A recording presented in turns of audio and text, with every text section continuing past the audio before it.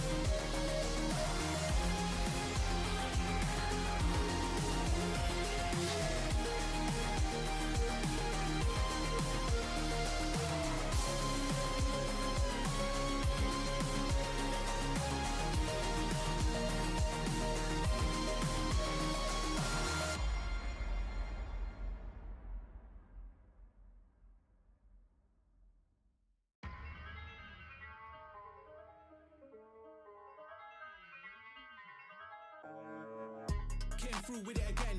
They know that I got spirit with a pen. Don't know why they try to compete when they know that in victory it's never gonna end. Them and a week, that's why they could never speak. They ain't like me, I take it to the peak. Different type of steeds that I breed. Wheel up on the mic, they won't get one of these. Please, I don't wanna hear no talk from them. I don't wanna see nothing at all from them. They can't do it like me, so all I wanna see really is a round of applause from them. Vibes in the air, we caused it again. Life isn't fair, but we rode it again. All of my teams being ready for the war, there's no warning for them. Tell them again, I ain't here to make up no friends. I just came through yet again. We look, you never got one of them. Top of the pound yet again. They can't stop this child not again. Reigning champ, I won't lose it, so you know I'm gonna win that again.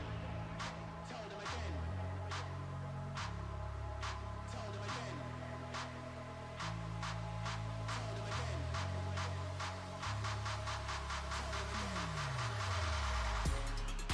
Tell them again. I ain't here to make up no friends. I just came through yet again. We look, you never got one of them. Top of the pile yet again. They can't stop this child not again. Reigning champ, I won't lose it, so you know I'm gonna win that again. Tell them again.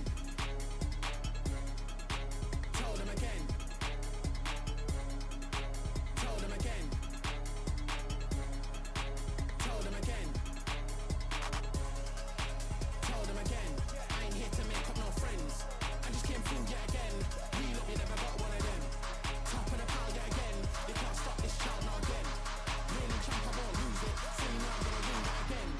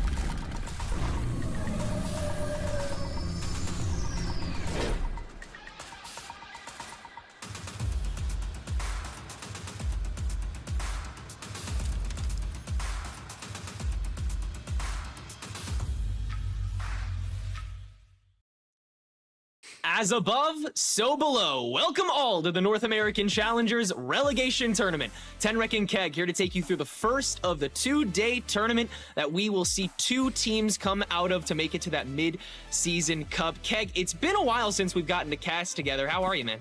I'm feeling good, dude. I'm feeling good. And I gotta say, we've seen a lot through the open quals. That's the last time you and I worked with each other. And we've seen all these teams before, but now that they're facing relegation, they've upgraded so much over the last few months, but only two of these teams can survive the relegations. It's true, yeah. In case you've been living under a rock, let's kind of give you the rundown of how today's going to work. So, two teams over the course of the North American Challengers season fell to the bottom of their groups. They'll be competing in today's tournament against two teams that made it through first their premier games that they've been playing over the course of this season, and then through an open tournament that took the four best teams from both sides of the country and pitted them against each other. The top two teams, in fact, the best from the West and the best from the East, Blinn College and Resonate, will be facing off against those two teams from the North American Challengers League, Thinking Men and the Glazers. Keg, you and I get to touch on, first of all, this first winners match game, and then we'll get to see the first team to make it into that mid-season cup in the winners finals later tonight, and then tomorrow we'll have both of those elimination matches.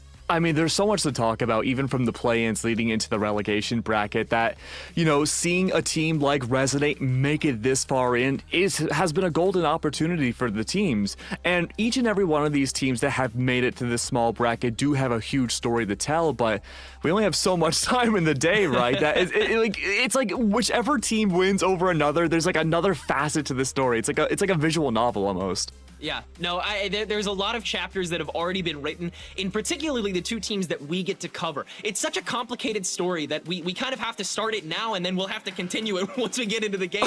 But let's start with Resonate, because I feel like that's low-key the elephant in the room right now, because they came out of nowhere this season. I feel like we're in a Mean Girls she doesn't even go here type deal watching this team fly by, because not only did they make it to the top of the West in the Premier League, but they went on a Cinderella run through the lower bracket to make it to this tournament now. I mean, their performance was astounding in the bitter end, beating Zero Marksman to make it here.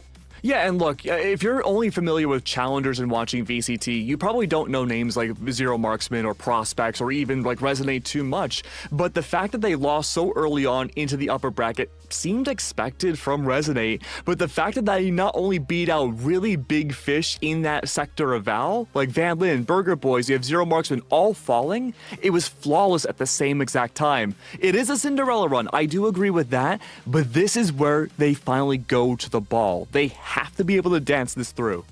It's so crazy watching them because we haven't gotten to watch them that much before as well. I think that's kind of not even this iteration driving at this because this team does not play in events. They haven't been playing all off season. Granted, there hasn't been too much to do. All Blinn has really been able to do is play in the Fun Haver Invitationals, which we'll get to them later. But Resonate, in between the OQ, you know what they did? Nothing! Diddly squat! Yeah. They did nothing! Two of their players, which by the way, one of them is getting subbed out for the other, so really only one player on the roster today has been playing in anything. And you know what? He's been doing pretty dang well. On the SFU Pink roster, both Kaho and Kane made it to third in CVAL Spring just this past weekend. So these players, they're lit. They're ready to go. They have the comps. They have the maps. They have a lot of places that they prefer to go. And we're going to see a lot of strengths come into this best of three, especially against a Thinking Men squad that may not have it all figured out yet. Yeah, I mean, when it comes to Thinking Men, I think, if you look at their stat line, right, these are all the teams they had faced up against. Now, the lore here is that on week 1, they faced up against YFP. They had a different IGL at the time. They dropped them and replaced them back with Lear after the first week. And then guess what happens after the first week? You still have to scrim. You have to make sure you have that chemistry down, but you have to run this gauntlet of the top 3 teams on their side of the bracket. I mean, Moist Shopify, they haven't dropped the series yet, but it's easy for us to say that Thinking Men have been perpetually unlucky throughout the entirety of the split, and that's why they're in the relegations, but that doesn't absolve them of the issues that they've had as a team too. Their most dominant map that they've had so far was against Moist Shopify. They're one of 2 teams that have taken a single map off of them in the entirety of this Challengers run, but at the same time, they're a team that makes a lot of small mistakes as an individual, and so we'll see oftentimes on retakes, no coordination, lack of trades, utility doubling up or not even at all being there. And this is something that Thinking Men need to clean up here for relegations if they want to survive the second split.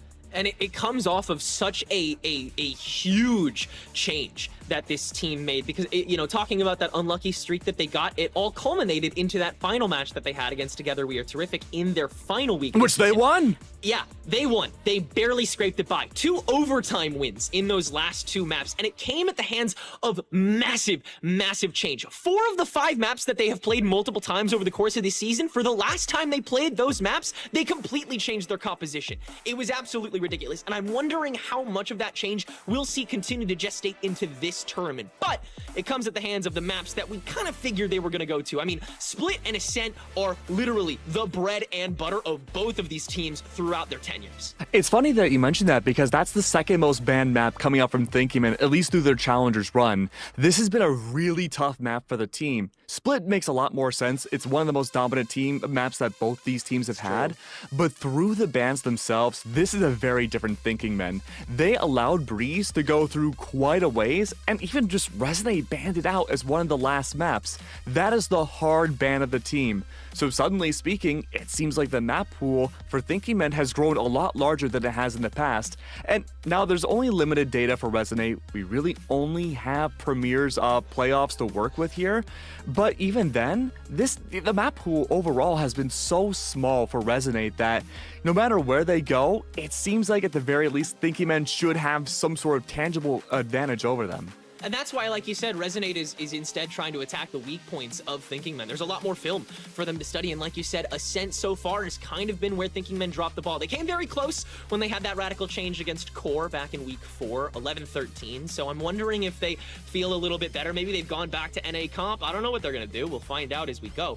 But like you said, Resonate, they definitely have a couple gaps to fill in that we'll see over the course of this. But as we saw in the Open Qualifier, which they've been playing with this sub and Kaho up until this point, they clearly have enough in the pool to keep going. And like you said, these big ticket teams that we've seen come to Gauntlet after Forge after Qualifier after whatever, that continuously dethroned Resonate since September when this team formed.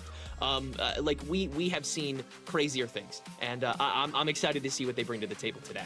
I'm super excited too, man. Split's going to be one of the most interesting maps I think we get to see in this entire tournament. The way we've seen both, well, hypothetically have seen, I suppose, Resonate so far has been very different from the footage we actually have from Thinking Men. Thinking Men has been a team that is relatively aggressive, but they've been a team that struggles against aggression too.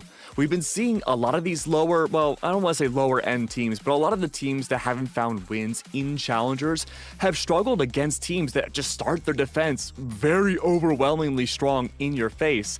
Turtle Troop's a great example. But with that being said though, this has been a big double dive team for Resonate. They're going to bring out that double dive team once again. Now keep in mind, this is a stall comp too for Resonate outside of the 2 duelists. They have a Sage. That wall has to go mid. They don't have a Viper anymore to rely on that wall for any conditioning or fakes. Now if Thinking Men can break that wall as soon as possible, that's going to be a very big struggle for Resonate to hold down the defense. Now here's another interesting thing. Conti has just been only playing Sage. So that means we're going to be seeing Sage on Ascent in this next map. If Thinking Men can find out his tendencies in particular, this is going to be a big struggle for Resonate, not only this map, but for the next map to come. Yeah, Conti's pool has got to roll deep if Resonate wants to come out on top, especially on their attacks. As Thinking Men, like you said, they're able to meet these approaches really quickly as long as the counter push isn't too strong. And again, we haven't really seen enough of Resonate in order to prove if they can do that yet. On the other side, this is the one comp that remains unchanged from Thinking Men's mass exodus of comp switch-ups that they had in the tail end of the Challenger season. This is pre-patch, so Viper can still pick up that orb as well. That's important information to keep in mind too. So the repositioning from Vix is probably going to be a little more consistent in mid than we would normally see. Yeah, oftentimes with Thinking Men, we get to see that double crossfire between Vix, and that secondary player changes around a lot. Usually it's either between Scrubble Bubble or Paint at times, but the lockdown procedures that we see from Thinking Men has been really good. Of course, they're starting off on the attack first. We get to worry about that later, but the attack here for Thinking Men should be very slow. They need to break that Sage wall immediately, go back to defaults, and they have so many options open where they could just bait out those two duelists, find the opening pick, and strike from there. Exactly. That's going to be a lot of what it is. It's just baiting. It's throwing out that hook opening and picks. seeing who tries to bite it. Exactly. Looking for the peek from those opening duelists, or even wasting a smoke or a wall somewhere and picking where it's not. That's going to be a lot of this attack is kind of just Thinking Men playing with their food until they find the right thing to bite into. Of course, we do have a quick tech pause for round 1. We will probably have one for round 2 as well. That's important to mention.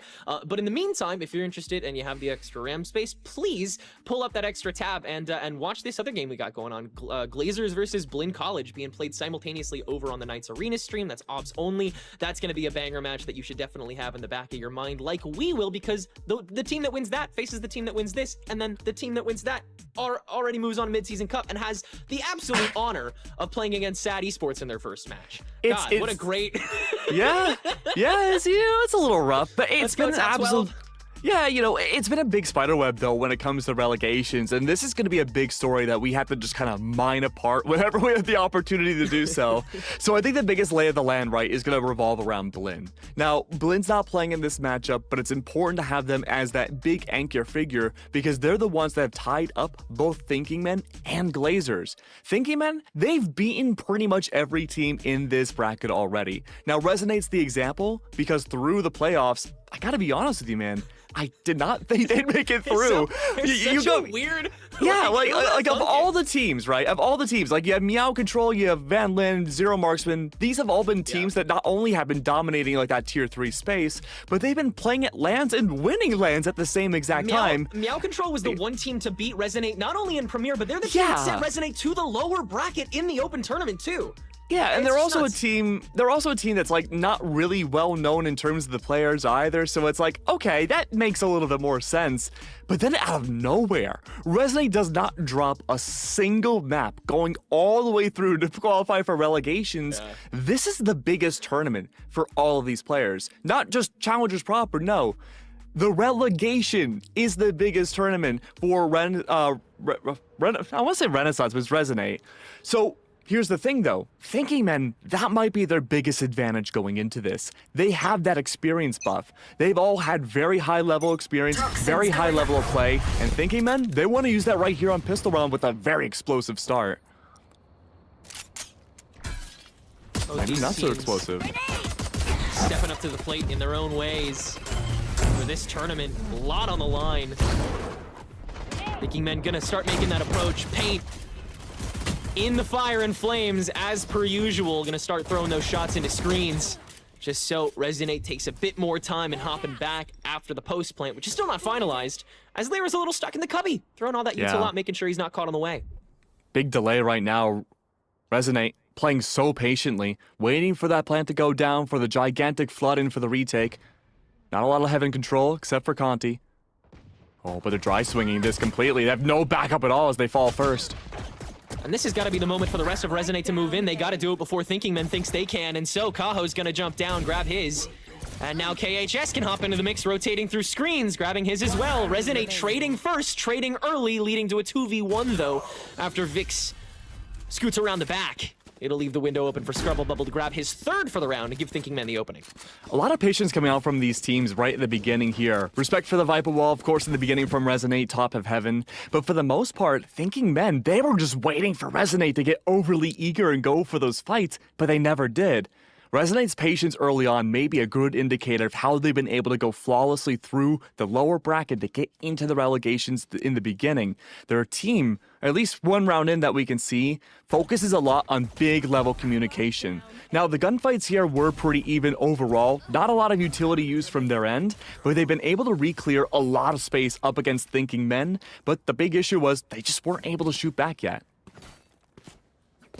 And that comes at the hands, not necessarily primarily from spacing, but, you know, having such a concise stack from Thinking Men and then having Paint be that immediate extender helps just pull the rest of the team onto site so much more easily, like a big 4-man dog on a leash. Yeah, it's gonna be tough too, right? Because the player with a literal dog isn't available for Resonate. Right. They don't have an initiator at all. So Resonate, they have to focus on these contact plays.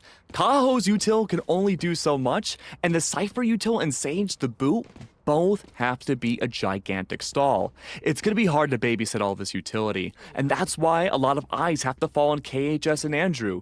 The supporting staff need to support them as much as humanly possible, but for the defensive side, dude, that's going to be really hard when your only flash is Velus's. Exactly. I was just thinking about that. Yeah, no true flashes to enable your duelists. And that's not only the MO of Thinking Men, but that's a lot of the MO of just playing split retakes. Like, you throw a flash out and you let your duelist go bonkers. Well, here's the thing, though. And for that matter, Andrew has been one of the highest killers from this tournament so far. So if anything, that feels like a strong suit you should lean into. Well, this is going to be tough, right? Because oftentimes when you think of a split retake, right, you want to kind of utilize that Viper at least a little bit more. Yeah. There is no Viper for Resonate. This is such a weird comp. Yeah. And now it's designed for the attacking side. Both these teams, they entirely rely on getting those opening picks and then kind of just snowball from there towards the end of the round. So if Resonate keeps getting denied that opening star, they're going to really struggle a lot. And that's where the mental is going to come into play. This is going to be another strong start for Thinking Men, though. 4 attached to B main. Andrew's already set up and ready for the shields, and this nade into the blast pack might be kind of huge. Oh, but there's no blast pack. No ways of gaining distance. They're just gonna walk it in. Conti's the early sight line, but can't counter the peak. Andrew's actually gonna throw the paint shells back to a little bit of chip damage, but Thinking Men's already on the way through. Now in the 4v1, they should be able to clean this up pretty easily. Resonate not gonna be able to get back or collude in time. Reformed, and meanwhile, able to take care of his fight in mid, so it'll just be KHS with a Sheriff for this post-plant Thinking Men keeping it clean. Yeah, and Resonate right now, biggest goal is just to take away guns, hurt the economy as much as they can for this second round, make them reinvest, rebuy into the next round. It's easier said than done, but you only have a Sheriff. Hey, at least it's one, but not enough to really call home to hurt the economy of Thinking Men. But this is where things get spicy. Full rifles in the hands of Resonate, they are not a team that wins these opening rounds. They rely solely on these rifles to overwhelm their enemy team. This is where they can have a huge swing round, dude. Yeah, it really does need to... it doesn't need to be soon. That's a lie. It doesn't need to be soon. But it does need to be sometime this half. You just need to get half of your team into the right spot before they plant so that you can play the rest of the fight out after. Because I feel like with the speed that Thinking Men are coming with, you're not going to be able to play the full retake game, especially if you're peeking this heavily in, which Velas is doing, watching the one-way.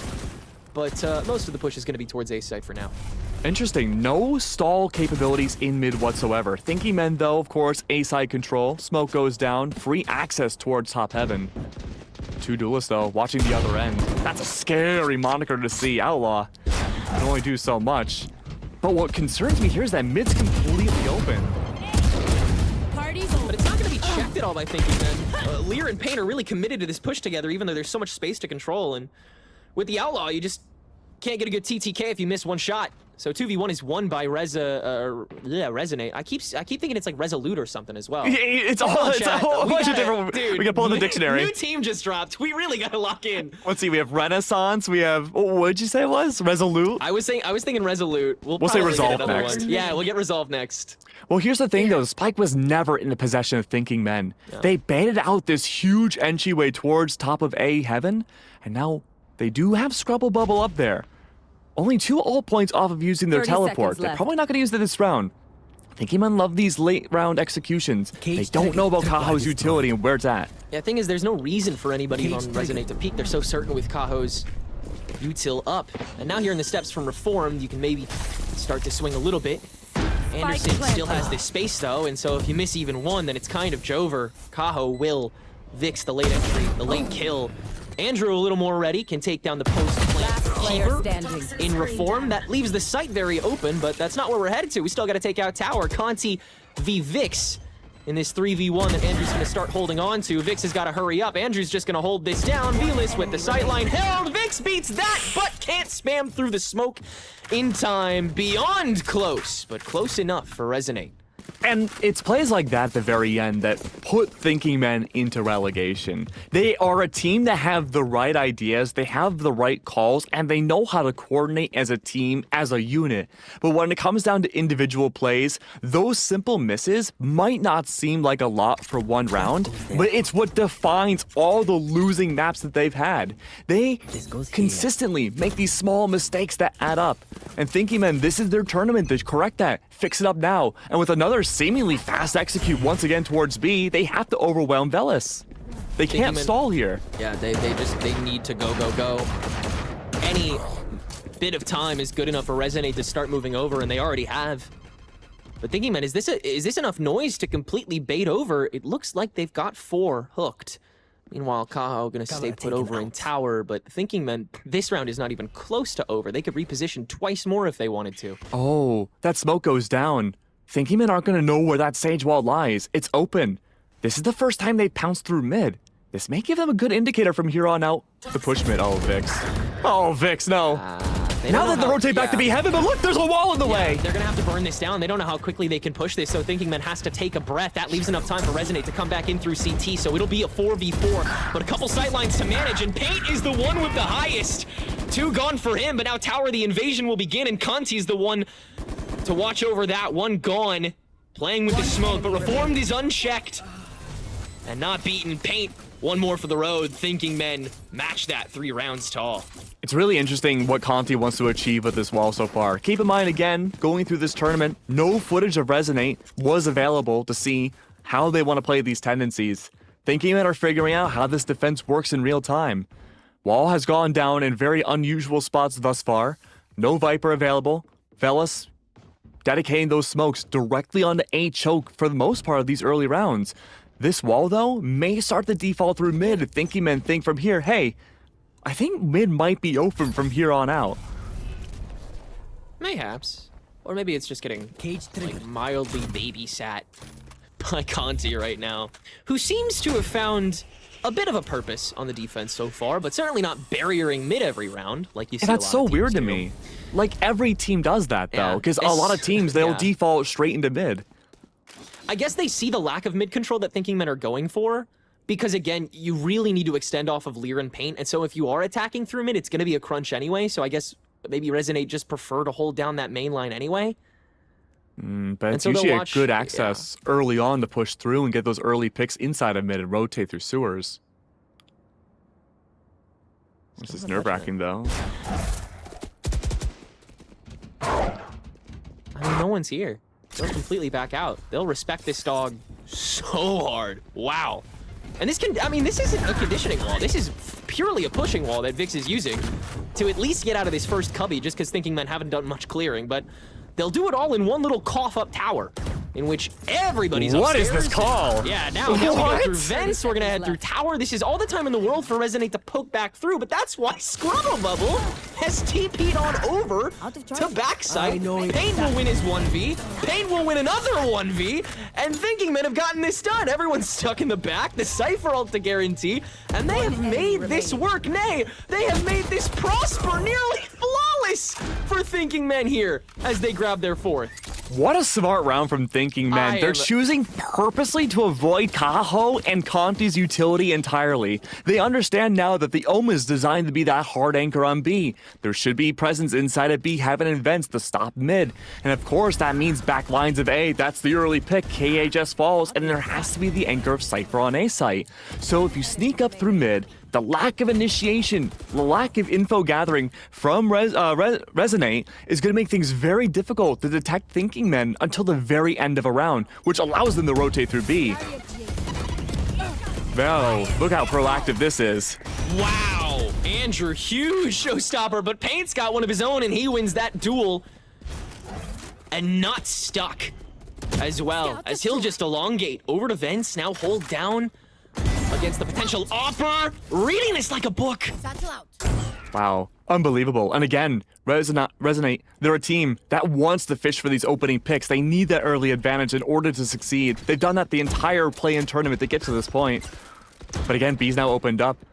Those tripwires not finding a whole lot of impact thus far. That's completely driven away. Kaho's forced to play for retake now. Yeah, I mean, the camera already saw Vix. Vix isn't really scared of the trap wire after the fact. And when Paint has all this control and now an operator, dude, there's no telling what's going to happen. Anderson's weirdly not watching Conti at the moment, but that's because Conti's in a bit of a weird spot. It looks like these last 2 Sentinels are going to opt for the save. Yeah, there's not nearly enough time to get this done. There is too much thinking men in the way. In fact, there may be too much coming to you. Kaho might get squeezed here. Yeah, he senses it, and Conti's watching it, so Pain will at least get cut short. But now Anderson's stuck, so Ka's going to catch that too. So a little bit of damage done here, but not super consequential at this point in the game. But Resonate can at least try to maintain a pace here, but so far, so great for Thinking Men. I mean, none of the strengths that could come from Resonate's comp have really gotten to shine so far.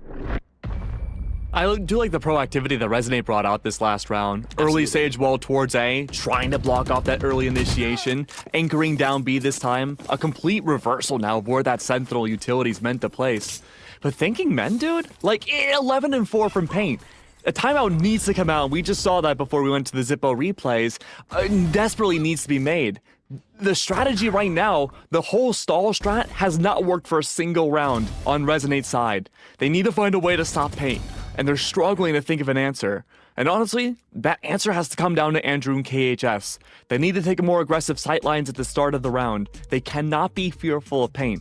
Even if it's a one-and-done trade, removing Paint off the table start of round will even up the battlefield so much more for the defense.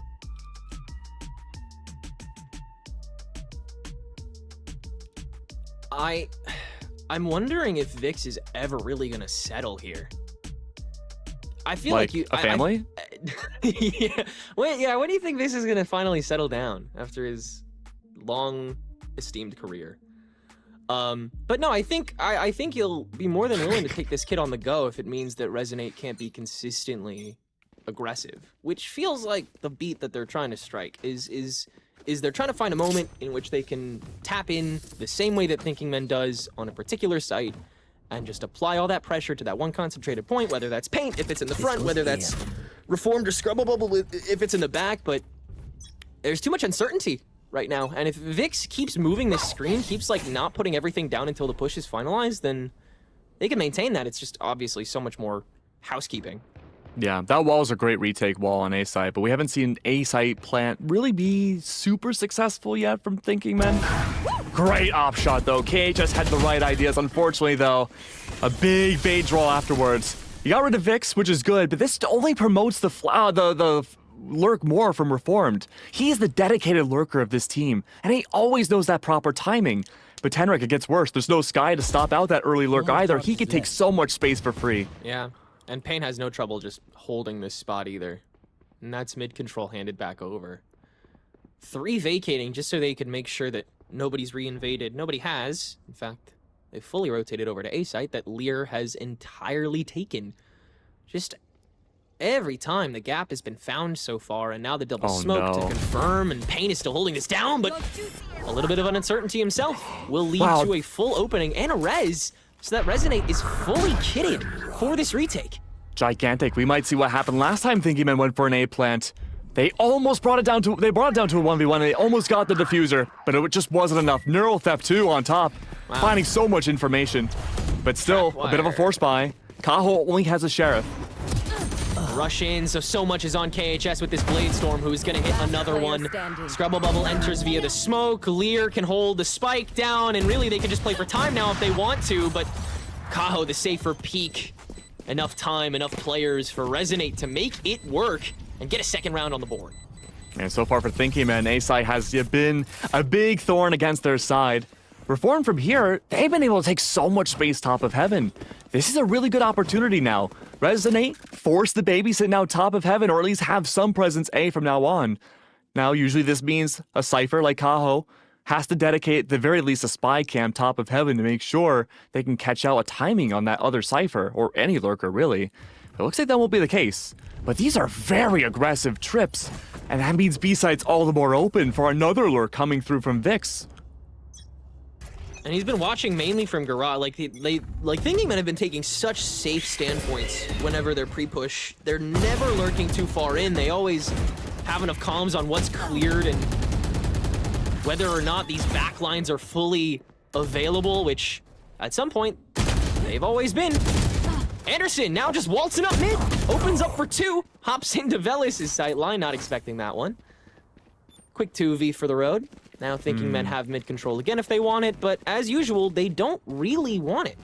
They're instead just gonna head back over to B main and play for that full aggression that has been able to consistently take down Velis so far. I have no doubt they're gonna do it again. I mean, Painwood should have been dead to rights with that top tripwire. Was able to survive, no one capitalized off of it, and that's a big thing that we've seen from Resonate. Not a lot of capitalization off of this utility. A free B site now. KHS with an operator. Kaho very low on economics. There could have been a big swing round had they succeeded, but Viper Spit's invested here, and that should call for a save from Resonate's side. This has been really good from Thinking Men. They're playing around this map so well. Not really necessarily needing info gathering right away. Thinking Men, they have that confidence to know they can take these opening fights. And again, going back to paying those tripwires really goes to show that, you know, you can take those risky plays and be a little bit more, I suppose, not as safe with these openings as you normally would be. And again, just getting rid of pain needs to be the #1 thing Resonate can do, but that's the operator lost. Oh, Kaho. Okay. Eventually takes care of that one. But yeah, I mean, there is just, there's no real, like, velvet border, you know? There's no red tape anywhere right now for Resonate. Except for A-Main, I would say. At least, I mean, for the opening to the round, but it doesn't stay that way. Resonate has been spread few and far between too often here, whether it's that tower pick that we've seen 2 or 3 times now, or if it's just a slower take up B and then a rotation over. Eventually, A is always vacated when Thinking Men wants it to be. I think it's important to remember, too, that this is a very attacker-sided map for both of these teams. True. Now, Thinking Men does play a hard stall here. Resonate, though, they got double dive. This is not the side designed for their comp. Oh, pain. Oh, that flash. This is the combo we love to see on this team. Andro will shut down half of it, but the other half is close behind and will not let that fly. Kaho, the last standing. The laundry list completely cleaned for Thinking Men in record time, 7-2 now. Again, Thinking Men have had no problems clearing out B main. Not even really necessarily using utility, just straight up gunfights through and through. That's gonna make things incredibly difficult for the Cypher now of Kaho. You have to keep your utility on A. That means you can't lock down B like a Cypher normally would. And usually that goal goes down to the controller Velis. Hasn't been able to stop too many with the one-way outside B main. And that also leaves the question of mid. So much utility needs to be invested here from Resonate's side. They have to play for their lives now. They can't play openly aggressive on B at the very least. They gotta feel a little stuck here, because anytime they do play Denial, Thinking Men will just slow it down and rotate. They've really been able to play the flowchart so far. Pain, another entry, another showstopper, another kill. Kaho the counter before he can fall, but the site is open for business, and without Cypher util, it's gonna take a lot longer for Resonate to be able to clear it, any of it. Luckily, there's a 4-stack in tower, so, you know, one wary piece of util can do a lot of damage here. Andrew only needs 2 kills to get that showstopper. That would be gigantic to clear space on side of site. A lot of work being done by Scrubble Bubble just to play for time here, but towers left open and not peeked enough here, except for now. KHS peeking out with the operator has got to hold down against this 2 who are going to come out simultaneously, and with not even one downed, the rest of Thinking Men can clean house. Enough on the plate for them to get away with it, but that was looking better for Resonate. Yeah, great adaptation too from Thinking Men. Not necessarily relying on that Viper wall. For too much counter retake potential through A main, hasn't been something Resonate has done yet. They've been funneling more dangerously through top of heaven, through screens itself. And again, waiting for the smokes to drop, then pushing in, has left big LOS lines of sight for Resonate to find those picks to defuse the spike. But Thinking Men, they made that big adaptation, holding down A main this time, and allowed Reform to find so much more impact to confirm the round. Paint's just gonna go in again. Okay, that's a little bit brash from Paint. That's the confidence right there. A little bit excited there. And B's completely open. Reformed again has Yeah, that he's just walked gigantic in. lurk. There's no utility to stop him. Dude, Paint trolling made Resonate rotate over so quickly that B side is completely open. But Conti does get another kill after Vix now strays a little too far. So this still could just be an error of their ways. Also, yeah, Andrew finally with that showstopper able to make his approach, and Anderson's now caught as well. Resonate, everyone is winning their fights this time around. Everyone's caught in the wrong spot. And so Resonate will be rewarded with a third round here on the defense, already making this half look a lot better. I mean, that was just capitalizing off of Thinking Men's mistakes. A lot of overconfidence coming out from the team there. Yeah, a lot. But what Reform did really just defines how Challengers was played last split. There's been a lot of fakes with big amounts of utility, sacrificing lives even, just for your lurker to confirm the other side of the map is completely empty. Resonate's, like you mentioned before, stuck. You know, the win condition here needs to be playing very proactive and up, but you really can't sacrifice any of these lanes because Reform will find that exploit. It sucks because without any true flashes, you can't play Denial, and Thinking Men can. So again, it's not about slowdown. It's literally just about winning fights right now for the defense. And Resonate have a lot of trouble doing that when they don't have true flashes. And that's what they've always relied on, is these opening picks. KHS and Andrew, they usually end up getting like 5-6 opening kills, a lot through their way of making their way to relegations, but I think maybe we've seen 1 or 2 at best from them. Ooh, keep in mind too, Reform does have Neural Theft. A very slow round here from Thinking Men, just waiting to see if Resonate get overly anxious here for the final round. Make some sort of impact, overwhelm Thinking Men, but that's not the case. This is so slow from Resonate. And now Conti's only 1 orb away from getting that Resurrect. This is huge from KHS. Could be a big stall, call for the rotate. KHS, very scary position, really wants to get this one.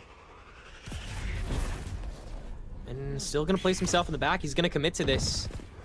But now that there's more here, now that Kaho is here, it's a little bit more manageable, grabs 1. But KHS is smoked out, so he can't play for the trade. Vix gets rid of him, and again, Thinking Men clearing this in chunks. The rest of Resonate is here, but they do not have any space on site. Hell, they don't have any space on tower. At best, they have to create space with Velas and Smoke. And you can't, I mean, you can't raw swing tower at this stage in the game. You just can't. Everyone else stuck. No time to save. Paints with an op. Done deal from the jump here for a 9-3. Velas is able to stay alive. Ooh, okay, pop off. But it's a 9-3 half for Thinking Men. Very well done. And that's the bare minimum for Resonate here. If they had gone any lower, it would have been doomsday already for map number 1. But if they can confirm this opening pistol round, then they can get the buy-up round, in theory. 5-9's pretty manageable.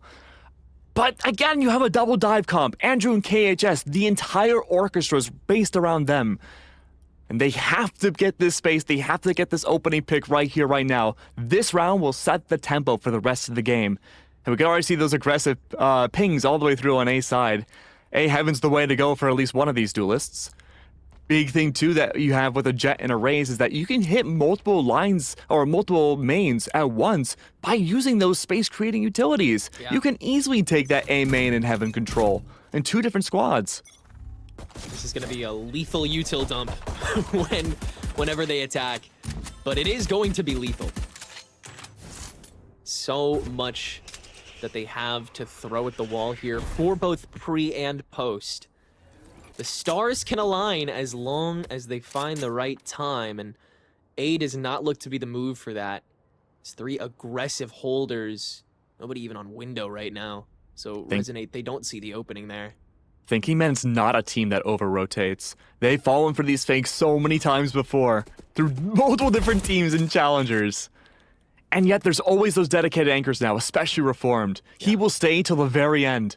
He'll stay until that spike is pretty much detonated. Yeah, they will pre-crunch though. They are willing to play for the separate angle, like mid-plant, depending on how quickly they can get there. And Paint can get there pretty quickly. Up to tower as the rest is caged out, and this is the power of having that Sentinel online. But the barrier is going to open things up, per usual for Resonate. You have your players in position. You have a lot of space to work with. You have the spike ticking down. Everything should be fine as long as you win your fights. Andrew will start doing that, grab 2 for himself. But Conti's stuck on spike, and so KHS is the last line of defense from the back line. Can grab only 1, but the timing's just a little too off. So Thinking Men, they can re-enter, keep 2 stable, and get their 10th. Yeah, remember again, these initiations to a site's gonna be very difficult for Resonate. They only have Sage Wall and a Paranoia. And I suppose the smokes too, to really gain any sort of advantage onto a site outside of Andrew and KHS. And for Thinking Men, remember, this is the time where they took 1 of 2 maps off of MXS. They were able to play this defense so well, and a lot of that came down to scaling up past the Poison Orb of Viper into mid and take these opening picks. And Resonate, just like Thinking Men, are choosing to almost entirely avoid it, at least thus far. And they force buy here. Yeah. That's wild to me. If they lose this, I don't even think they can full buy again for the rest of the game. It's so over if they lose this. This is such a this is low-key crazy for them. Oh, is that a bait wire? It is. That's anti-Andrew. This is very specifically for the team. Thinking Men, once again, it seems like they've read this, but Resonate's doing the damage on site. They understand that these cages and smokes, they're not worth scoping out. It's better to just spray through them, especially in this early period of the half. And it works. Paint's gonna hop in with this shotgun, but can you find a stable angle just barely with the help of Scrubble Bubble, who's gonna come in and do almost the rest of the work? Lear, just a little bit of damage to do, and he will make it happen. The rest of Thinking Men, the cavalry, will arrive with a little bit to spare, an 11th round under their belt. Resonate, it's so close, but it's not gonna happen this time. Well, there's no reason for Thinking Men to contest early on. They can go for a free retake and util dump all over Resonate, and they don't really have much of an option other than just battle it out. They don't have much for their post plans here. And Thinking Men, they don't really have to do much in the early rounds. They can allow Resonate to take the site control. There hasn't been an opening fight necessarily until it was an execute. I mean, sure, there's still some mid-control here, but look how far back Thinking Men can play now. They don't have much to worry about here at the very least, but B is relatively open. And Velos is looking for those early smokes to allow... Oh, jeez. Look, remember that Moist Shopify map? Paint was just a maniac doing all this stuff with the judge. He's already up to 20. Yeah, he could just continue to rack up those kills doing this. And he found so much information. The fact that Resonate was not in mid, and very little was heard in B, they back away in 3-stack B site. Still waiting to see if there will ever be that push.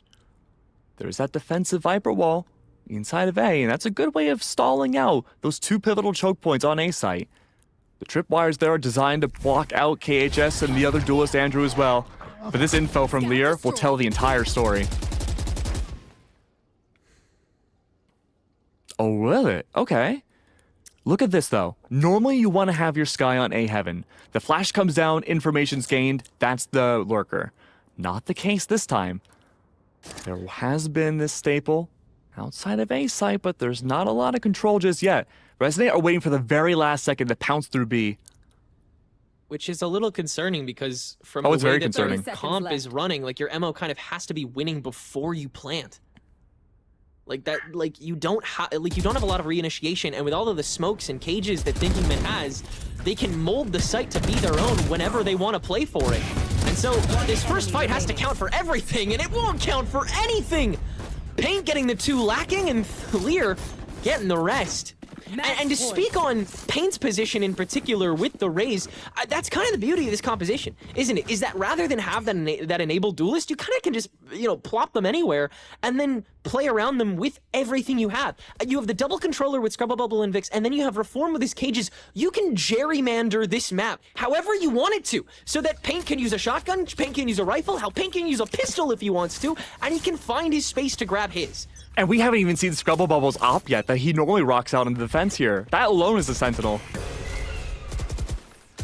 Well, we're just gonna hop right into this. Let's get to 13 now, boys. Let's get it done. Nah. Resonate's gonna duck back into mid, play this long game with all this Viper util that they haven't tried to dry out despite the fact that they've been playing the clock. There's a lot of options here for Resonate, contrary to semi-popular belief. But it's all getting stopped. It's all getting slowed by these smokes, by these cages, by the presence of a Sentinel on, in a spot that still Resonate has not fully confirmed. They didn't even make sure that that these wires are gone yet. They didn't dip that far. Resonate's just trying to drain the util of Thinking Man before they push in, but they don't know about paint. This is one. This is not one. Wow. That's huge. 14. All right, Andrew, throw your body at the wall, buddy. Oh, especially with that bird. Lyra's just buying time. Not only for him, but for Scrubble Bubble. Here we go. Spray through the smoke. See what you can find. Oh, there's too much speed. Here's the tailwind, and so everybody's in a bit of a panic mode until Scrubble Bubble comes in through the tower and he'll grab 3. That is the stabilization Thinking Men are looking for, and the 13th round. It's a victory here on map number 1. At the end of the day, Resonate just gave too much respect to Thinking Men. They had the comp perfectly designed to overwhelm just about anybody on that defense, but we never got to see it. And this is something that Thinking Men has struggled a lot all throughout the entire Challenger season. Over and over, we would see teams just start around, double blast pack right into the face of at least one member of Thinking Men, destroy it, and completely break whatever composition or whatever starting strat Thinking Men wanted to employ. Not the case here. There's never been a time that Thinking Men didn't have control of this map. Yeah, it's really, I don't know, it's kind of cathartic to see in a way, just because Thinking Men are arguably one of the teams that don't deserve to be here either, you know? They're a team that didn't even place at the bottom of their group seating wise. They simply because of the configuration of this playoff, they got placed below YFP because YFP beat them. So they got relegated, even though that group was kind of arguable. So it's got to feel good to have a victory like this to start things out. But going into Ascent, they definitely are a little bit unsure so far this season. They're 0 for 2 there. Yeah, I mean, speaking about Ascent, right? We saw Conti bring out that Sage Wall back on Split. Conti's been running Ascent Sage too, and normally when you have a more wild comp on Ascent, you have a very good chance of winning it out against the default comp.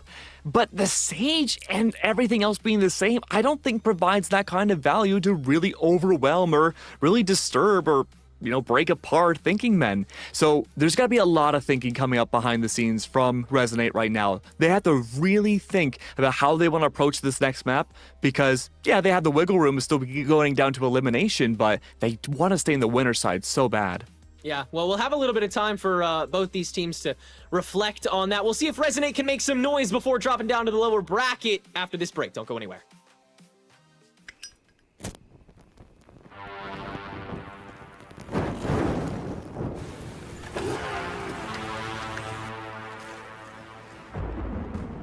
They say in life, there are no guarantees.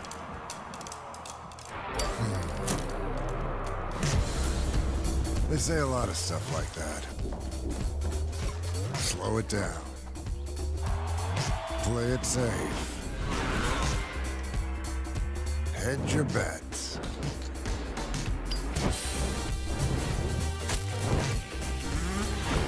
So what? You gonna listen to that? You gonna stop because they can't guarantee you'll pull this off? No guarantee you'll win?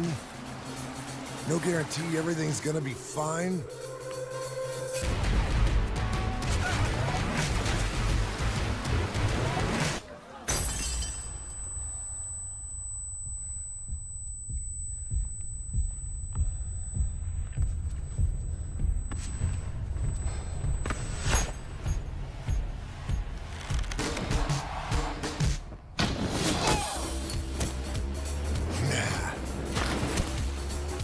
In life, you make your own guarantees.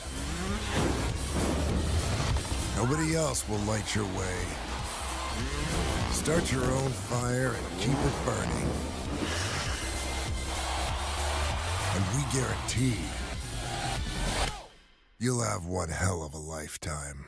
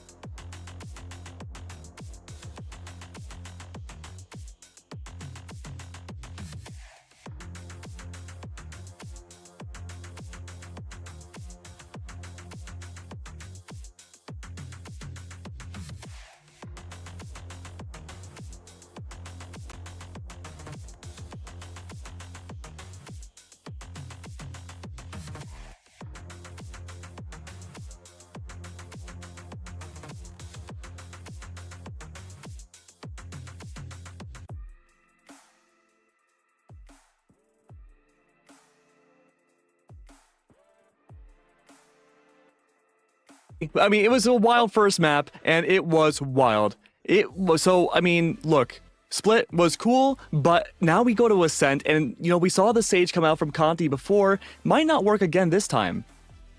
Yeah, I gotta say, maybe it's just because we didn't get to see it enough, but I'm a little disappointed by how Conti's Sage got used in Split. Thinking Man definitely played around it really well, though. Their ability to initiate just wherever the problem wasn't, whether that was a barrier, whether that was a smoke, they just slowed down a little bit whenever they had to, and that's really all that they had to do. But on Ascent, that doesn't necessarily work because mid, it doesn't, you know, flow as much to you. You can't necessarily have those close quarters on site that much. There's a lot more to do, and like you said, Conti's Sage is still very much up in the air, but so is this entire comp from Resonate, for that matter. In fact, so is Thinking Men's, honestly, because they also changed their composition for the last week that they played Ascent too. So who knows? Who knows what we're doing, man? It's interesting, right? Because through their run in Challengers so far, Thinking Men have never won this map.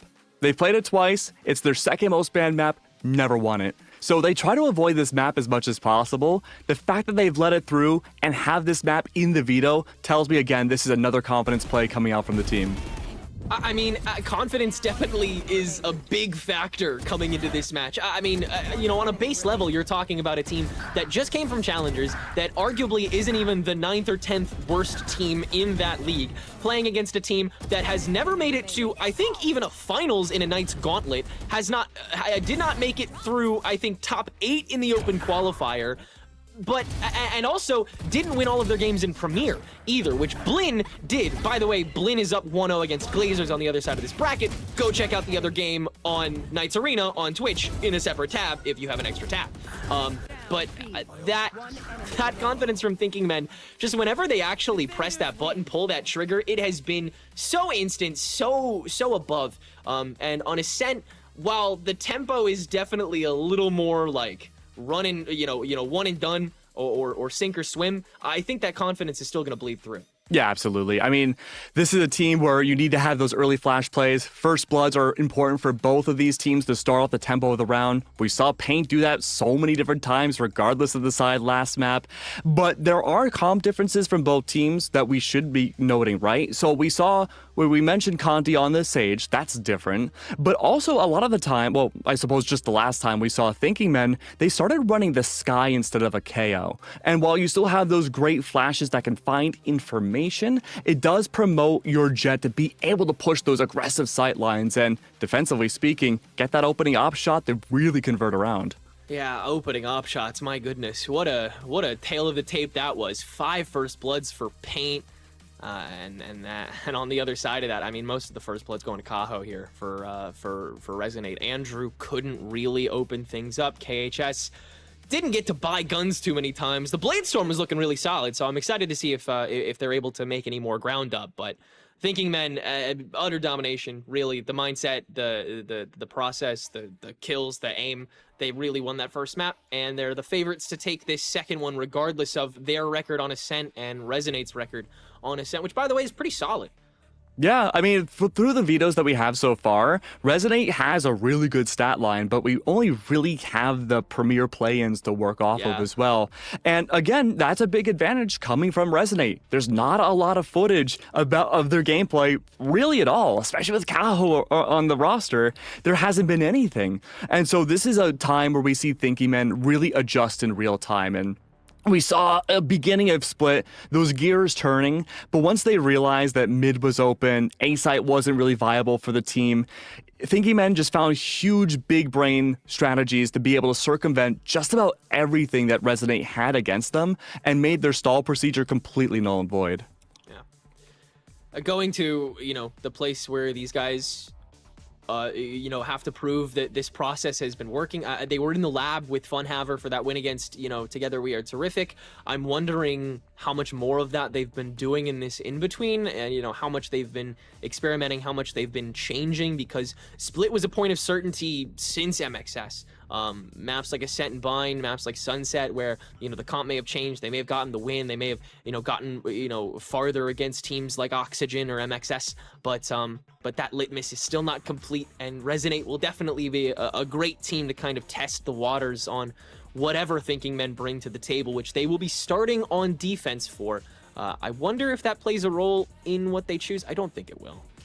I mean, I think this benefits Resonant quite a bit because you have those early walls to be able to lock down certain parts of line, certain lanes to be able to go on to site, right? A lot of the times, like Fusion, for example, they would be able to run down mid early on in Ascension, wall off the back of mid, take marketplace control, and then flood back in the B main as well as the site itself to have full control. But I don't know if we're going to see that from Resonate's side. That's a really readable procedure that may only work for 1 or 2 rounds.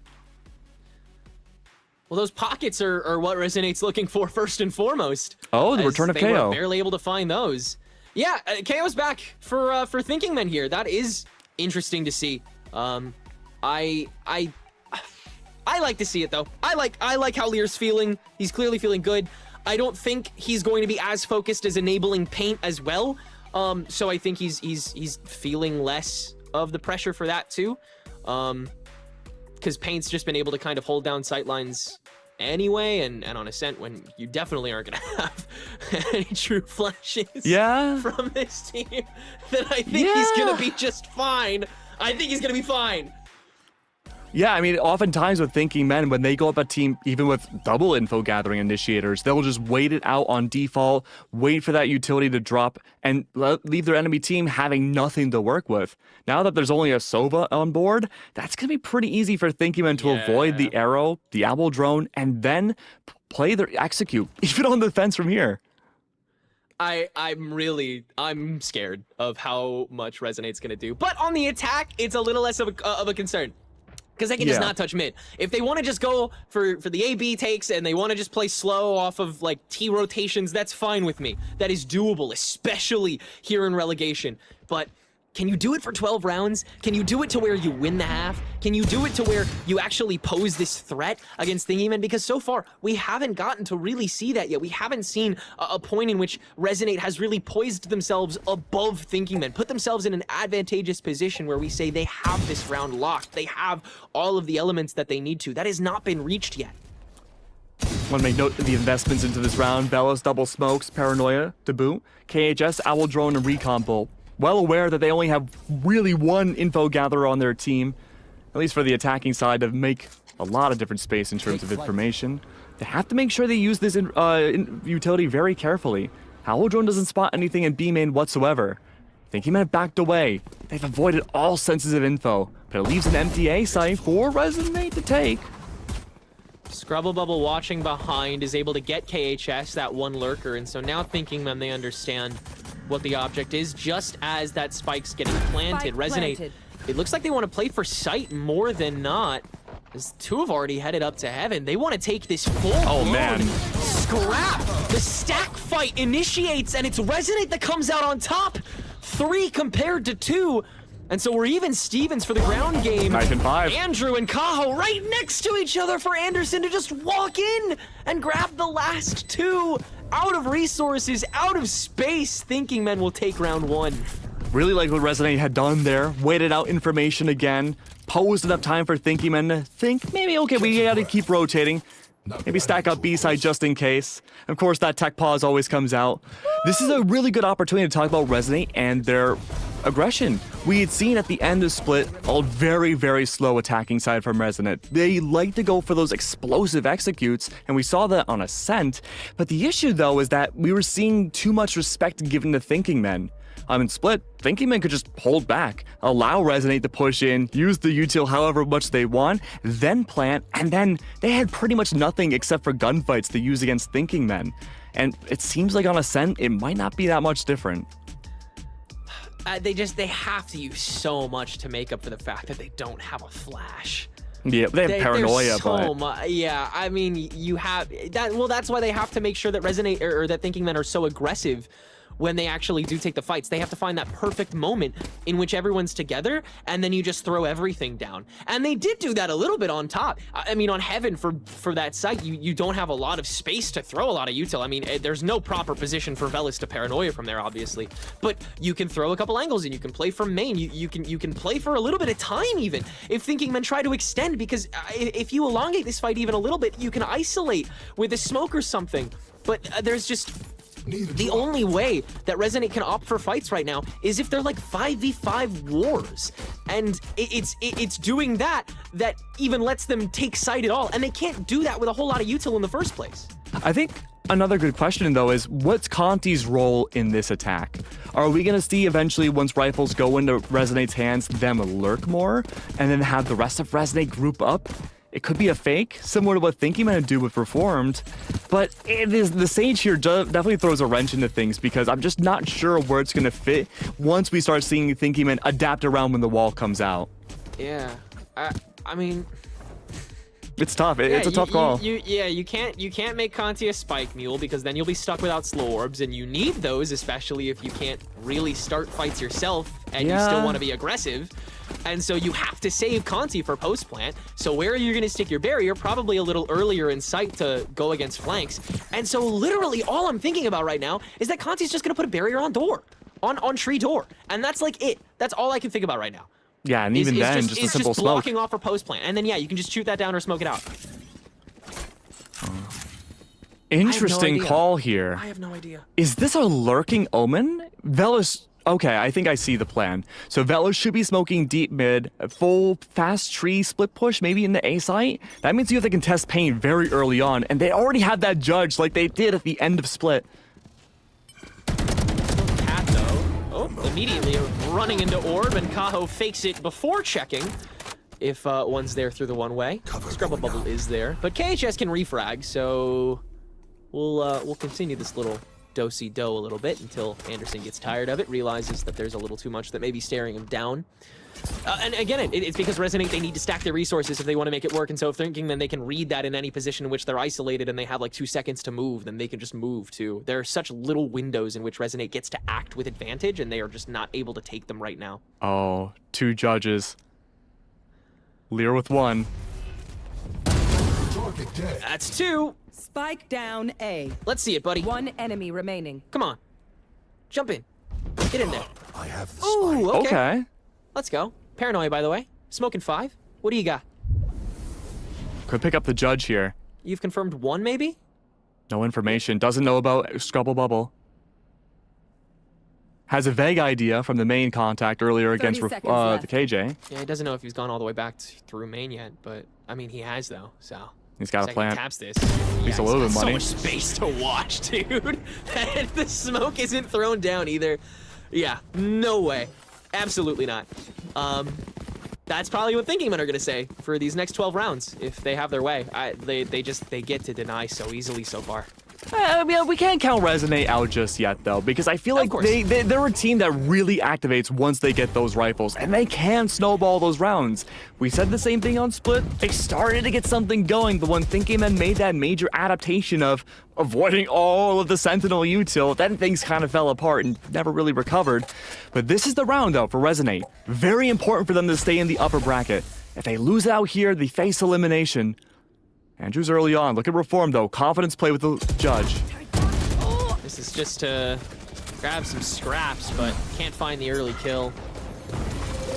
Quick 5v4 for Resonate, as they'll close door as well.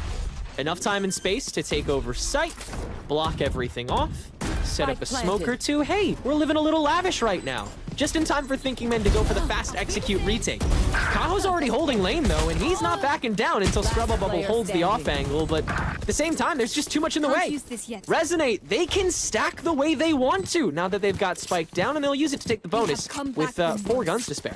Yeah, near flawless there from Resonate. A great take as well. Fast and with confidence is the number one thing from Resonate now. They often fall into this trap where they're giving too much respect again to Thinking Men. They cannot do that. If they just rush in, play as a gigantic unit, they have so much more chances for success. And here we go with a split push once more. The opposite of that.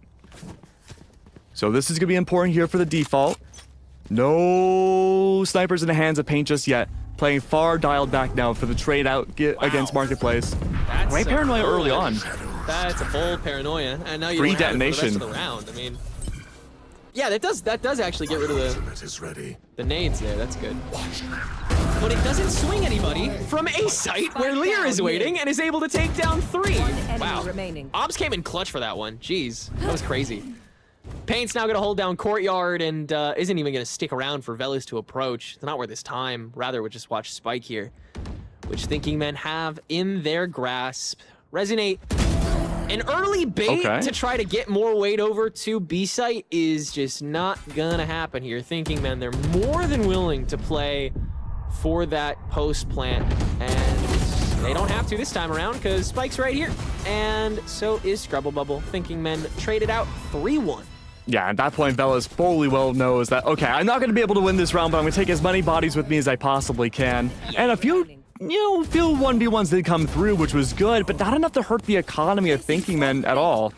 But now we do get to see a reinvestment, though. A little bit of a weird buy coming from Velis. The only best they can do is that light shield stinger, and everyone else is littering light shields too. This is an important round. This is somewhat of a swing round in the hands of Resonate. If they convert this, Thinking Men, their buys won't be perfect either into the next. But if Resonate loses this one out too, that means they're going to have to go back down to Sheriffs once more.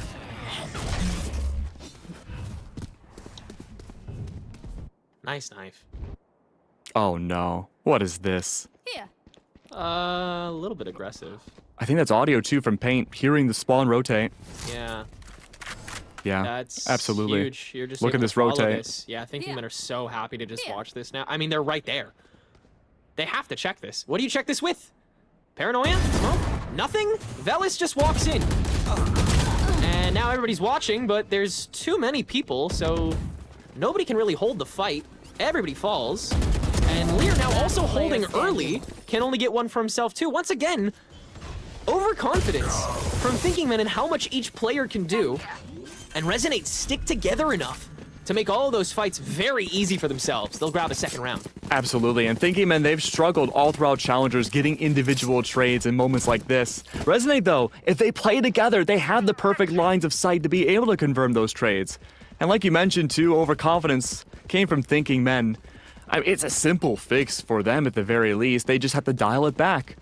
Dialing back worked really well. Lear got a 3K just a few rounds ago doing that. Yeah, just play cat at that point, and then just rotate for post plant. You'll grab a free kill, and then you can push again. Oh, this is nice, though. Leaving A site completely empty. For the retake, Lear has no command to work off of. Odin in the hands of Vix as well. This will be huge through the smoke as soon as they hear any audio about the entry. Well, it's got to be in the next 3 seconds with that lockdown procking. And Resonate, they'll act on it quick. Go for the Oh, that's an plant interesting off-ramp wall. here. Yeah, this is a fun extension here for Conti. I do like this, actually. Able to play above that smoke, offer a second angle to play with. And it's very obvious, too. So Thinking Men, they're walking in and trying to, like, clock that. But they can't fully because you can just walk off of it, too. Don't care, though. Entry's still working without a hitch. Paint's knives are pretty on target right now, too. Conti's spraying through the smokes to get rid of Paint, but that's all he can do. So Thinking Men, they have enough in the tank to be able to take it back and grab their fourth. It's a tough ask, too. Looking from the angle, I think Conti would have been able to go for the post-plant strike from there. I think it was planted for him. I'm just worried that if they were defusing from the left side, I don't know if Conti would have an angle. I think he would have, but it would have been a very tight one. Yeah. Okay, well now, Ultimate's in the hands of Resonate. They do have Hunter's Fury, and given that they like to play fast at times on the B execute, they can absolutely use this early on to create some space. Plus, they're able to do so and play really fast. Conti has that Resurrect as that get out of jail free card into this next round. All they have to do, though, is avoid this flash from Lear. All right, Tahoe will not. Given away with the turret, but you can't push off of that. Can you, Paint? No. You can. Right? No. Oh, boy. Okay, Reformed on the run here is, yeah, Resonate, this is their go button. This is the time to act, and they will. This is looking great so far. Conti, the classic wall. Oh my Reformed god, is no gonna be able to way. counter that. Nice shot, man. That was good. Now looking through lane. Velis hunting them down. Sights opened up, but with not nearly as much collateral as before. Only the fact that you're in a 4v1. Vix doesn't take this. Yeah, you gotta save at this stage if you're Thinking Men. The game's far too close. And again, fast acting, counter aggression on those who decided to ISO and extend, and you got an easy round on your hands if you're Resonate. Yeah, a lot of proactivity coming out. That's exactly what we wanted on Split. Didn't get to see a whole lot of it, though. If we had seen a more overconfident, maybe bigger scoreline from Thinking Men's side, Vix easily could have gone for this retake just to bait out ultimates. That Hunter's Fury is way too valuable for KHS, but you know, so is the Odin. Yeah, if only it was 12-2, and then Resonate would have done. Honestly, way I better. think this could be a much closer map. If Resonate No, it will be. Yeah, if they keep playing into this very aggressive play style, this will be huge for them. All it takes now is Vix to post up on lane, bring out that early Odin spray through the wall, and that might shut down Resonate. All they have to do, though, is find a good key to success on A site, and I feel like they're golden for this half. They only need one more round, I would say, in order to convert things to a healthy half for themselves. Yeah. They can go for a timeout here. This is interesting. They're thinking of how they can funnel their Resonate over to A site. It's a site that they haven't been able to win yet. And Thinking Men, they keep giving up and losing B too easily, despite the fact that it takes a while for Resonate to find that space directly onto a site. And I personally think it has to do with Vix. You have to bring that Odin to B site. You can't have any more funny business. Yeah, you have to start playing some North American Ascent Valorant, I think. Lear needs to, or sorry, no, not Lear. Vix needs to hang out on B site, and you just need to stop playing so far down main. I get it, when you have flashes and your opponents only have paranoia, it's really tempting to go into such like a tunnel and go buck wild, especially if you're paint, especially if working off of either Vix or Lear's flashes are like your go-to for your team winning. But Resonate have so much more space to play with from spawn. They feel a lot safer on T sides. So they're going to play for those sites. They're going to play for those punishes a lot more actively than they normally would on Split, in which they may feel a little too condensed to do so as often, especially with how high they're playing right now. Like, again, this is the highest level that Resonate has gotten to so far. That's true. Timing now. Vix, off the call of the Tura, really good for the spray down. Does ISO the Jet, but they group up back together. Keep in mind, for ultimates Resonate, they can easily take B-side control. Flown over. Andrew's inside and has gotten his as well. So that should be the work done for Resonate. This should be done and dusted here. Thinking Men, all they have really is Vix with this Odin from an okay position, but gonna abandon post and just go for the save again. Yeah, you really can't re-enter at that stage. You've lost, I mean, you've lost your KJ. Yeah, that's so hard for the stall here, and the Odin didn't have nearly as much impact as Thinking Men thought it would. Yeah. And what, they baited out an ultimate? It's not the best thing in the world here. And I think the onus now comes to Thinking Men. They have to play proactive on B main. Yeah. They have to shove that Odin early on. I guess And the only time we really saw that was Reformed with the Judge, and that didn't find any impact either. Resonate's finding a lot of confidence here. And remember too, Thinking Men, they've only played this map twice so far in the split of challengers. They've lost it twice. They struggle so much on this defensive side, and they are having a hard time adapting around effectively. And they've already used one timeout. Can't talk to the coach again anytime soon, hopefully.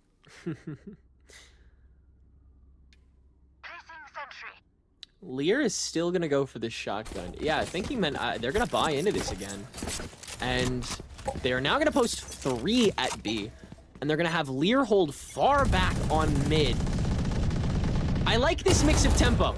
Oh, there we go. Huge tuck for Resonate that Pain is able to recognize early on. So, no punish just yet. But a lot of util burn from Thinking Men. Now the Hunter's Fury going it out from Vix. This is so interesting. But it will grab absolutely nothing, including any damage onto Vix, who can just head back to backside. Yeah, you don't clear anything here. Lane is still up and running for TM. And so B seems very scary at this point. Thinking, man, they have not been goated as they were before. Oh, and they still grab that info. This is cool, though. Bringing out the Hunter's Fury and cutting noise completely. Thinking, men, think a little bit at least. There might be that rotate over to A site. Completely empty, though. Not even the knife will find anything on the corner. Bit of confusion there. Not many people over-rotate from Thinking Men's side, especially Reformed. It's the hunt back to B site. Resonate may have miscalculated this. There's one. And 30 seconds now left. it's just gotta happen. You've just got to go for that proc. Oh. Paint looking out. Andrew, too much to stare at. There's no clear entry for him onto lane this time around. And now Paint can hold logs as long as he wants to. Doesn't matter if he's clear, doesn't matter if he's found out. There's just too much here for Thinking Men. 10 seconds left. No time even to play, and so instead we'll just peek out into Oblivion. Thinking Men finally get their act together on B site. I'll have to see what this word, man. Renaissance. Resonate. What will they do from here? We're running down all the chat after this, bro. Yep. We all gotta get like a seminar going. Okay, so this is Resonate. These are the 5 players of Resonate. No, okay, so what does Resonate do from here? They can stack up B once again, but now that it seems like Thinking Men have the answer, they can't go for the same strats again. They're focusing on mid this time. This knife from Lear will be gigantic. But it only finds one. That's just Kaho. And every KJ plays there. That's not indicative of an A or B side push. But mid's completely empty. And this could be devastating. Not a single person's watching contact angles on mid. Maybe Marketplace. Lear could be exposed. Oh, the jump peak, though, should give away the plot. Man. We've been watching this far too early. There's the barrier, so Lear's gonna be ready for this. Extremely ready. Paranoia into main, Paint the opener, and Lear is unchecked.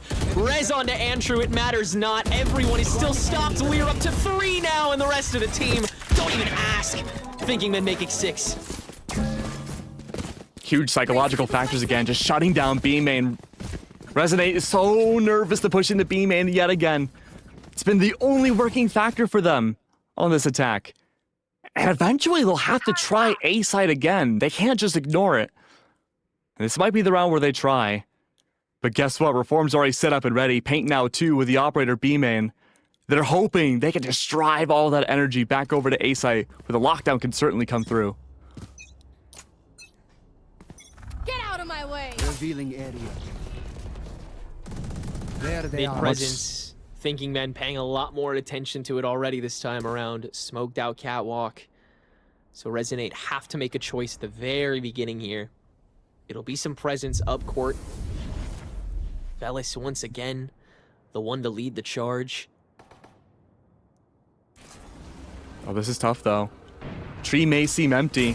There is that shock bolt presence, but also look at this, the turret way on the other side of A main. That's gonna spot out the Omen.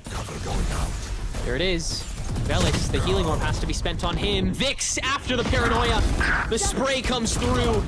But there's many ways to enter, and Resonate has found another. Andrew is up in heaven, and Kaho is planting Hunter's Fury to deny, but Reform can't watch behind him. Now Vix gonna get swarmed by Andrew's knives. Andrew finding a 4th, can't find the last. Has the Sheriff out against the shorty from Paint. Nobody finding the shots until Andrew finalizes his ace for Resonate's 5th round. Holy, that was the messiest final kill I've seen, but I mean, that was great.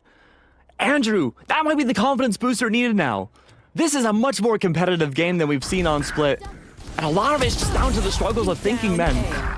A lot of open areas exploitable from Andrew. That's absolutely gigantic. And now it has to be a complete lockdown from Thinking Men's side. They cannot allow any space to be created, but they can't even do it proactively. Resonate is ignoring that proactivity, but they found that confidence on A yet again. This will be tough though. One-way setup, Paint still with the operator, reinvestment. Conti the same. And opping Sage. Okay. Hey, you gotta find something for him to do. I suppose. Usually that's the KJ's job though. Yeah. But Conti is essentially a second duelist. Oh man, with the Owl Drone too. Vix can do a lot of that work. Firing back. So once again, your other channel denied, and so much time gone, 2 members' positions given away, and yet Thinking Men doesn't rotate. They just shift the weight over to mid a little bit, because you got this KJ util just chilling on B, and now you know it can't get cleared. There's that slow trickle rotate back over. Oh, the knife, it sells it. That's all you needed. Great timing there from Lear. All right, well, Only 1 kill off 2 from Null Command. That alongside the lockdown completely suppressing A. That's gonna be devastating. Doesn't stop the traditional entry from Andrew and Velis, who will both get inside. 30 seconds left. Door's gonna get hit too. Lear and Andrew staring each other down. Lockdown almost immediately after. This is the fight that Lear was waiting for, and Lear is gonna take it. 2 gone! And the rest of Thinking Men will swarm the site just as quickly. It is over as quickly as it began. Conti, now an hopping stage for the ages. Only one, and Thinking Men will guarantee the lead this half.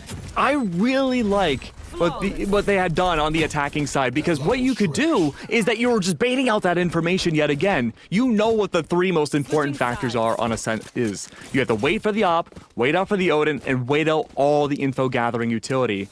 Resonate, they just had the backup. Wait, play the rotate game. Thinking Men, sure, they don't over-rotate nearly as much, but they can be caught out by surprise. They do give up a lot of site control, and that can be nerve-wracking when it comes to the retakes. But now that the sides swap Thinking Men, I think all eyes have to be on Paint. He's going to go in ultra aggressive. You know he wants revenge against Andrew after that ace. But it was so good. It's so good to see Andrew getting a good amount of damage in, because that's something that we were really waiting for this matchup. Andrew, I think, was doing like 175 damage a round in the tournament in the play-in. He was destroying on that duelist. And I can't wait to see some more of it, but Resonate, they have 6 rounds of fodder to do it. Paint has no opposition here whatsoever. A lot of times people will fake this mid-pressure control and then go back to tree, but no, they're going straight into spawn. KHS, watching it, is able to get 1 before countered. But, I mean, Thinking Men, they've kind of given away the plot at this point, so it comes to when does Resonate want to take the fight? Kaho says, not just yet, there's way too much coming at me at once. Paranoia thrown in, but Kaho's still able to find his. Conti not checked. Resonate's 8 defense is just not pulled apart at all. Coming from CT, it is difficult to do so. But this is what Vix's flank has been all about, and he's able to find at least 2. But there's still 2 more in his way, including Andrew on this Sheriff, and Spike in such a precarious spot. 45 seconds to go, though. He can take a little journey. It's winnable. Farming up the orbs, too. The quicker you get that Hunter's Fury. Cutting noise, too. Not nearly enough time for the reset. Scanning ahead. 30 seconds left. Now or never. One shock bolt they'll use. Looking for the fights. Individual 1v1s. Tradability might be more difficult here. Shock dart. 1 enemy remaining. Oh, good timing. Really good timing, but still not enough. Really impossible to win those fights, but Vix keeps it nice and close. Resonate now up to 6, and that hold was just so solid. Just a great amount of space retaken up by Conti to hold back door. There's just not a great opening to come from CT when you're just on pistols as well, especially when you have no time to tree entry, and Vix is still on the way from main right now. That was just a little bit too messy. Thinking Men here, though. Gonna go for their rifle default. Nothing but pistols, though. They did buy up a lot of utility, however. They're looking to take away guns here against Resonate. It's a good start. Conti's discovered. But Conti has this free permission to do pretty much whatever he wants here. He's just a sage. All he has to do is heal people, slow down where they think the execute may be, and just cut off a lot of this different spacing. But otherwise, he's got free. Wow, what a great opening pick there. Smoke's now gone. Paint's there for the drawback. Conti's gone. That's A-side control, however. There's plenty of utility, though, to bounce back from Resonate's side. Arrow. Shock bolt. Great for the stall. No spike down just yet. Oh, Resonate's playing this early. 1 enemy remaining. Good reason, too. They don't want any setup. They won't get any. Again, very par for the course here. And this is, see, this is fun. This is nice. Get some nice time to just inspect that Sentinel bundle. Yeah, that's a Sentinel bundle. Well, it's a great time, too, for Thinking Men to think, okay, how do we want to accomplish this attacking half? Resonate, much more competitive than they were on Split. Yeah. And I mean, this is a map that everyone knows how to play, too. Split could be one of those more, not even necessarily a niche map, but it hasn't been nearly as solved as Ascent has. And given the fact that we're not seeing Thinking Men bring out that Sky, some sort of change to mess up the strats against Resonate, Resonate has seen this so many different times that they could play this map in their sleep, let alone with the Sage to mess things up for Thinking Men. So now the onus is on them to re-innovate here. 3-stack outside mid now. Big rush from Resonate's side. They're looking to take all those bodies down again and retake for B-site. But with no bodies there, it's tough to do so. And the one way will actually help out KHS before it helps Paint. So Thinking Men have not fully cleared this out, and with so many people still trying to flesh out mid, it is too dangerous to do so. Resonate clear out 2 before this fight even starts, which everyone on Resonate is here for, exactly how they've been winning them. Oh, but Velis gives himself away a little too early. Market is re-cleared, now 2 in there to fight this out, but the barrier orb is gonna help them get there free of charge, except for Andrew, who steps out into that fray. So now a 2v3 for the post plant. Conti stick around that wall just to keep it interesting, and KHS should have a free line onto Spike indeed with 2 watching Market. Resonate's able to make it easy. 3 stand for the bonus round, which they will take as well as the lead. And that diagonal wall cutting off a pivotal main lane was exactly, that's exactly what I wanted out of the attacking side of Resonate. And it never really came.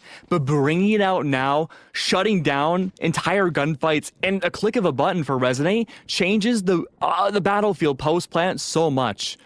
And Thinking Men, once again, I wouldn't be surprised if they go for a timeout either this round or into the next. They really have to dive deep here to get past not even just Conti's walls, but the way it affects the rest of the teams and how they operate themselves now. Outlaw for Andrew looking for this early jump peek. May try to find it off the hands of the smoke. Instead the smoke goes down, Scrubble Bubble uses his opportunity to push up in the mid in tree. And there's that wall. It's designed to funnel Thinking Men if they want to push that far deep into that alarm bot. But look at this though, no spike found just yet. This is a broken by default from Thinking Men. They want to remove guns, take that opening pick, and find a way to move from there. This is a team, both teams really, fishing for these first bloods so much more. Yeah, this is a fun game of chicken that both these teams are playing right now. Neither buckling. I mean, this is all things considered a bit of a weird position for Andrew to take, but I love it. It's that midway of aggression and stability. But if Market gets opened up and Thinking Men act quickly enough, then this will be decided. Especially if Andrew can't even win that opening fight. KHS going to get rid of that first, but it's down to Kaho, who tries to get fished out by this Hunter's Fury. Scrubble Bubble catching Conti. A little bit off guard here. Velis not able to finish. Never mind. TP does not dodge. Thinking Men still not on site just yet, but they're about to fix that. 1 on lane. They don't understand how far in Lear is either, and I don't think they hear that drop.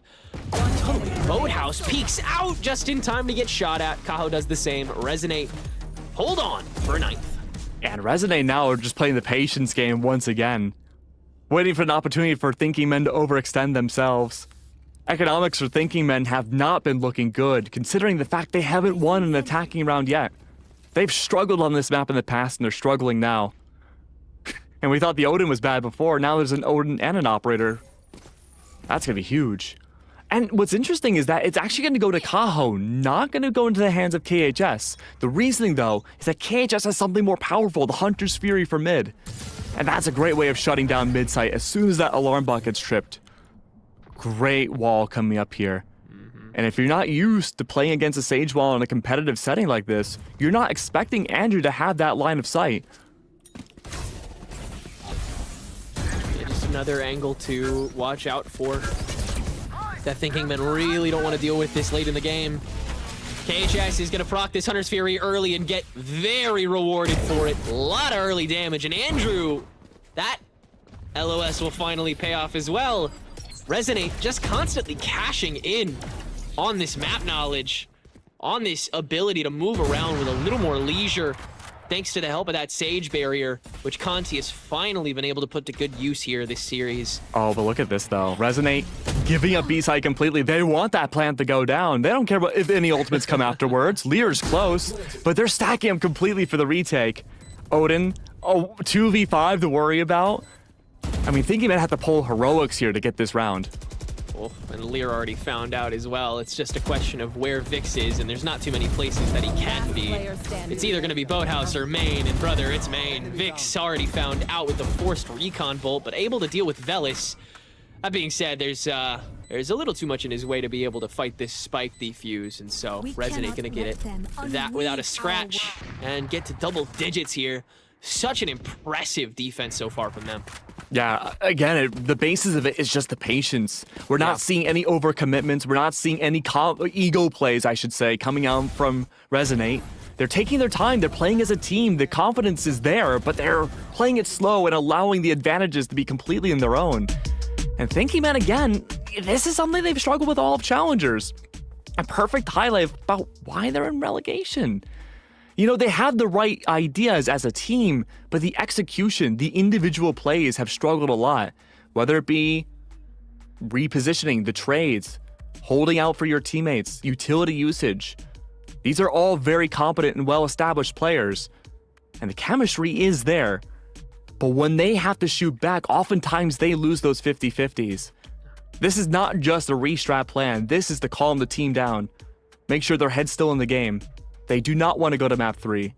And this is the timeout to ensure that they don't. But they have to get 3 more in a row.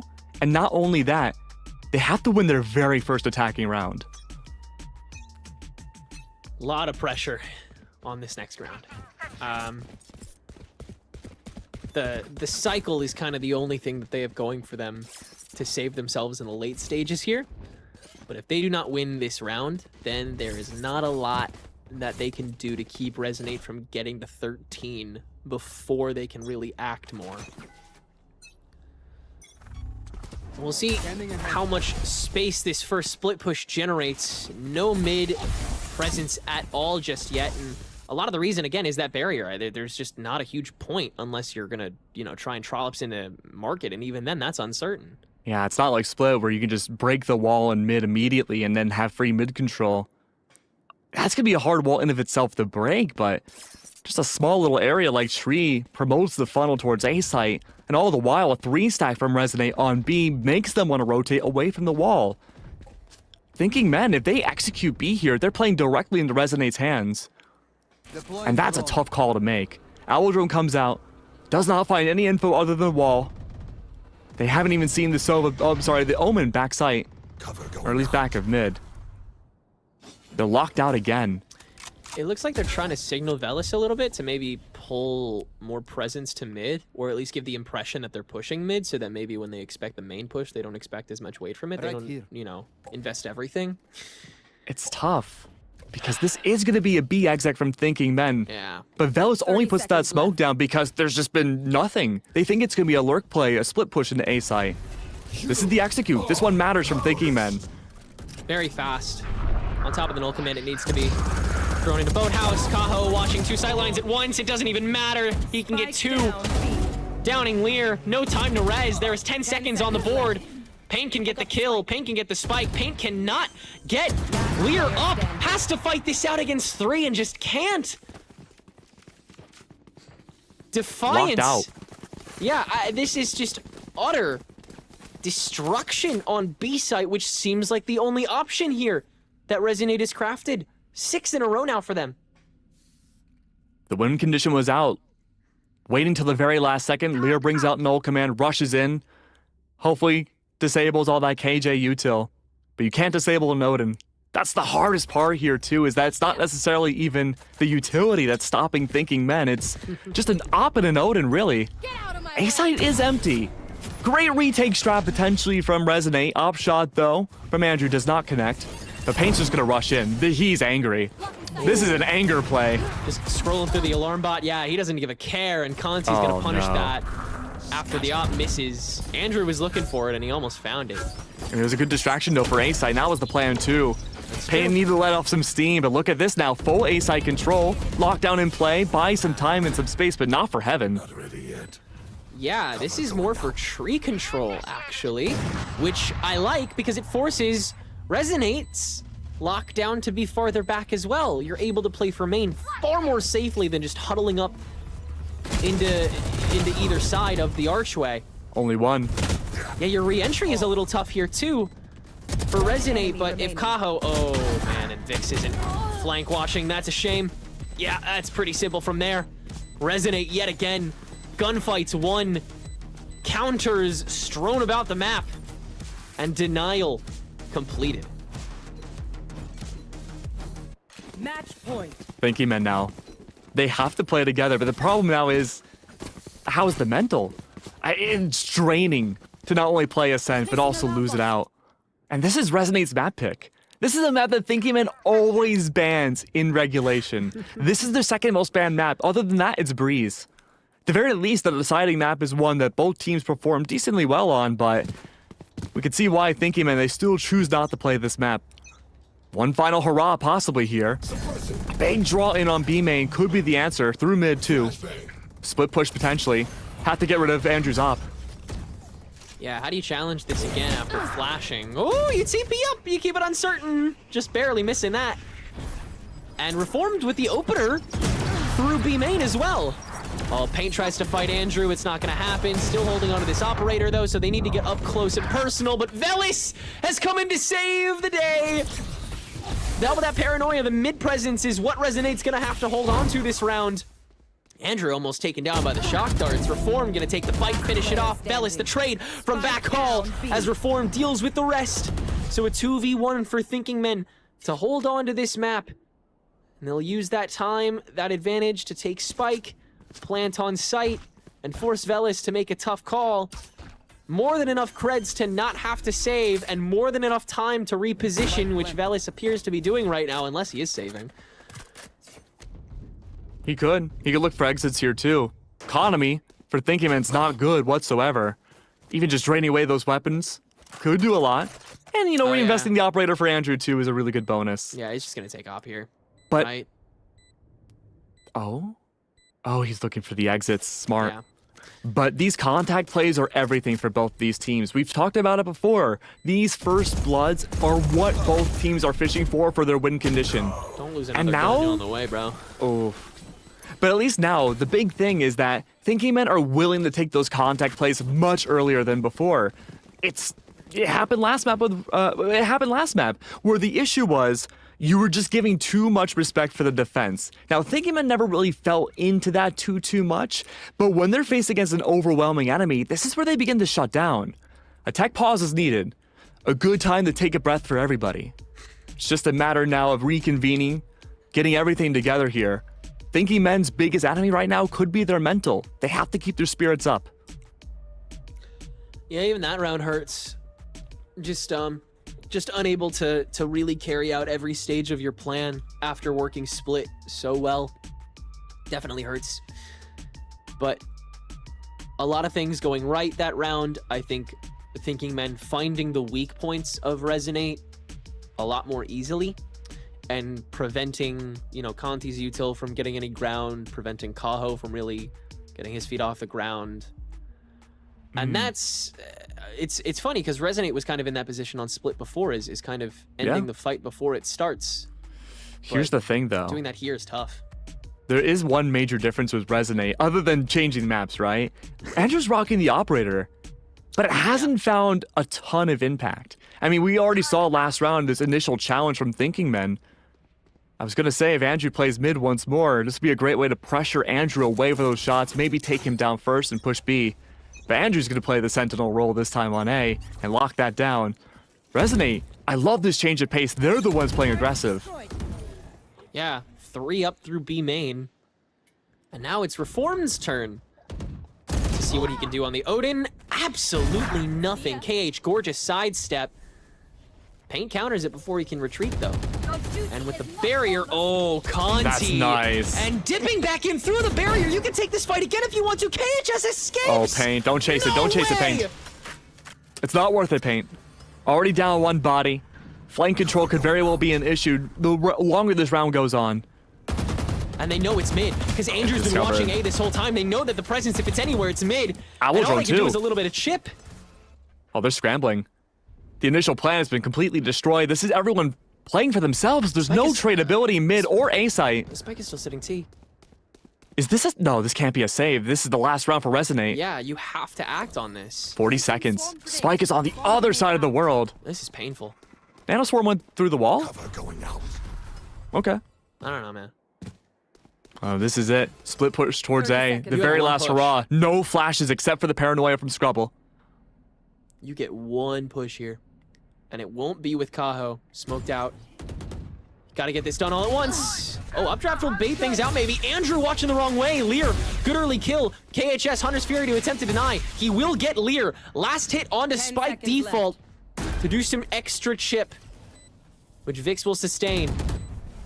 And now he'll be that first body tossed in against this onslaught from Heaven. Couple tough chokes. Turret gonna get released. Shot out before Vix is given away. This is huge if he's unchecked. He is 3. Shut down. Crossfire enabled. One smoke to work with. First spray can't do it. And we A sigh keep of relief. going. This is so intense for so many reasons. And again, we cannot say this enough. Thinking men do not have this figured out at all.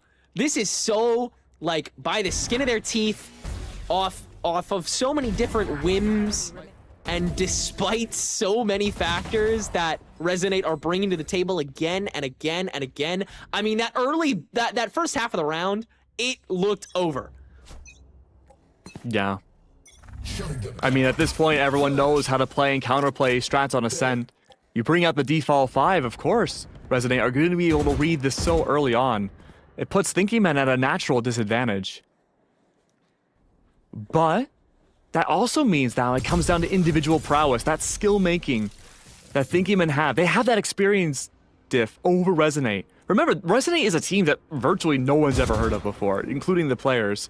They beat out a lot of top names in the more amateur scene of VALORANT to make their way up here. They're a surprise to everybody. And they have been fighting like crazy here in this series. I've been really enjoying this. They've been putting Thinking Men on their toes. Now, the lay of the land is that mid's completely empty. One deep smoke. Thinking Men may think someone's hiding on the right side corner. Lear can't get that B orb. He needs one kill to get that null command for the entry. Vix has that Hunter's Fury to boot. If Lear gets this, no. Timing. They saw Conti too. They totally saw him. I don't think they did. They would have gone after him. Yeah, that's so true. I don't know if they did or not. Maybe they didn't. Have they seen KHS as well? I don't even know if it matters. Nobody's even been able to check him. Ooh, too much in the way. Still throwing themselves by. Reformed and Scrubble Bubble on very low health, but they have a slight advantage. And with the null command to slow as well, Thinking Men in it for the long haul very clearly. A lot on site though, if you just clear this out a little bit. And you have one shock dart to do it, but not much else. You have a paranoia. That's gonna get tossed in now to initiate from lane. But Lear holding early, one for him. Vix from Market can swing back and grab a second. It's just Andrew left in what seems like an impossible fight. And Anderson will guarantee it to be that way. Thinking Men get to 10. There's a new challenger now. With the scoreline difference only being by 2, Resonate now have to introduce themselves to pressure. Remember, this is the biggest tournament they've ever played. If they lose the next 3 rounds in a row, they face down to elimination, and all the hard work they've come to up until this point will be lost. That's a scary, scary place to be in now. And this is allowing Thinking Men to get some extra aggression towards mid. Look at this double group up, though. This is going to be a crunch in mid early on. No, not nearly as aggressive as I thought it would be. Not the change of pace, especially on a broken buy. It's a fast exec in. Conti's ahead of this. Paint can't win the fight. And the barrier orb is such perfect timing. First 2 slain. And Thinking Men are stuck. Reformed, easy check, but Velis can't win that fight. So Thinking Men might sway their way again now too. Reformed holding again against Conti. Andrew only good for 1. Thinking Men they can make this work. Unless Kaho saves the day. A lockdown, so Thinking Men can play for time if they want to, but they'll play for the fight instead. That Vix will win. Thinking Men somehow keep this party going. Oh. Don't forget that. Now, will this go to overtime? Is the big question. It very well could. This has just been a back and forth now. Thinking Men, they've unlocked something.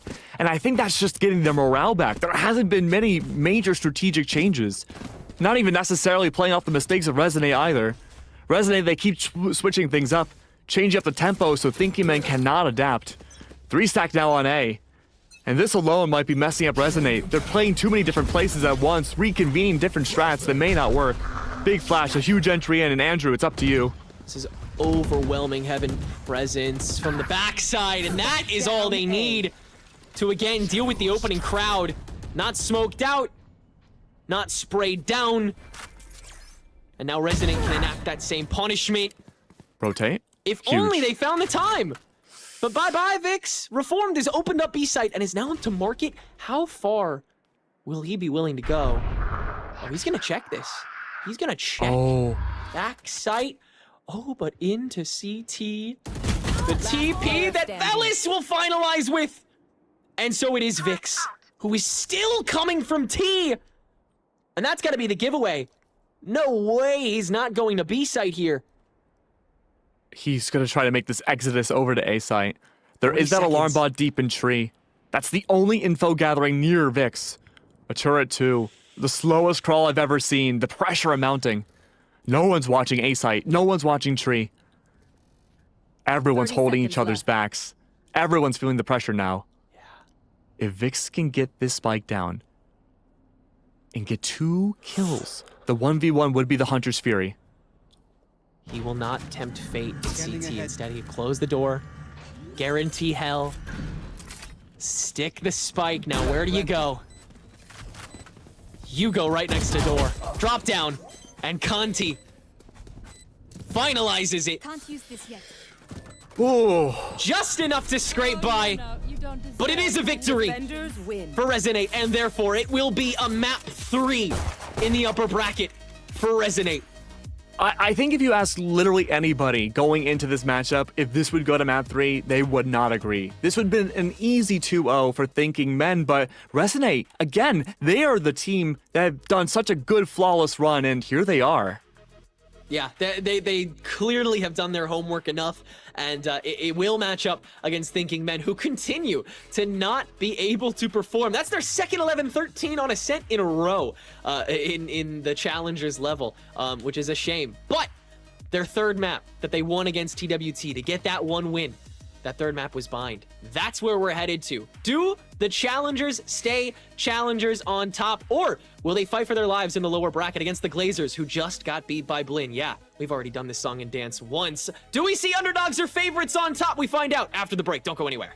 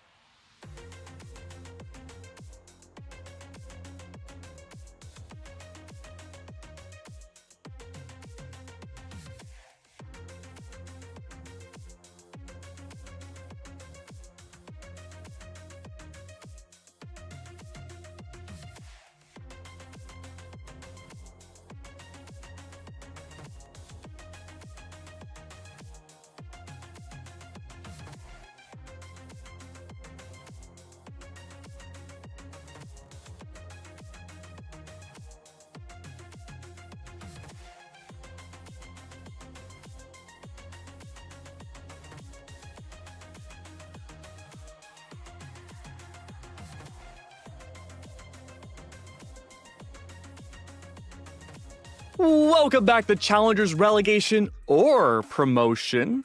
We might find out after this map which one might begin with the other. I'm Keg and this is Tenrec. We're at map number 3 of a relatively unknown name going up against a well-established Challengers team that is struggling to get past Ascent. Yeah, Thinking Men dropping this map for the 3rd time this season, this time to Resonate 11-13.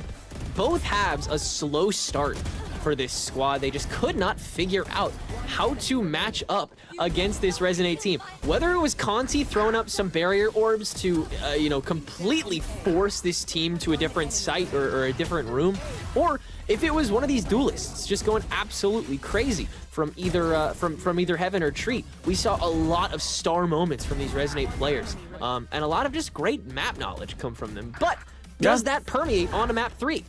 That's going to be a tough call. We talked about on Ascent how this is a very well-common scrimmed and played map that everyone knows how to beat and play with the default 5 agents that are brought out. But with the new ingredients added to the cauldron, there's a lot more unknowns that might catch Resonate off. We talked about how Thinking Men, they might have the experience buff here that might be able to have them pull through into the 3rd map. But for Ascent, this was an even terrain, it feels like. And wow, the post plans were pretty much even. I'm not surprised, honestly. Yeah. Just because Resonate, they found a lot of they found a lot of that early on, before Thinking Men could try to start countering it with the speed that we know them for. And then Thinking Men, once they got onto their attacking side, it did take a second, but once they found that consistent rhythm, particularly on A, they really couldn't be denied either. Just playing for that distance that they were able to very consistently.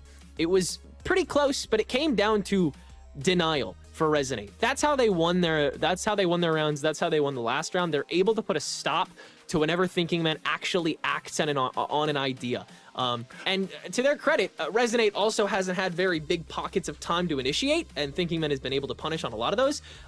But again, that just means for Bind, it's going to be a lot of intel seeking, a lot of simple peeking, a lot of looking for first bloods to turn that into whatever momentum you can carry through the rest of the round. I want to highlight that on Ascend, Paint went 12-21, a very rare underperformance coming out from him. Remember, he was a star player last year. Everyone thought he'd be the next big duelist.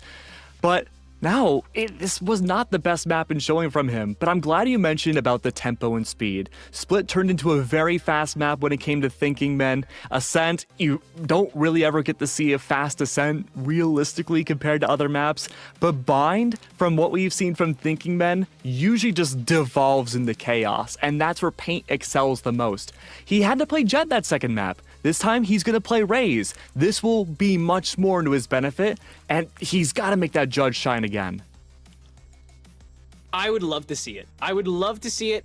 I would love to see some flashes from Resonate. I would love to see how they can open sites up when they have a little more time to act on them. I would love to see them isolate players in not such a dry manner where if you just give them enough time, they're able to kind of just gate crash their way through and make it a 5v5 again. I would love to see a lot of little cleanups from both of these teams, and on Bind, it's a really good template to do that on. A lot of fights are taken in little breaths. You kind of do a breath stroke when you play Bind and push. You gotta take your breath. You gotta go under. You gotta play RU util. You gotta take a space. You gotta come back up, and you gotta go right back under again, and then you gotta plant. That's a whole different beast. But luckily, with the new composition that Thinking Men is running, we might not have to see that because they were running Gecko the last time they played this map, and it worked out pretty okay. And I've been loving watching Gecko on Bind recently in the higher levels as well. I think he's been a great addition as long as your timing is valid. And I mean, at this point, map 3 with both of these teams just looking for those perfect pockets, that's very possible. I mean, how do you avoid that utility, right? How do you avoid that fast speed and info gathering early on? A lot of attacking teams will begin with rotating back and forth, back and forth. That's the entire point of Bind. You have those teleporters. But Thinking Men's a very unique team where they always have those steadfast anchors. They almost never fully give up a site, and that could be a gigantic thorn in the side of Resonate. This will be a great test to see if they've done their homework. For the first 2 maps, kind of looks like they did. Maybe not so much for Split, but for Ascent, absolutely. But for Bind, that's a really tough call. You have to know how Thinking Men want to play and already come into this map knowing how to beat it if you want to make it farther into the upper bracket. And for that, I mean, going against Blinn as well after this in the winner's bracket, which we now know as Blinn was able to 2-0 Glazers over on our B stream. They're waiting right now for whoever wins this map, and you're gonna have to do the same thing over and over again. You're going to have to get those reads. You're going to have to have studied that film. And you're going to have done your homework. Understanding just how this team ticks is so important to understanding how to play it on Bind. And I believe who's starting on defense. I know that I think it's Resonate starting on defense. But don't quote me on that.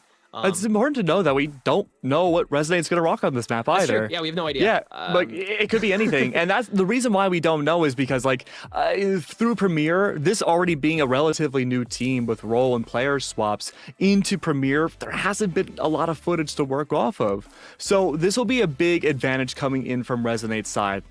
They can't be counter-stratted immediately, and we've seen, again, those gears turn for Thinking Men, that sometimes it takes 3, 4, 5, 6, 7 rounds for them to find that advantage. But Resonate, though, they're going to play it safe. They're going to go for a pretty default comp that we see a lot on this map. Big note, the Sky, that'll be huge for a lot of stall procedures coming out from Resonate's and the Viper as well. Thinking Men, though, the Gecko does return. Sadly, no, Reform not going to be rocking the Yoru. I was kind of hoping to see. But double stall, good aggression for the attacking side off of that Gecko. This is going to be a very explosive first half.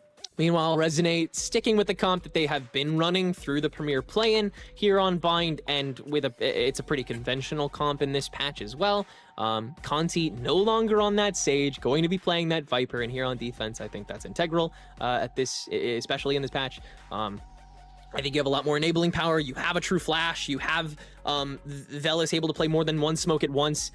You can play with more than one leg at a time here if you're Resonate. And if you're Thinking Men, you have to respect that way differently than you respected Resonate beforehand, who were able to play as that stack. There's a lot more fluidity in this defense, the same way that Thinking Men have been able to play their defenses. And so hopefully they've done their homework on themselves too. Keep a very careful eye on KHS this half. All those trips that he puts down are designed to shut down paint specifically. Look how far deep that is into lamps. Thinking Men, they love to overextend when they take that site, go through lamps straight into spawn. Won't be the case this round though. At least not in the beginning. But this explosive first round, I should say, will be huge for split push. And this split push was actually an adaptation that they had found way late in the challengers, I believe against Fluffy Aimers, where they were able to split push eventually over and bait out that flash util on B long in order to rotate back over to A. But here's the big thing though, Resonate, they're aware of that too. Double cross contact inside of Hookah. It's meant to be this pincer against Thinking Men so early on. No Viper Wall to stall either. This could be a free entry in. Cyphercam's not going to hide itself whatsoever. It's just a matter now of seeing whether or not Thinking Men are going to opt to go into this, or if they want to rotate through the teleporter to the A site. There is that lurk presence on A. Not going for it yet, but that's the entry. Yeah, they're going to go for a huge blind there to let paint enter, but the rest of Resonate still in Hookah is able to watch very easily, able to take the rest of the team out, and Reformed's flank will not do anything either. And so Resonate is simply just holding the right spot this time around is going to get them the dub there. Yeah, definitely a little overconfidence from Thinking Men, realizing Viper Wall was not placed on Octagon, not towards long whatsoever. Should have been a fast and easy entry for the majority of Thinking Men, but it was exactly designed as planned. Resonate, they know full well by now how Thinking Men want to play, especially on their attack. Explosive, emotional, and really just want these early wins. But now Resonate, they can build that economy up so much more. Oh yeah, if there's a time to snowball, it's definitely now. The pistols have been their strong suit this series so far, and the pistols have been the place where they can find the biggest power imbalance, especially when they had Conti on Sage. Now that's not as accelerated, but still playing the defense on Bind and not having that Gecko in your pocket and instead, you know, having that Brim available, definitely makes you feel a little bit better just for that pure stoppage. Thinking Men, yeah, not much to say about that. I mean, they entered through one channel. They got punished for it. Like, there's not much to say. They just need to find more places to isolate fights and win them. I mean, it really comes down to whether or not Thinking Men want to start playing the rotate game on this map. That it seems like about 3 or 4 rounds in, everyone does. They were thinking about it for a second there, I think, but oh yeah, absolutely. At some point, you just have to acknowledge that you're gonna get kind of the same amount of fight no matter where you poke, and it's not like they were goading anybody over with that rotation. Like they were not gonna get any more players from Resonate there immediately. They kind of had to take what was in front of them, and with only that Dizzy really to gain information, and the dog as well, of course, but that was already cleaned out. You kind of, again, you got to deal with what's in front of you, and then the rest, we'll see about that, man. I mean, early win condition right now from Thinkyman has to be draining out Kaho's utility. Sky Flashes no longer regenerate. Only 2 of them can be brought out on B long. Faking that presence there on Fountain is a great procedure to enable that split push towards A. And we see how Thinkyman can take A-side control, especially Paint. Smokes go down everywhere, and it's all around chaos. Of course, Resonate, they want to do the same thing when they swap sides too. Having Brim out for those burst executes, this should just be a brawly affair no matter what. Thinkyman cannot have that opening pick against them before the execute. And again, that's where Resonate feel comfortable. Even when you hit bonus, even when you hit these full buys, Resonate are going to be the one holding all the cards for this opening 5, 6, 7 at least. Rotations irregardless. And oh, I like that word. Oh, thank you. It's like irrigation. Wait, there's no irrigation on this map. That's true. Huh. Man. Unlucky. Thank God everything is imported. Yeah. You got everything you need. You got this is nice. Spices. Oh, but this is the sugar spice and everything nice right here, dude. Look at this. The camera's out, designed to purposely trap in. They know exactly how Thinkyman want to entry this site. They've read into this. This is great counterplay. Love these duos that are just controlling these little packets of the site. Down A. Another duel 1 here that Conti's just gonna finalize, and this is just some extra homework for Resonate.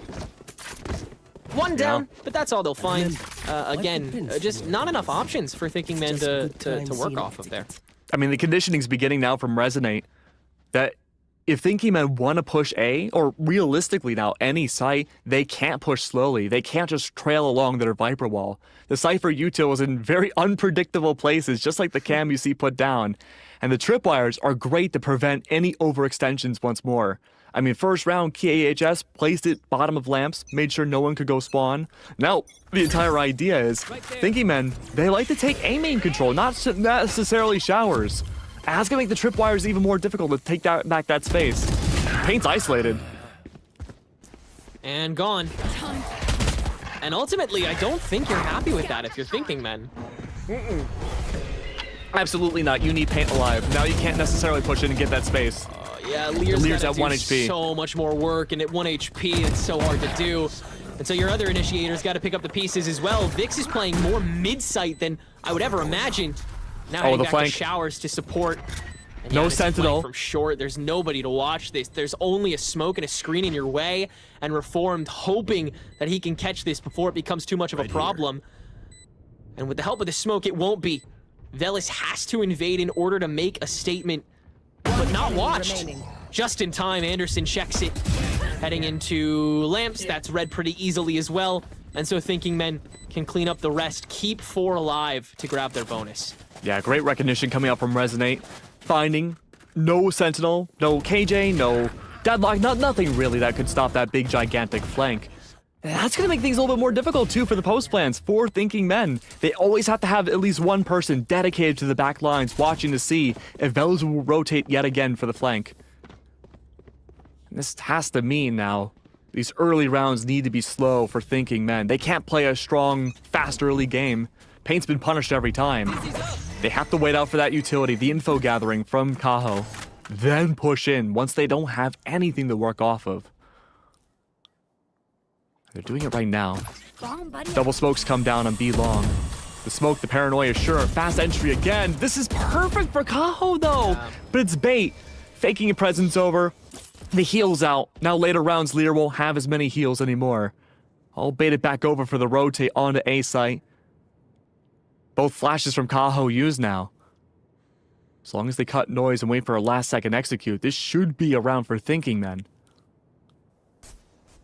Surely they don't push A off at this. They have to take teleporter back over to B. Yeah, there's no way they fully commit to this. Well, they're smoking heaven. Paint shells thrown onto where they imagine trapwires will be. They are not. There's just too many options for Reformed here. But the trapwires are shot out.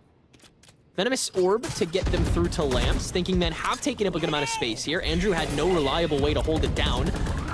Blind to make sure the rest of site is cleared. Out we walk through Lamps, and Paint's gonna use that to get an opening too, but Conti's still hanging around, can try and initiate with the rest of that util, but the rest of Thinking Men should have this pretty figured out, especially with that spike ticking down. Rest of the team will fall, and so Thinking Men, they keep more than enough alive to go off of here in this first half. Great disassembly, and that's all just a timing play from Thinking Men. That was great. Like we mentioned before, Resonate, they used their sky flashes way too early. They thought for sure, okay, we can see if they cut noise and they're just holding B for the re-exec. Not the case. This is a big lesson for Kaho now, that you cannot use those flashes super early on. And there needs to be a more proactive presence for Resonate on A main. They're giving up way too much space quickly, and that's the answer from KHS. Early spy cam to make sure no one can trail up that wall again. This is the default that I like. Yeah, see, what does it take? This is what Thinking Men does every time. They want to bait out anything they possibly can. This is such an easy map to fake out a defending team. You can make a team over-rotate so easily. And that over-rotation, if Resonate does it, will be the experience dip between the two teams. Thinking Men won't do that on the defense. Beefy boombot there. Yeah. That, takes a couple extra shots Heavy for shields. Kaho. They'll finally duck out. That's one flash used. We got Now one look more at this. here. Velas is camping the TP this time, waiting to see if it's an exec towards A instead. Mauling out backside. Yeah, it's another full execute here. Thinking Men just feel so confident in how much util they throw into the pot, and with the fact that Resonate is being forced to throw in util based off of Thinking Men kind of just poking sight, they feel confident in being able to trade that out. Andrew, good pain shells. Ricochets into Lear, so Scrubble Bubble will be forced to take this post-plant fight a little bit early. Sans smokes as well. Leaves the room for Velas to take the next, and now we begin the shuffle, the cycle, the paint extravaganza. 4 for the Rays, and the lead for Thinking Men. Ooh, I love these fake outs that Thinking Men are doing. They're not even activating the teleporter, but you saw the response.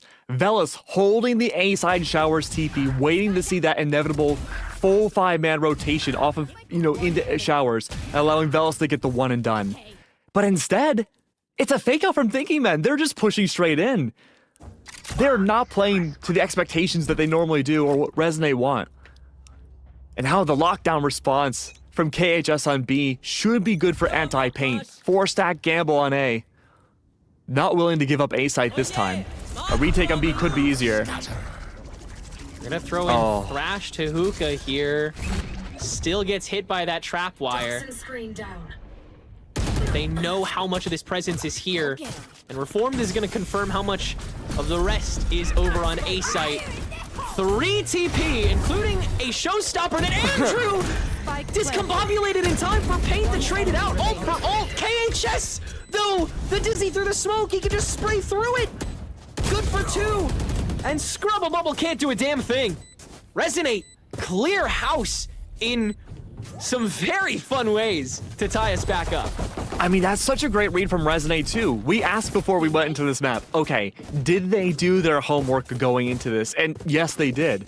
The only times you will see Scrubble Bubble go for his Omen ult will be backside, elbow, or spawn for B. He never does it anywhere else. So KHS holding back, waiting for that TP and putting that pressure onto the Omen, allowing the spawn retread back over from A site is such a good way to shut down this Omen ult in the future.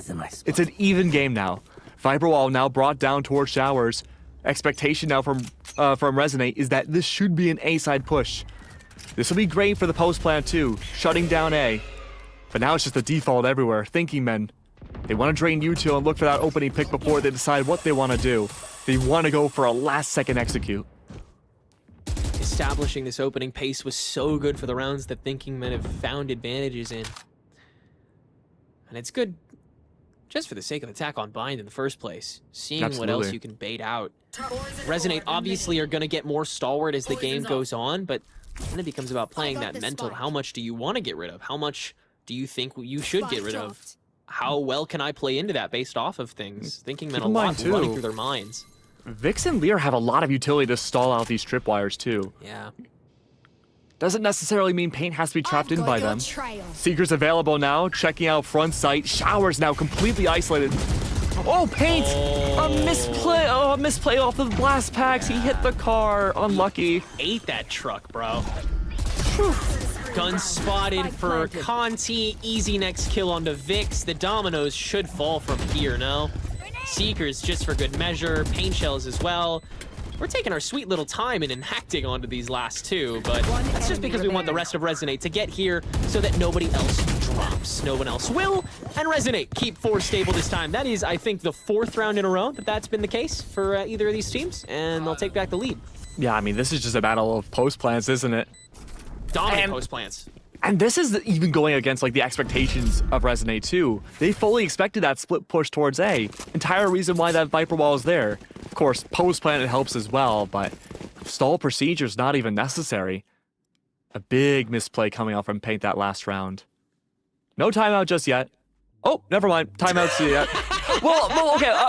So in the back of my mind, I'm like, okay, I think they're gonna go for a timeout here. Yeah, you were feeling the tremors. Well, it's hard, right? Because you're map 3 now. You're thinking, okay, if we really mess this up, we're gonna go to the lower bracket and putting ourselves much closer to, being relegated. Yeah. But thinking, man, this is not like an emotional timeout. This is a strat change that desperately needs to happen. If I'm thinking, man, I'm looking to change the pace a lot more. Confidence for thinking men is when they go for those fast plays. The more they give time to themselves to deduce how they want to push a site, the more confident Resonate becomes. They cannot allow any breathing room for this team. Plus, also, you're giving a timeout to Resonate too. It's true. And if there's one thing that Resonate doesn't need, it's more time. Yeah, so they are probably going to play proactive in response to that. Resonate, whenever thinking men go for a timeout, redo their strats completely. They play to what they assume the counterplay of the remade strats of thinking men will be. It's like 4D chess. But they did that on Split, they did that on Ascent, and it worked very well on Ascent. Yes. And so now the call here is, again, play for A side stall, 3-stack on B, and this should be Conti bringing up Viper's Pit on B long. Oh! A little bit more inwards than usual. Yeah. I don't know if that's going to come and bite them back later, because that could be a free... Oh, it's not. I was going to say that might be free access from Hookah into down below. No. But Kaho should have that line of sight angle. You could... you are still available to play to TP if you're thinking men, though, which is why Pain is here. Oh, but if Pain falls, that's going to be so hard to take A-side control. Yeah, you're able to enact such more, so much more aggression onto Long immediately after that, especially with the help of the pit. There's no telling where Conti can go, and so thinking, man, they can't really do a lot of moving from here. The stall right now from Reformed, he has to push up. They're waiting on that Viper to take space. There it is. Paranoia will not catch Kaho, but Dizzy will. Andrew's paint shells, though, are just going to catch whoever moves in first. It's Anderson, and now we just spray and pray. Why the hell not? Yeah, absolutely nothing is going to develop from this. Thinking big mistiming. Yeah, I really don't know. Oh, buddy. Oh. Uh-oh. 5 Nights at Reformed. I mean, it's a big issue though, right? Reformed all throughout Challengers has been such a good lurker. 30 seconds left. Like, more often than not, he's not shut down with these very wide-in plays, and oftentimes he's the playmaker for Thinking Men to convert these rounds. But he's playing the A so slowly, and he's not finding any sort of response. He has to play faster now or don't lurk at all. It's so troubling because Thinking Men has to confirm whatever site Cypher isn't on, and then that dictates the tempo at which Reformed can lurk. And so you're never really able to play both of these pushes in tandem with each other. They've almost always got to be a little stuttered. And so especially if Reformed is slow and the rest of Thinking Men are going to go for this like blitzkrieg strategy of let's just dive into this Viper's pit, see if we can find our one, throw all of our util at the floor and see what we can do. I see no way in which Reformed can perform that round. I agree, But you can use that as bait to make Resonate rotate over to that lurk. I mean, is KHS going to see Reformed on his camera and panic? I don't think so. Well, when there's 2 left alive, no, but if there's 5 left alive That's and true. they go in brazenly. Yeah, if you're just watching Lamps, you have no other opening to watch. I guess you can be a little scared, but if Thinking Men have been as stalwart on their rotations as Resonate could be, then they could do the exact same thing. Of course, Thinking Men getting a little bit stuck here, but KHS will be the one to over-aggress this time. Leads to Vix getting a free one out of that, and Thinking Men, they're able to circumvent all this damage over at CP. Make this site their own. Bit of a weird skirmish, but Velis with this flank is going to at least get a freebie. Yeah, with an ultimate too, you can reserve a lot of space here, even without any help. First smoke, Anderson's just going to walk through this, no? Oh, no. Yep. Had that smoke been an ultimate instead, I think that could have been a winning round. That would have isolated Scrubble at the bare minimum, let alone possibly take him out. Now, you could argue he could have teleported over towards green boxes, and yeah, he could have. But more likely than not, that could have been a 1v1 that Velis could have taken. But now, Thinking Men, the gears are turning again. They're playing much more aggressive than before. They're changing up that pace, and they're pushing lanes that they normally don't.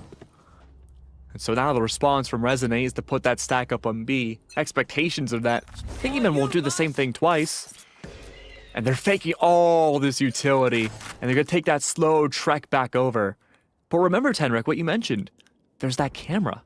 They have to figure out what that camera is, or this fake will never be sold. The timing alone with that tripwire broken already means this should be a rotate any second from now. There's Thrash. And yeah, the ultimate to deny.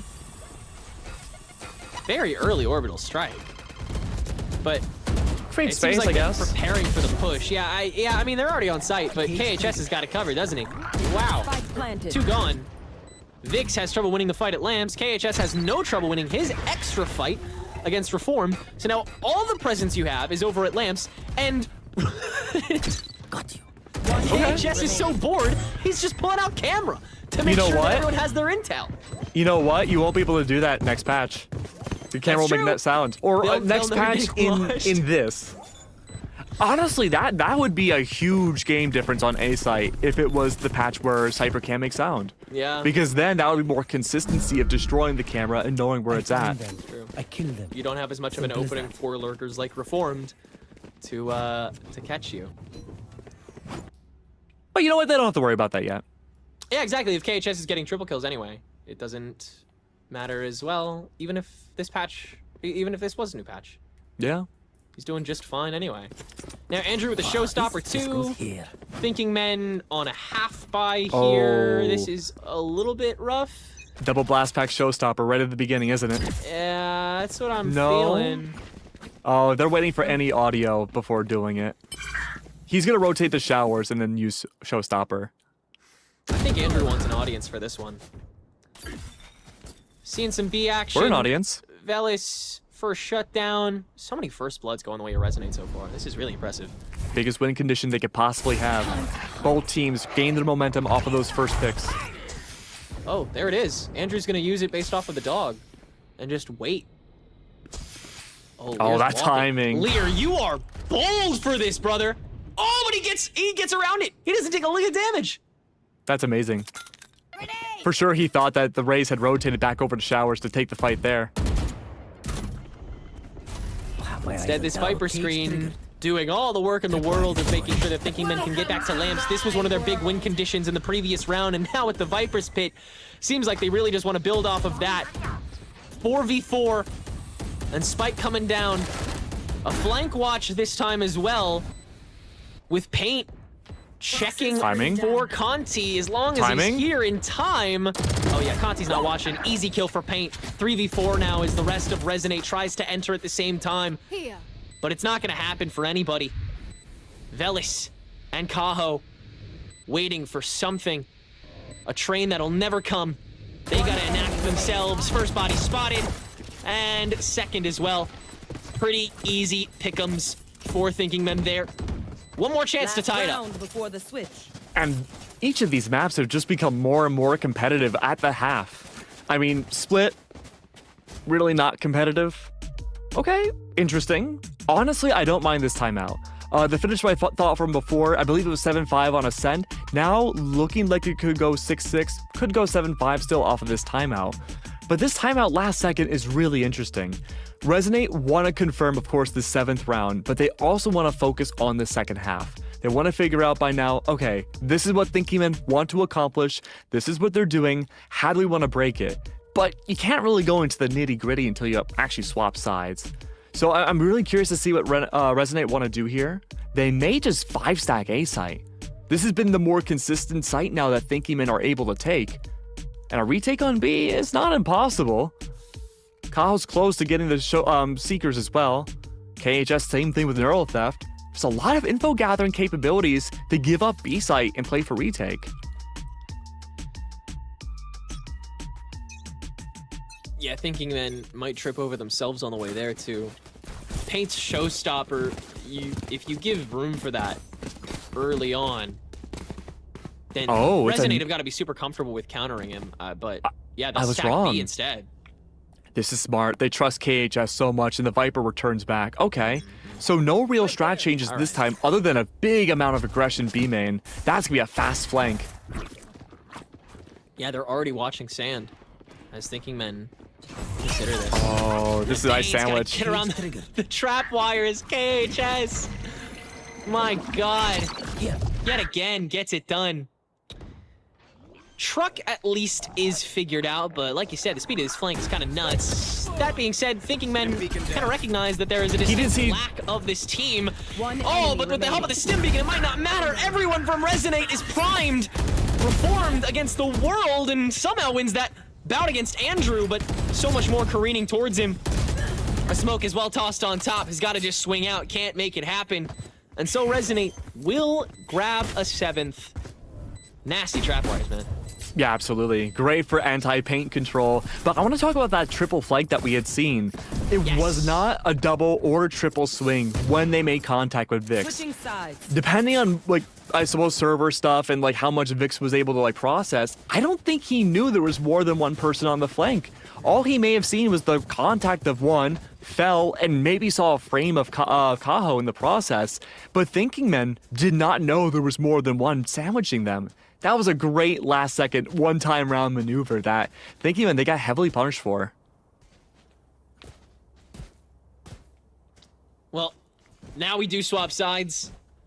See if Resonate can maintain and get to these winners finals. If they do, we are guaranteed to not have the same two teams that got relegated get re-promoted again. At least one of them will get switched out for one of the two teams that are about that will play each other. If Resonate take this, it'll be them versus Blinn for that first of 2 spots in the mid-season cup and split 2 and of remember, challengers. Thinking Men eliminated Blinn twice already. Back in the open qualifiers, they were the reason why Blinn didn't get into challengers to begin with. But now Resonate, they might be the reason why Thinking Men don't come back into challengers. For Blinn to not what is happening here? Yeah, I'm really confused. What is this Resonate team, dude? is going all the way back to CT. They're chasing Anderson. There's no way. There's no way. There's no way. They don't know about Conti. They don't know about Conti. This is huge. He could flank here on the sky, not aware of their timing either. Spike is only going down now, but they know about showers. They go back to B. No way. Wait a minute. They no use way, TP, dude. And they go back to B. So now they can re-aggress onto Conti, or now Conti can push back, head over to Hookah, set up shop there. Rest of team gets side for free. This is insane. There's so many layers to this attack. It's insane. Such a good way of starting this. They are completely discombobulated. 2 of them are still stuck in A site. They don't know what to check. They have to go everywhere, and they have nothing to check off of. They have to make sure every single corner is clear, and they just can't. Resonate have the entire map to themselves. Oh, but they're not winning fights in the back. Still a little bit of space for these last 2 to act. Both on half health. Wingman's out to clear. Oh, but there's so much space still. It's done. Resonate. What a statement piece to open up this half. You said this wouldn't be Where to begin? Okay, first of all, where to begin? I think we've all underestimated Resonate. You know, look at the names like Van Lin, Zero Marksman Black, so many different teams that fought their way to get to this point in relegation. Resonate was probably at the bottom of my list that I thought would make it through. But wow, unbelievable gameplay from them so far. The trickery that we had seen, the confidence to do so, and most importantly, the coordination of this team has been on point the entire series. There's never been a round where they've looked lost. Cage triggered. Gamble stack on A. Back to B it goes. Cameras up and open. Do they know only one's on site? They will now. Let's just go. Let's run it. Already Reformed having to give the plot away a little bit. See what damage they can do on the way. But Thinking Men, everybody's blocked out by this smoke and by this fight. Which, by the way, Viper still has 2 of. They could still play this for the post plant even easier than they already are. Paranoia on this site to try to clear a bit of it so that Thinking Men have a bit of an easier entrance into whoever retreats for it, but with the gun diff, it's still so difficult. Paint is good for a 2-piece, but that's all they'll get. Resonate bring it to 9. We talked about how Resonate may have struggled a little bit with their Viper walls. They had that flexibility, but they very rarely put it on B. But now, having KHS be the entry in for them, where he was once locking down B himself, is such a great alternative. And this stall isn't working. Thinking Men do not have a traditional Sentinel in their composition. They have to rely on Reform to be that Sentinel for the stalling. And so far, Resonate have completely disrespected his utility. This is a good default now. Resonate are waiting to see what adjustments Thinking Men can bring out. Early one-way in showers. A big tell that there has to be a presence there more often than not. And they're baiting out those sky flashes deep down B long. We talked about when sides were reversed, you gotta hold on to them. Or you won't have them for post plant. Both now just down to 1. Got the spike. Orb captured too. Not many options for Resonate to make some space back in. Paint, aggressive and ready. He can't overextend here. Waltz to the other side of the screen. Scrubble Bubble will now attempt to support, being so far up. And this is where Spike is, but it's not where the majority of the presence is. Paint, very cautious. Yeah, Andrew's got to wait for this rest of this team to come through to get this Spike safely down. And they've got some progress. Vix, unchecked just enough to grab a last kill, but it's going to be a 2v1, and Andrew takes that as the go sign to use the TP. I think he might go back. For free. Oh. No, you don't have time. You don't have enough time, man. He would have just barely. You do have enough time to play with this spike tap because he doesn't know where these last 2 players are, and he has no real way of finding out. He will hear at least 1 in backhaul. Doesn't know that both of them are here and can't kill 1. Unfortunate, but that's a tough bonus for Thinking Men. Bit painful. It's the same reasons why Resonate have been not converting attacking rounds on any map, giving way too much room and respect for Thinking Men, their positioning, and their utility. Both of these teams, again, they play so similarly on a macro level. They both want to get that first blood and push off on that. And if they can't get that early on into a round, they put themselves at a significant disadvantage. Both of these teams are super aggressive, dude. They will just keep pushing and pushing and pushing defensively until the attack happens, and by then you're already squashed. So Resonate, they have to make these rounds quick. They don't have a choice anymore. Well, they have 2 ults on the verge. So it's a question of what are they willing to work off of? Do they just want to play for the guns? Do they want to play for the spacing? Do they want to play for the overpowering? It seems like they're just searching for something right now. KHS. It's this opening Huge sight info. line. It's all fake though on A site. A defensive thrash from Vix will attain quite a few. That The double big shells take. will force him out, but Reformed is here to pick up the pieces and grab 3. Beautiful combo that leaves the spike stranded along the sand, and there goes basically any opportunity of Resonate taking this round unless they use this minute very, very wisely. I got the spike. 2v5 now. Critical mistake making. That Vix had that thrash in hand. Anywhere would have been gigantic info. The best info that Thinking Men have. But the adjustment, though, of putting the Gecko, Vix back over on B side and having Lear on A provided so much information and Resonate to stop in their tracks to adjust. That they were frozen 30 solid. seconds left. The double take from Vix, too, with that Thresh was amazing. If he'd not seen that info, this would have been a winning round from Resonate. They would have been caught so off guard. Of course, you can't rely on Thrash every round, though. So it might be a one and done. I wouldn't be surprised if Resonate bring out the same exact strat this next round without the Warrior Thrash. 10 Right, seconds left. yeah, we might just run it back the same way. No pun intended.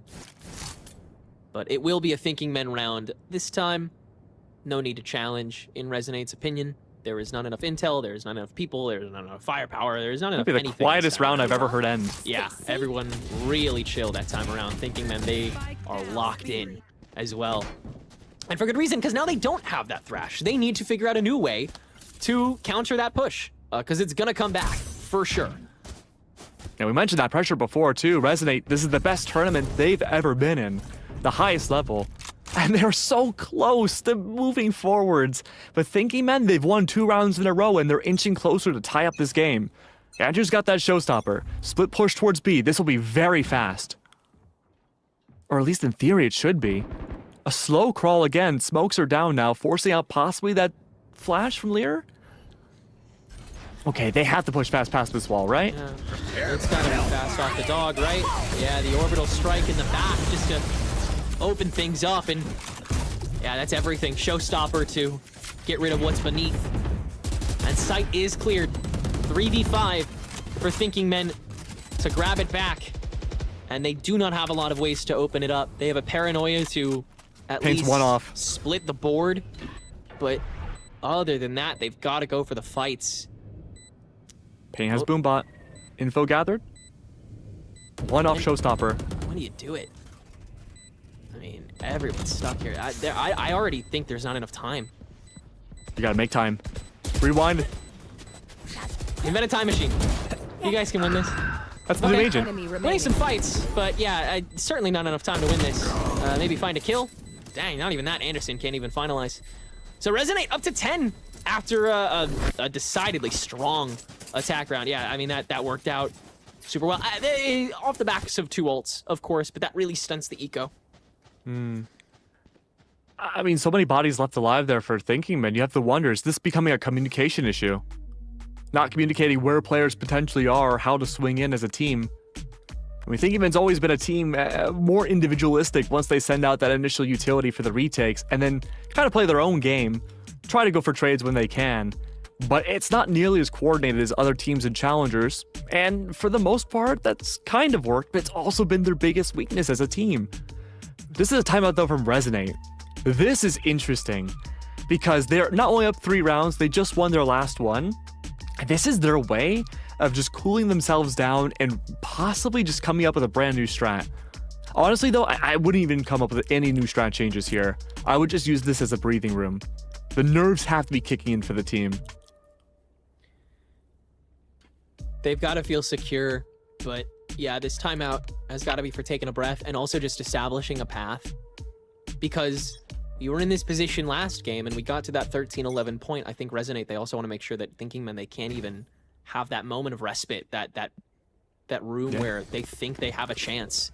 How do you guarantee the next 3 rounds? How do you do it here and now? Conti's got that Viper's Pit. That's what I'm looking at more than anything else right now. And Reformed has it too. You might be able to bait out Paint's ultimate with that. Oh, it's ult. No? Okay, wow. Oh, sorry. I thought that was Paint. Paint always plays in Lamb, so I'm like, hey, why aren't you showstoppering?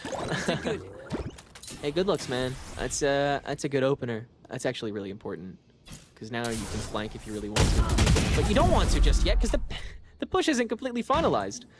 A corpse thrown through TP, but the rest of Resonate looks pretty committed to A site with this bird thrown into Lambs. Vix has kind of got to throw out the whole kit and caboodle in order to even make sure that he's safe until the rest of Thinking Men get here, which it's going to take him a second considering that the rotations are so dang slow.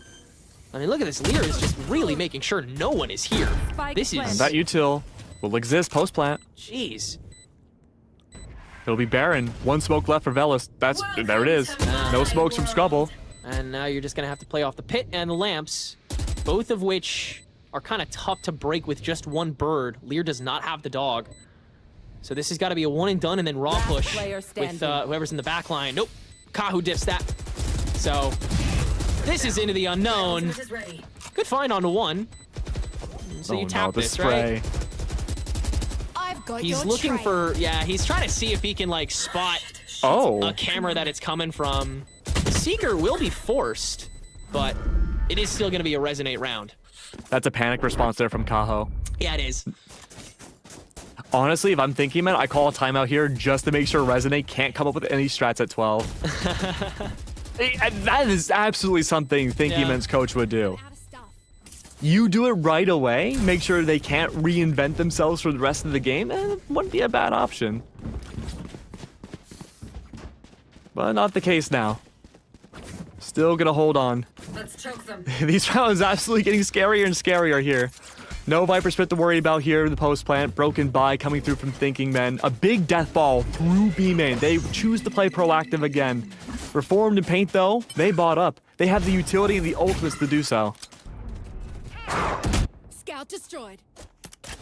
It is a scary prospect. But one that Thinking Men are not breaking to. They really are stalwart when it comes to the defense, no matter where they're at in the game. Really just giving themselves time to prep for a plan to execute on the A here for the split push. Scribble Bubble discovered. Backs away. Snakebite control from Reformed. No snakebites available. Destroyed. Trapwires need to be cleared for this flank, so it's going to be picked up on by Resonate. The Viper's Pit by Reformed. And this is actually a great position because these three members in showers are quite stuck. Unless Resonate wants to switch it up. Yeah, everyone has not given themselves away, so there's easy potential to rotate. 35 seconds on the board here. Instead, they'll snake through. Kaho gives themselves away, but Anderson can't connect. 30 seconds now. Resonate need to act, but they have a lot of presence on the remainder of the site. And Reform's shoulder's been spotted! Terrible positioning in the pit. Oh no, Leads to Paint! easy punishment. Paint trying to waltz in, finds the kill. TP to Phyllis! What a combo to get rid of the presence and the spike run. Both factors of Resonate's attack suddenly torn to shreds, and Thinking Men hold on for an eighth. I was about ready to say that Thinking Men that had such a misposition there with Paint. He waited the whole round just outside his space, waiting for that rotate the last second to B main for the plant to go down. And by the time he started rotating for the flank, already we'd seen that rotate from the Brimstone. Velos falls. What a beautiful highlight there. That is, yeah, hi, Twitter. Yeah. I mean, only Paint could get away with stuff like that. 9 times out of 10. Bro. That's a Paint moment right there. Big turnaround. Remember, Paint was 12 and 21 last map. Now he's 21 and 14. And he wants to make it more. He's watching early on Hookah right now. Just wants to see if anybody gets too aggro out the gate, but that has not been the case so far. Some showers again. Kaho and KHS testing the waters, but it's pretty cold right now. Might have to come back later when the rest of Resonate's ready. After they will scope out short again. Some early util burn this time. Smoke thrown out a lot earlier from the push now. As well as a Dizzy early on here. So Thinking Men, a good amount expended that is getting given away to Resonate here. The flank is beginning, and there are no longer any trapwires here in market, but that might just be because Resonate expects this flank every round at this point. They'll begin the push. Paint shells thrown into the back. Cubby to flush out Anderson. KHS will do the rest of that dirty work. But is anybody else from Thinking Men fallen? Not yet. Doesn't really matter, though. Resonate's able to take the first half of that site, and Thinking Men, they have to play by those bridges. But the flank is not watched at the perfect time for Paint and Reform to come in and each grab theirs. Now a huge high-flying Paint to grab that last kill and give Thinking Men just a 2-round deficit. And it's all thanks to mostly the flank at the end there to be that safety net. And Resonate, they've started their round the same exact way every time. Their early game is a pure, non-tradable default, watching every single potential lane on this map, waiting for the push out from Thinking Men. And every single round they do that, there's been that responsive flank from Thinking Men that has not been caught until the very end. Timeout moment here. 2 rounds needed to match up with Resonate. This is entirely doable now. I mean, it's been doable to begin with here. That pressure, the skill diff issue, well, not skill diff, experience diff is coming to fruition. And you cannot succumb to the pressure if you resonate. And honestly, their A executes have been really, really nice. There hasn't been any utility really from Thinking Men's defense that has stopped Resonate from getting that spike down. Big reason why they've been able to keep this economy afloat, despite the fact they've lost the last 2 rounds. Now, Lear does have those Seekers. Might not be necessary to go for a giant flank this round if you have that info to be gathered. That also means it'll be more difficult for Resonate to do any shenanigans as the round goes on. This should be a straight shot from Resonate. They have to push in fast. They can't do any funny business. If anything, this means it's a promotion to B-side now. Kaho unable to get that rifle as well. So options for both of these teams, definitely a way out for either of them at this point, but Thinking Men have made their path a lot brighter in the last 2 rounds. And like you said, a lot of ways to open up the flank, the back line, the reinitiation, whatever you want to call it. Anderson can go wherever he wants. Lear can find whoever he wants. And Conti's got to win this fight. Ooh, okay. Not losing it.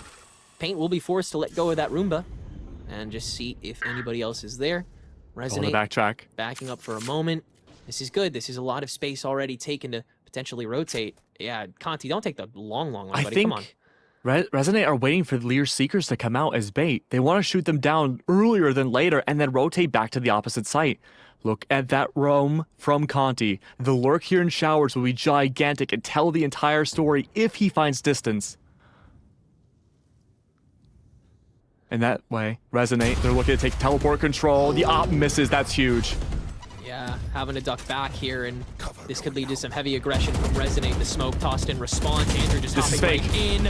Lear unchecked, taking a millennium to get ready to shoot, though, and so Andrew takes that moment. And now Anderson's mega alone until that TP's finalized. 2 through Hookah, but KHS is laying in wait. Grabs his now, too. And the TP he gets away? Again. That's what was really going on. Conti was able to open up A-side in the meantime, but reform the opening frag coming from behind. Andrew can shut that down now too.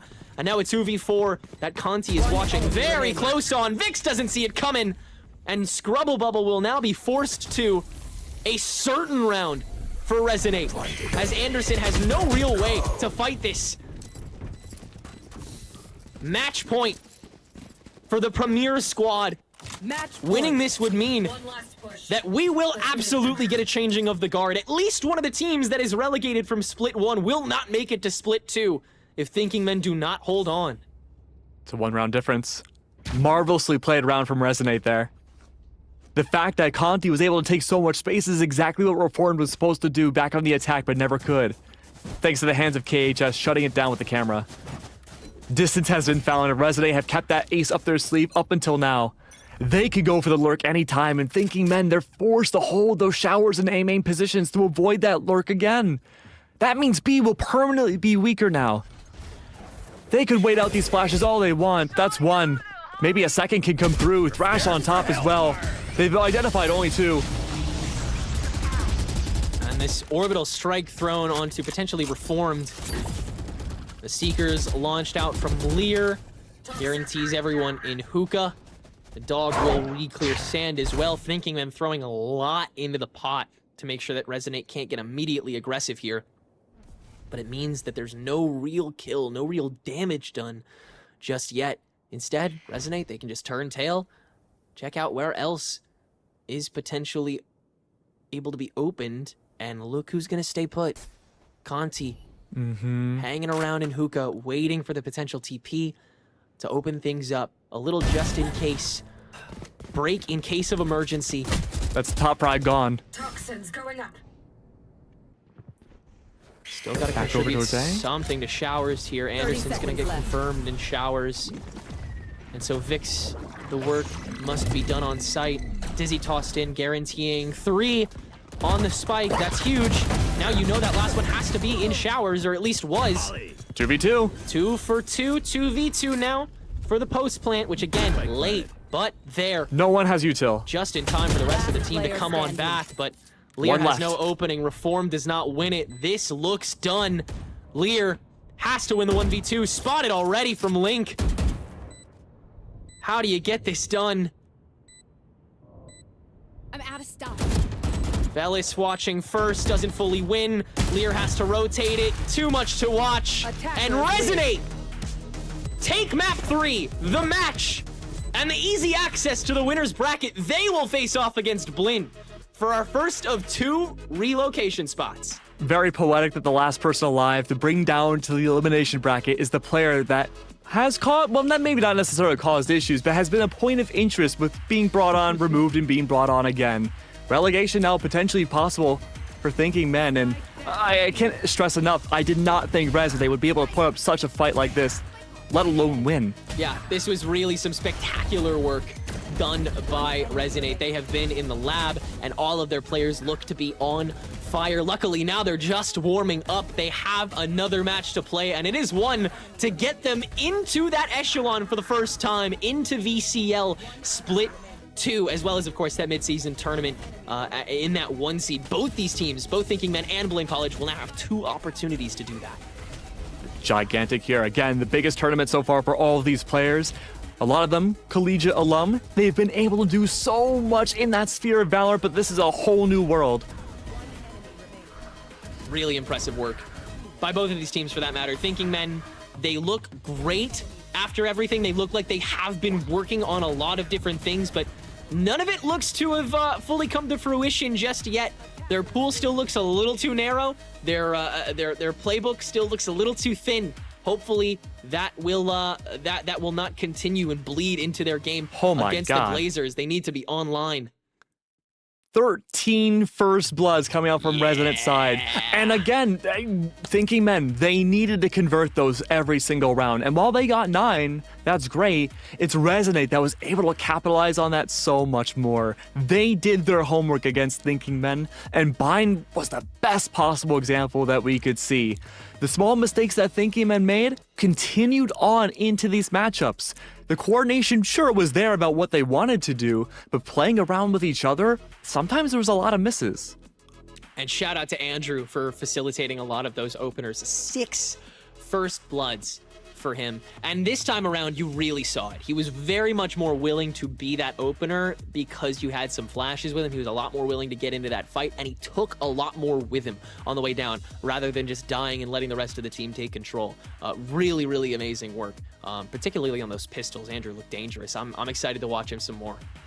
Yeah, I mean, this has been a really surprising squad for me too, especially Andrew here, because we saw the initial double dive coming out on Split, and I'm like, I don't know about this anymore. And they didn't put up the best performance in the world, but maybe that's where the nerves came in from. They were very disconnected from each other and what the plan from Thinking Men was at the beginning, but by the end of Split and through all the other maps, they really got activated and woke up.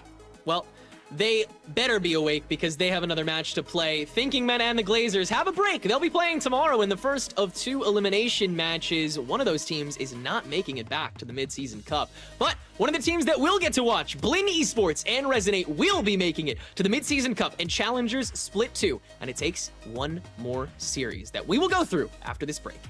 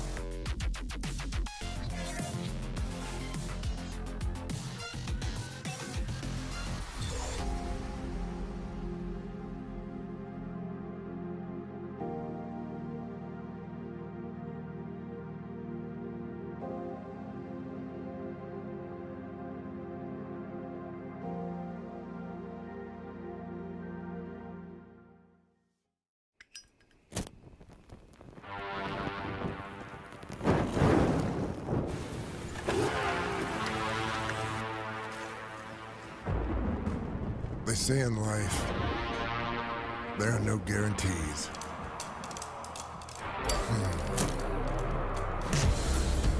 They say a lot of stuff like that. Slow it down. Play it safe. Hedge your bets.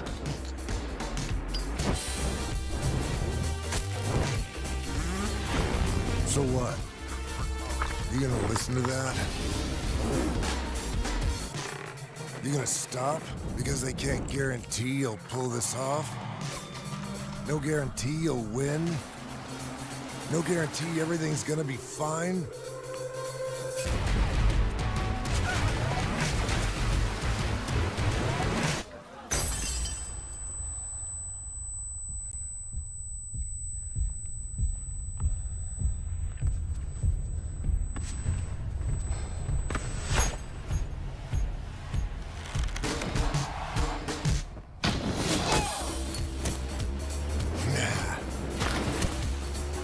In life, you make your own guarantees.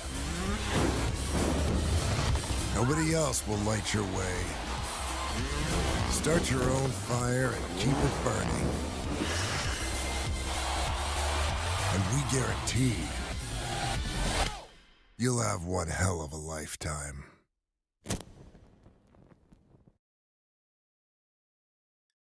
Welcome back all to North American Challengers Promo Reload Turno. I'm Tenrek, with me still Keg, and we are going into our second of 2 matches today here in the upper bracket of the tournament. We are fresh off the heels of both the premier teams dethroning the relegated challenger teams. Blinn Esports and Resonate will be facing off in the upper finals like right now. Keg, we just got to see Resonate put on such a great show against Thinking Men and bring that back. Blinn College, on the other hand, 2-0'd Glazers. They didn't have too much trouble taking them down, much like they haven't had much trouble with this entire tournament or the premiere before that. Whoa, hold on. Before we get into that, did you call it Promo Remo? The Promo Reload Turno. Oh, that sounds like a candy bar. It could I be. mean, I'd eat it. That sounds good. Yeah. Yeah, I'd eat it. Yeah, go with that. This is an interesting matchup, though, because Blinn have had a big journey, but through this, in the upper bracket, they may have a chance to completely evade the 2 teams that knocked them out of qualifier number 2, denying their grand finals upper and lower chance to get in the challengers. Now, we were fully expecting to see, I think, we were expecting to see the Blinn Glazer matchup go in Blinn's favor, but the fact that Resonate comes through and beats out Thinking Men is something I don't think any of us had predicted. Yeah, I think we have to take a second for those who may just be joining us and talk a little more about how Resonate were able to beat Thinking Men, because it started out on a pretty dominant split for Thinking Men. But heading over to Ascent, it was clear Resonate's tempo shifts were much more concise and consistent, and they were able to push as a squad the same way we're used to seeing Thinking Men do it. That counter aggression that we saw, that we knew was one of the biggest weaknesses for Thinking Men, it just kept getting exploited so well by Resonate, and by the time that the fights were really starting, the advantage was already pretty decided, and on Bind, that was only accelerated to a point in which they took an even better lead in that third map. They seem very confident, they seem very communicative going into this matchup, going into what could be the last match they need to play to be a part of VCL. I mean, look, Blinn's that one team through both qualifiers where everyone thought they were the one left out. They were such a dominant team, but they are also fundamentally very different from Thinking Men. This is a structured team. They're a collegiate team. Of course they're structured. They got a whole schedule of classes they have to follow. They know each other through and through. They have protocols set up. This is a wildly different beast than Thinking Men. And I want to point your attention to map number 1. That is Split. Now, the reason why I want to bring this to your attention, if you go on any stats website, it'll say Blinn in recent memory has had a 100% win rate on this map. That's not true.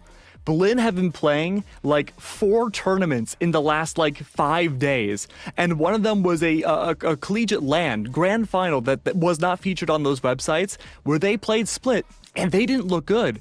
They had a similar scoreline to what we saw Resonate have back on Split today.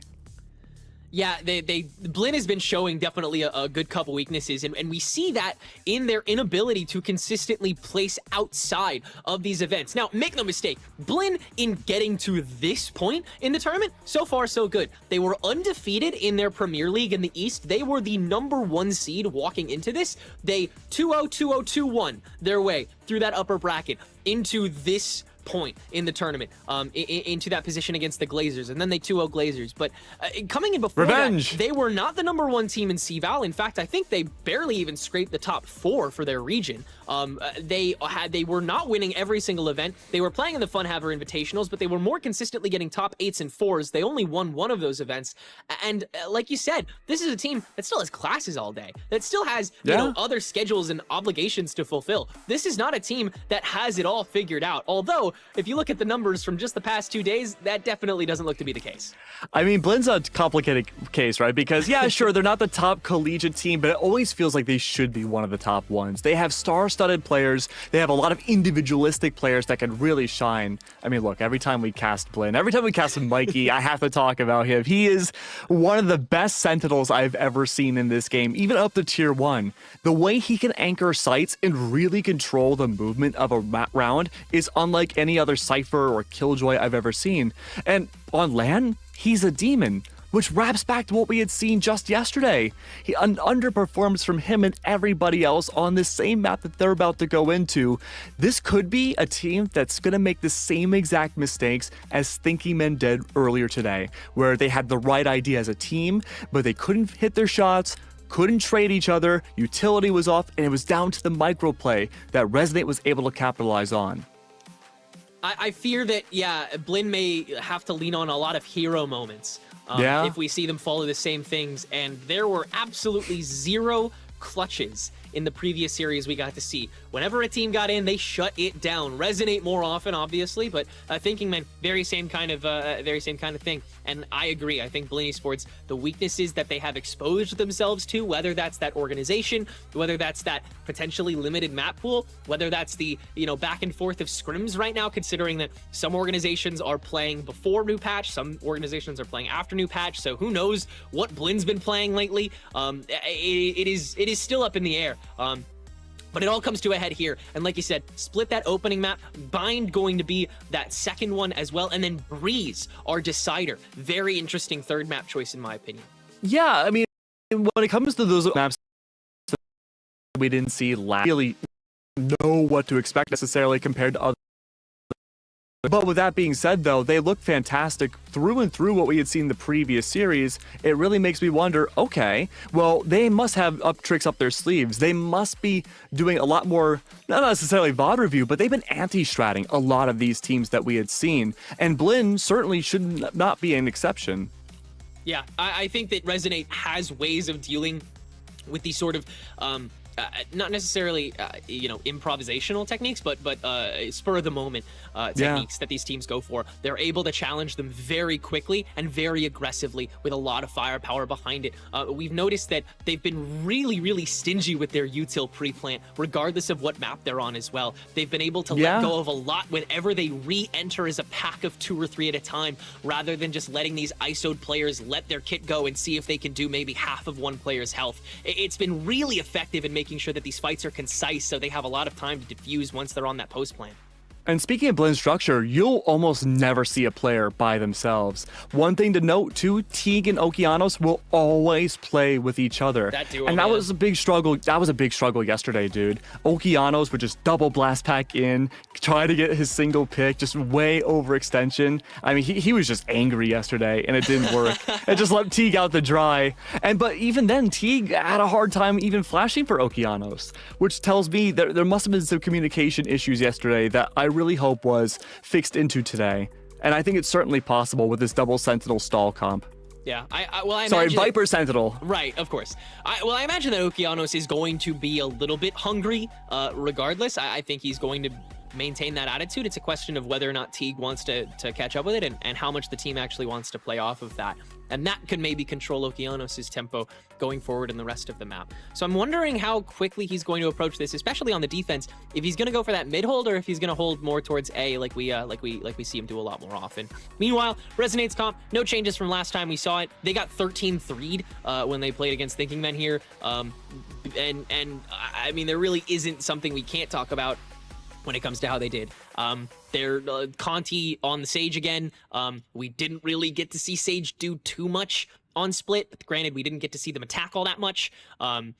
Nobody else really got opened up. Andrew didn't get too many entry frags. There are no true flashes on this comp, so you can't hold on to chokes. You kind of just have to kill and then move past them, so you have to be perfect in your takes. There's a lot of unanswered questions here for Resonate, and I wonder if we're going to be in the same position as we were previously, with it just blowout of map 1. And a very easy favorite to call early on before Resonate even has something to say. Before I even finish having something to say, Okeanos is up to 3 kills. He's just going to do this all by himself up tower until Conti can shut it down. And Resonate actually turns it into a 2v2 fight very quickly from below. Smoke up top, finally able to give some space over for Resonate to try and go for the take. Mikey gonna dip out and go for that next kill, but Velas can shut that down. It's traded though for Teague, who is the last one standing for Blinn, searching for Velas. The backside is not checked. No reason to move from this though. There is a reason for Velas to move, and he only has a smoke and this TP available. No paranoia to blind him out, so it's got to be a slow play or just that dry push. It looks like it might be the latter. OT got impatient enough to get the right click and one shot to give Blinn the first round. I mean, props to Resonant for taking an explosive start on B main. Very different from what we had seen back over in the previous series. And by the way, props to Resonant for choosing to pick into this map again, despite what happened when they faced up against Thinking Men just a few hours ago. They did not let that devastating loss dissuade them from playing this map at all. And they seemingly have changed things up a lot. That confidence now is back, and the double duelists are finding so much more added value pressuring B site because they know Spaz is going to be the only person handling B with the rest of the lockdown potential on A site. A very conventional comp they're up against that they're more comfortable facing. This is off of Blinn choosing to start on defense, by the way, so they've got to have some tricks up their sleeve. Okeanos just feels so comfortable up here in tower here. It's ridiculous. And he's already one orb away from this showstopper after round 2, which Blinn will swiftly take. Yeah, and again, that's just around design to try to take away some guns, which just hurt the economy a little bit more for Blinn. But this is where the real spiciness begins. Oh, that buy was interesting.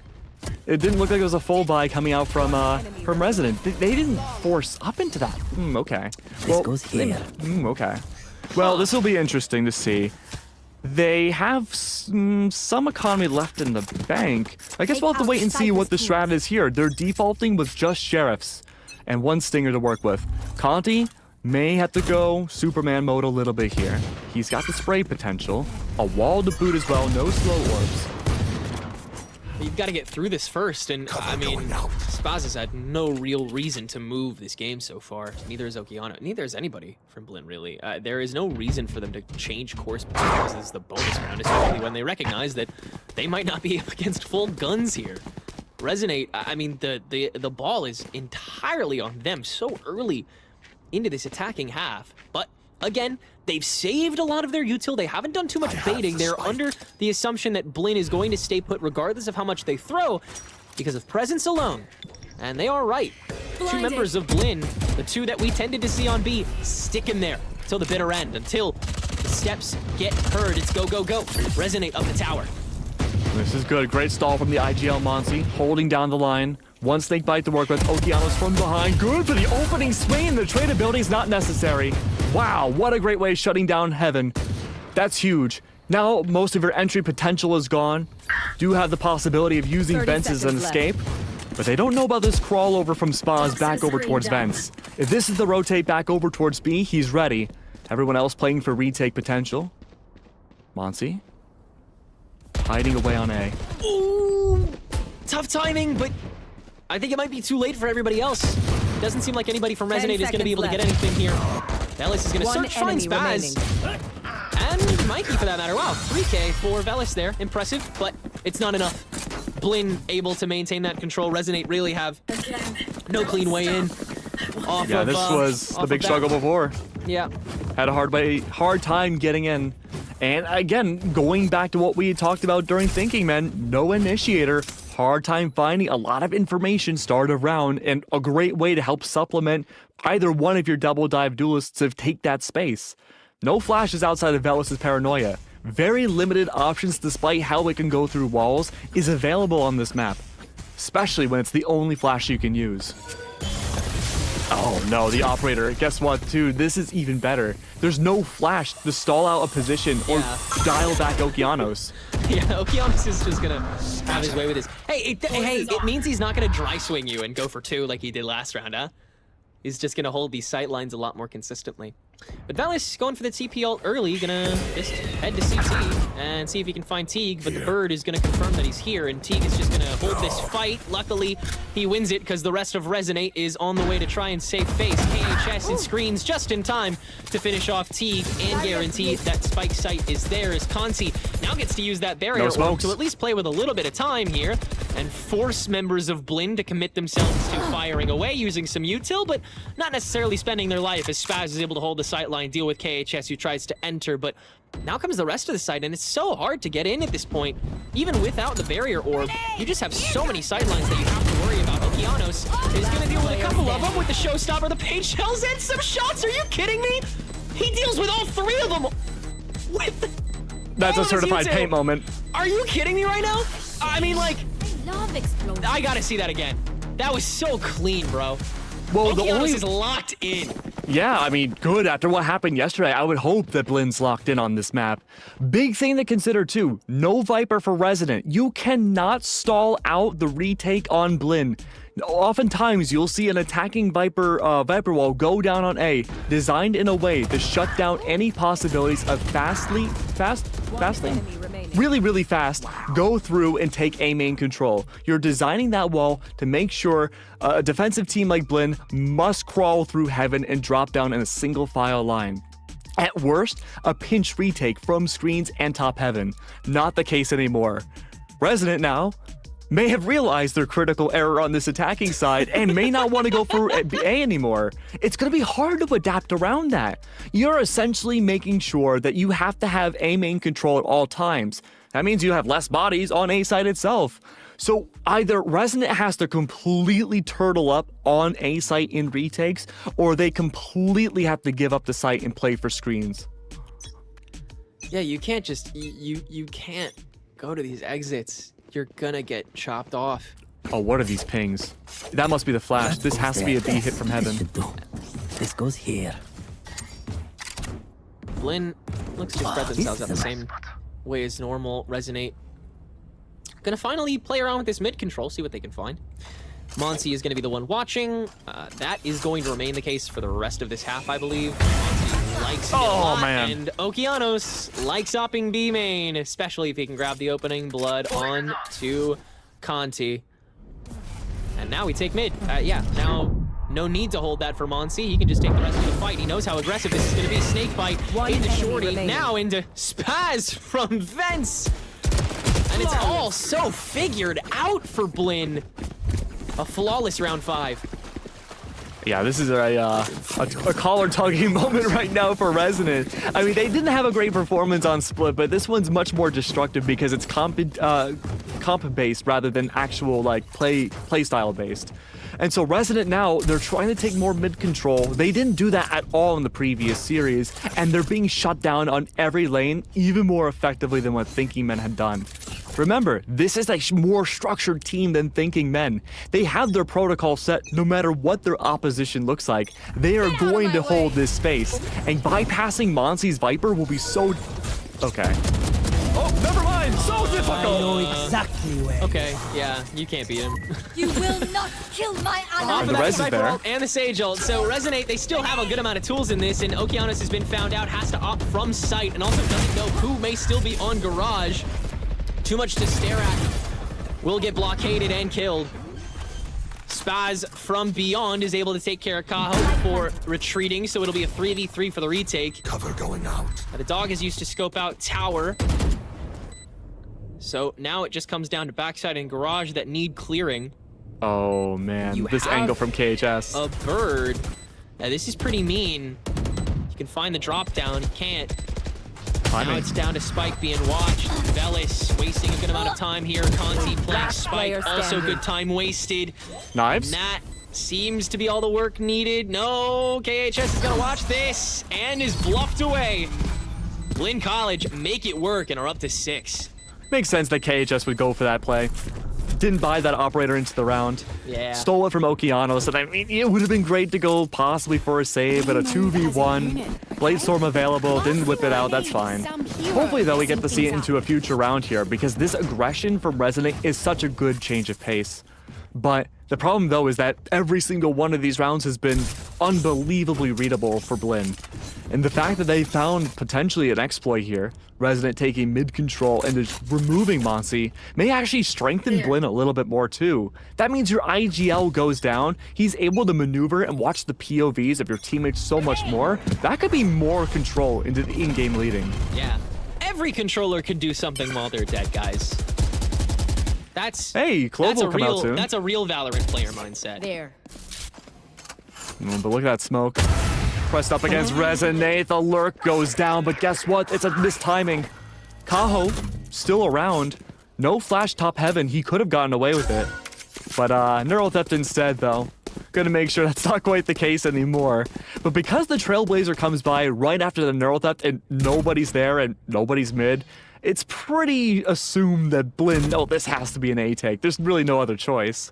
Yeah, Teague is just going to watch this just in case, because there's still 55 seconds to go. There's still technically a way for Resonate to get over to B, but with one more bird toss, they're probably going to head on over to. Resonate's got to commit to this. There is no way they can't go anywhere else, but they have to clear all of this now. Cypher is here. They have to get rid of the trap wires. They have to get rid of the cam. They have to get rid of everything. They have to deal with all of this spraying. They have to deal with all of this tower presence. They have to deal with this entire Blinn squad, including Okeanos, who is opping right next to this toxic screen. He's somehow going to find one on 30 seconds left. He's somehow going to find a shot. He's going to be stupid. Oh, no, he's just going to pull out the shorty instead. Sure, dude. Okay, and now Spaz is going to cover his tracks with the fire. And Okeanos is going to dip back in to look for his brother here. That'll get punished, but the rest of Blinn will not. 7-0. There's no response coming out from these duelists. There's no flashes to supplement any distance they can take. Resonant want to push something so fast and so aggressive, but they have no way of gaining an advantage in the situation. You push mid, Monsi's gonna come out of a smoke and topple you. I mean, same situation here with Heaven. One at a time. The lack of tradability, the lack of movement, the lack of places to go for Resident's side. I hate to say it, but at this point, if I'm Resident, I'm thinking about the second half. Because right now, other than maybe defaulting and hoping Blinn plays extra antsy and aggressive and pushes up, there's not a lot of answers for this composition. Yeah, after watching 2 maps of this, it really is a question of, like, can this comp win? One dead. Oh, okay. There you go. This comp entirely relies on the fact that Resonate can out-aim the enemy team. Which they haven't been able to yet. They've been getting killed too quickly. Like, Conti needs to out-aim people. And it's over. Like, KHS needs to out-aim everybody. And Andrew needs to out-aim everybody. That literally all 3 of them need to be activated in order for this to even be competitive. Okeanos misses the showstopper, but can finalize, so the rest of Blinn can push, but they need to do so now. They're running low on time, and Conti's flank has been unshot. Position on shore, and they can make it work. Mikey alone now, and he cannot clutch it up. Resonate. Perfect. They will get a round done, and yeah, I don't have really many notes. I mean, that's what they need to do for the rest of the half. Couple things. Showstopper was used, first of all. Showstopper from Okeanos did not kill, so he had the rest of Resonate had way too much turnaround time there. But other than that, yeah, no notes. That was very well executed. All 3 of those players, the Raze, the Jet, and the Sage, have to be monsters every round, and Conti especially was that last round. Completely unknown, evaded everybody, mini flank there, a double kill at the end, huge. This Viper's Pit's gonna cause a problem, though. Completely locking down mid. Any rotate capability is also gone. Keep an eye on that tripwire, too. Monsi doesn't have to push up and find those opening plays. They can wait, like a spider, for the flies of Resonant just to push in. That's gonna be a tough ask, and already I think Resonant knows they cannot go that way. Yeah, luckily though, Mikey's already set up for B main. That means it's an anti-Raze, anti-Jet trip, so that theoretically is locked down. Paranoia to boot 2 from Spaz means a quick double cross swing should be mowing down this B main push. Oh, there's the reveal. Just watching it. And the one way to Spaz is spray. First one down. A lot of damage done too. Andrew's down to less than half. Mikey's gonna join in on the fun. Healing. You seriously throw this paranoia in now? All right, no. Because Resonate still has some time on the clock. They have 35. This Viper Spit is still standing. Yeah, did Resonate just like forget? No, I think they were trying to cut noise and reset Maybe, the push back in, noise. but Yeah. maybe the assumption is that Blinn's gonna panic and rotate A. Yeah, but you just need one bird to deny that. It's, I mean, you don't have for post plant, but since when has Blinn cared about needing it for post plant? Barrier to get them on site, but Spaz has gone uncleared as well. There is no answer here for Resonate, and they're on site. Enemy remaining. Flawless. I mean, this is really tough, man. Yeah, I mean, it's not like Resident are playing bad individually. No. It's just that they're very limited right now in what they can do. They are playing to the best I feel like this comp can do at the moment, outside of the fact that you just need to, first of all, guarantee the opening pick every round. And then you have to play off of it, or at least reset Blinn's team enough that you can find a way to rotate the map and find another opening. The Cypher shut down enough is going to be so difficult, but Mikey could be the key to opening this up for Resonant, but he's got to be on point. And he usually is. Double cross here. Big contact plays outside mid. Monsi has the snake bite ready for the flash as well. A big stall yet again. Resonant, this is their only hope.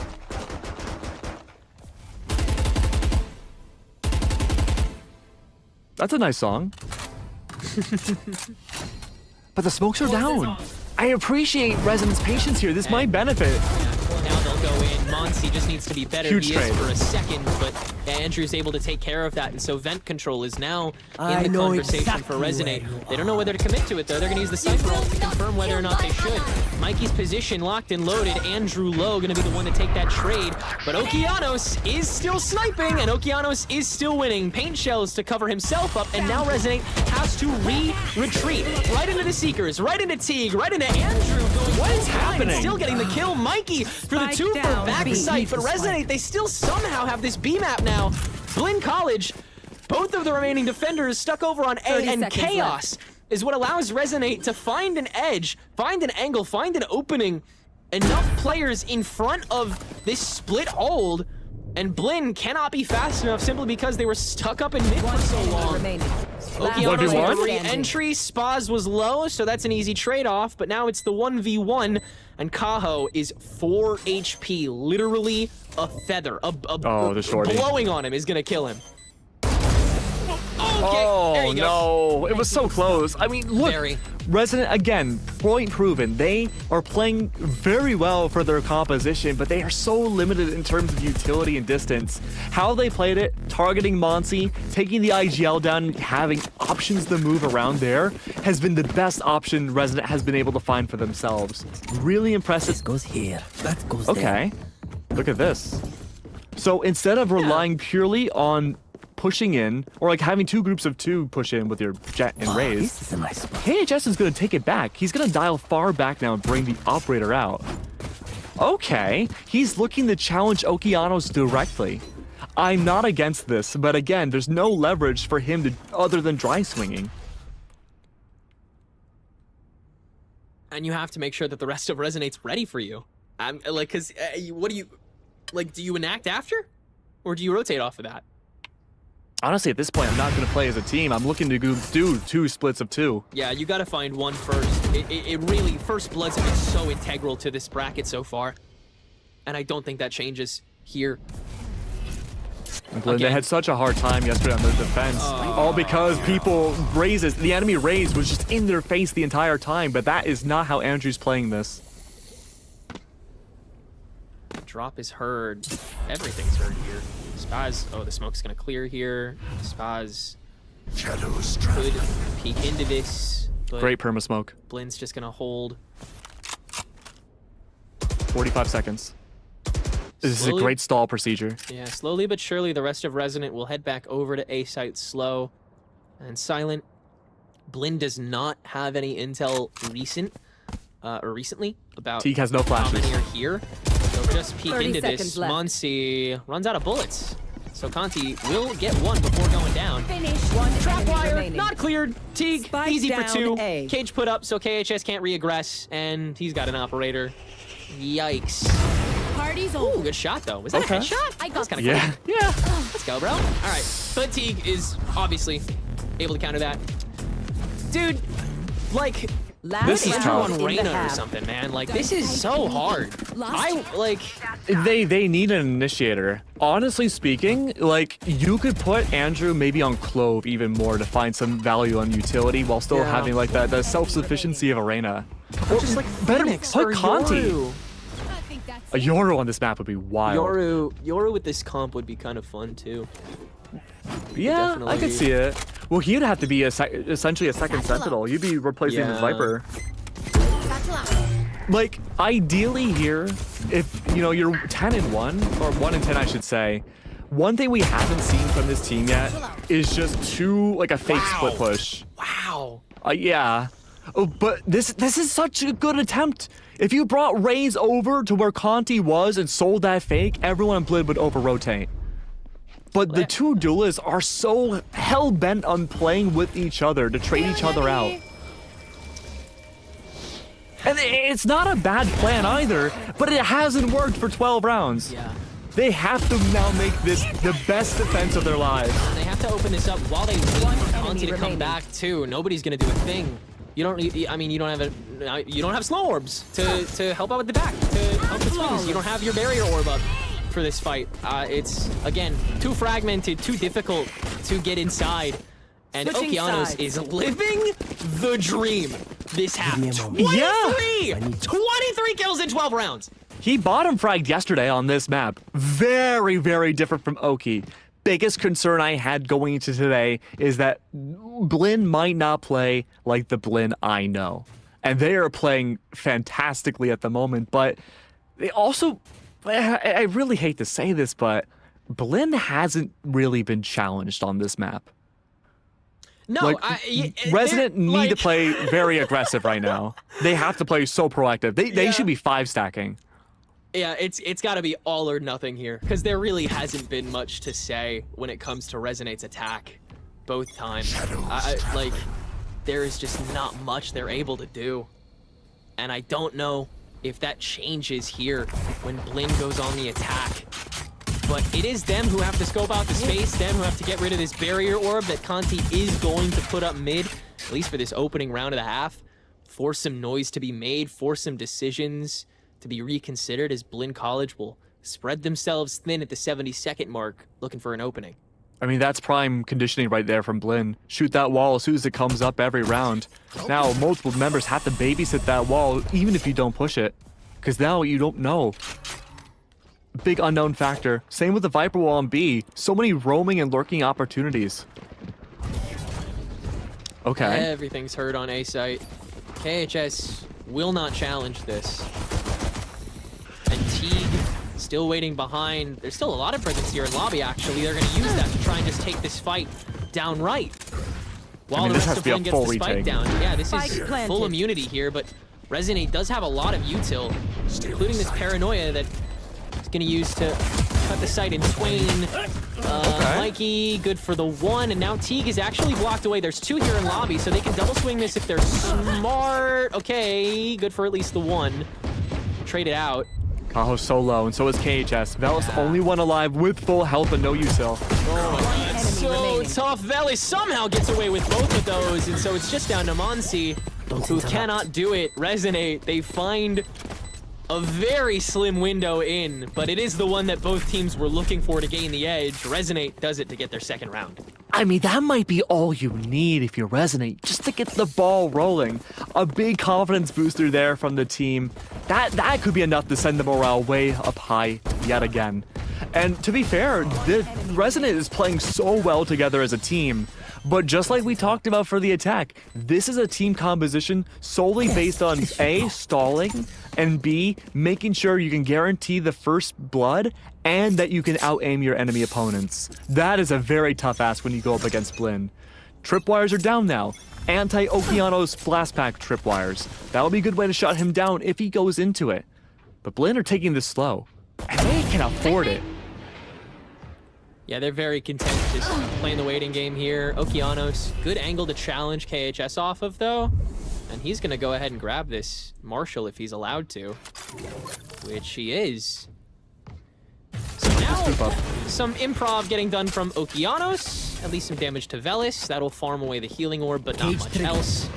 And so that threat swiftly dealt with. Destroyed. Okay. The Trapwire now getting the members of Blinn to the extent where Kaho and Andrew can clean house. And their setup works wonders here in the opening of the second half. Really liking the coverage and some re-clearing potential coming out from Resident here. This is good. Playing together as a much more coordinated unit on the defense is benefiting their team comp so well. But now full rifles will go into the hands of Blinn, and you're stuck with Spectres. And again, it's not your traditional third round buy where you're on your bonus. If Blinn win this rifle round, they're on match point. And Resident will have to win 9 in a row to hit overtime at minimum. Looking for the pick, then wall. No, not even. Huge, absolutely gigantic. That might be all you need. Again, the flashes are gone now. Blinn essentially in the same position now as Resident were back on their attack. Yeah. They have very little util for initiation now. That's a huge pick for KHS. Okeano's still going to step in and actually grab a kill through tower, but it doesn't guarantee any space. And Conti's already thrown out the barrier, so half of his purpose was already served. But mid control is now Blinn's, and so they could squeeze this if they wanted to. They just have to choose the right site, and they don't have a lot of intel gathered in order to do that properly, especially with the smoke. Downstream, it's got to be the tower that initiates. Okeano's going to be the one to do it. Andrew spotted, Spazkin traded, but Kaho now got to be crunched on, and Blinn College find the timing. 3v2 in the post plant, and they do have a lot more space to play with. Velis only with 1 smoke. He's going to use it now. Jet cloud bursts. Yeah, there's at still minimum. so much. Yeah, that's true. You can go for half here with that. Blinn College, none of them are going to play Garage here. They're all just going to play Sight. KHS, 1 free check, 1 free fight. 1 Velis and KHS get it done! Together Oh my God. we stand strong! And the bonus is swiped up! 4-11. I'm speechless. I need to see that as a replay. That was sick. That was awesome. Okay. Like, I have no words for that retake because that was a dry swing to start it off, but the coordination and the spray transfer from KHS was fantastically on point. No nerves at all from this team anymore. We mentioned how in the previous series they might be succumbing a little bit to pressure. I don't think that's the case anymore. These guys are like a rock emotionally. 3 rounds in a row now. And an aggressive push to boot? Conti with an outlaw, no less. Flow orbs are out. They have plenty of info on Oki. Oh no. Oh no, Tenrek. Yeah. Oki's falling to the same trap as yesterday. Yeah, Blast pack, overextension. This is where he starts to stumble. The slow push is going to be what gets the job done for the other Rays. I must wait The a trap moment. wires, tough to waltz through. Enough time for the rest of Resident to come back. It is. Big My blinds access is ready. for Monty to be unable to act for a while. And Kaho is untradeable here. remaining. Spike Huge neural theft as well, just to guarantee things. I mean, that is very much decided here, Mikey. Cannot really do all too much. So Resident up to 5 now. This is looking really good so far. No clean way in, but Blinn, I mean, when they play together, what do we do from here? Does Okeanos continue to just try and Yeah, Blood need a timeout. poke, or No, they gotta Yeah, call what do you do here? Okeanos down. They gotta talk to him. I mean, they gotta realistically talk to everybody here and be like, look, we gotta chill. We have a significant lead right now. We cannot squander this. Because now we're seeing a lot of really emotional plays coming out from Blinn. Sure, that was a half buy round that last round, but again, that's not a symptom. You want to become a disease. They are playing individualistic, no trade opportunities, brazen wide swings, and no utility to help initiate those trades or even the swings to begin with. Not a position you want to be in as Blinn. If you want to make it the challengers, you cannot do plays like that. So now 6 rounds ahead. Blinn can correct their mistakes right now. Ult cycling looking great. Okeanos 2 off of Showstopper. And Spaz, he could reposition so easily in the post plant with From the Shadows once it's achieved. It's not impossible here for either one of these teams, but you need to have nerves of steel to do it. Nervous steal. This is a nice spot. Oh. See, It's okay, Blinn are getting active. The stupid thing is with gamer tags is that you This can make goes here. you can make any pun about anything goes and it there. could work. Now, And you could just say the where word to and set you'd up be like, shop? that's a player who plays the game. They name themselves that. Oh, Blinn. This is good. I like this response. Playing it slow, Okeanos, really tethered to Teague. Yeah, this duo is lethal when they're allowed to act, and not only are they with each other, they're with Mikey too, who can They need the flash. play that backup. They need that watch to make sure nobody can stop them, stall them. There's that second slow orb to make sure that this can't happen, and the barrier. Conti just full committing to this, and Blinn will too. Shoot down that barrier immediately, make sure that Conti can't grab that orb right But in look front at of him. mid. This is the most important part of the round now for Blinn. Yeah. Trying to find any semblance of space, waiting for the push-up from Resident. It won't come. But they're looking to see if they can just have this exodus for Teague to bring the spike back over to mid. There's no way Kato is leaving. They're faking A site. HS, out comes the op. Way too much to look at. Assumed that Teague was alone there, but that not fake. presence. The other side of mid is so important. Now the peek out to A main, and neither Mike nor Okeanos is ready. And now Andrew understands that the rest of the push is coming from mid. Pain shells will do a little bit of damage. In fact, enough to deal with one. Spaz will fall to them. So a 2v3 here. One enemy Been given remaining. away. Where is your team? Spike Check down for Conti. A. Wait for Teague. Where are we right now? Certainly not in challengers yet. Resonate up to 6. Conti with 3. Unacceptable round. Look, Resident is playing so great, but these are purely the mistakes of Blinn right now. I don't mean to, knock down Blinn necessarily, but like, it's just like these are rounds that should be a slam dunk that are just falling away from Blinn. It's just simple mistakes. Resident has been the best team I've seen so far really punish these overly aggressive plays. And Challengers has a lot of teams like that. For a while we had Glazers, we did have Thinking Men, we had Turtle Troop doing that too, where the confidence is the #1 acting factor of them. So a lot of times you'll see double blast back raise, judge in your face, and that's the round defining move 30 seconds in at minimum. So right now, we do have a small pause. This is good. Everybody can catch their breath. Resident right now are taking advantage of the fact that Blinn are tunnel visioning very hard. They're looking for picks. They're not looking for the objective.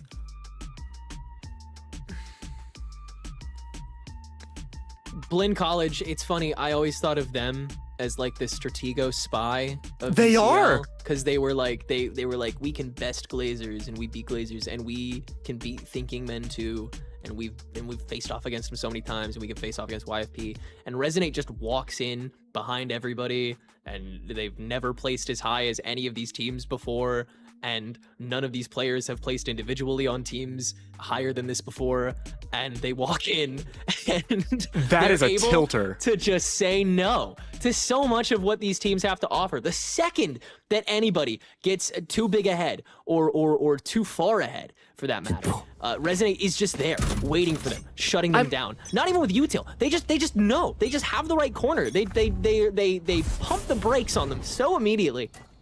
And a lot of these teams, they just don't know what to do off of that. Momentum is what they run off of. Giannis, oh my god. Sure, man. This is the same thing that happened yesterday. And again, that was a land grand final, a very big one at that. And it was the same mistake, and it wasn't even just Split, which was map #1. I believe map 2 was Sunset, which is historically not a great map for Blinn in general, but it's plays like this that is costing them rounds. At this point, Mikey, that's good. A great anchor, holding down B Heaven. Combo down below. One enemy remaining. Spike down. I'm speechless. Well, I'm That sucks. I'm flabbergasted. I mean, again, not even in a negative way. Resident is playing so damn well. Yeah. This is not the team I expected to outperform everybody in this tournament. You know who I expected to do that? Blinn! One enemy. Spike down. Luckily, though, this is still the winner side. So, worst comes to worst for either one of these teams, there's still the lower bracket. Sure, you're facing elimination at that point, but at least then you still have a chance to qualify. Yeah. Because Resonant, if they keep playing like this, it's like they know they could destroy almost any Challengers team. It's like they know the play before it happens. They have such a good read on Blinn. Or even if they don't have the initial right read, like we can see the correction right now from Resonant. They know how to correct themselves properly. Oh, that's such a strong start. The IGL now taking down KHS. That might be all you need is Blinn. Yeah, that's big for Monty. Okeanos is going to be found out here using the ultimate. Is Andrew in the counter to take down 2? And the re-entry is once again with more than enough time to spare, but Mikey and Monty, the rest of Resonate walk into them as they're far more prepared than the rest of Blinn was. A Viper Conti needs one for the Resurrect. Planted. And Conti just needs 1 kill to grab this res. Wants to stick around this side of the site to guarantee that he can farm that body. Oh my God, he'll do it. 2v1 if he wants. He's gonna resurrect KHS. There it is. KHS has knives. Oh and no! Monty, now in the 1v2, is gonna have to play for time as KHS lets that ultimate fly. Out he goes into Link. Monty shuts it down. First tap. Conti low. Decayed. Monty in the fight of his life. For the 12 finds the bullet after the pit fades away. And Blinn College crawl to 12. Match point. The decision making in that final instance from everybody involved was so good.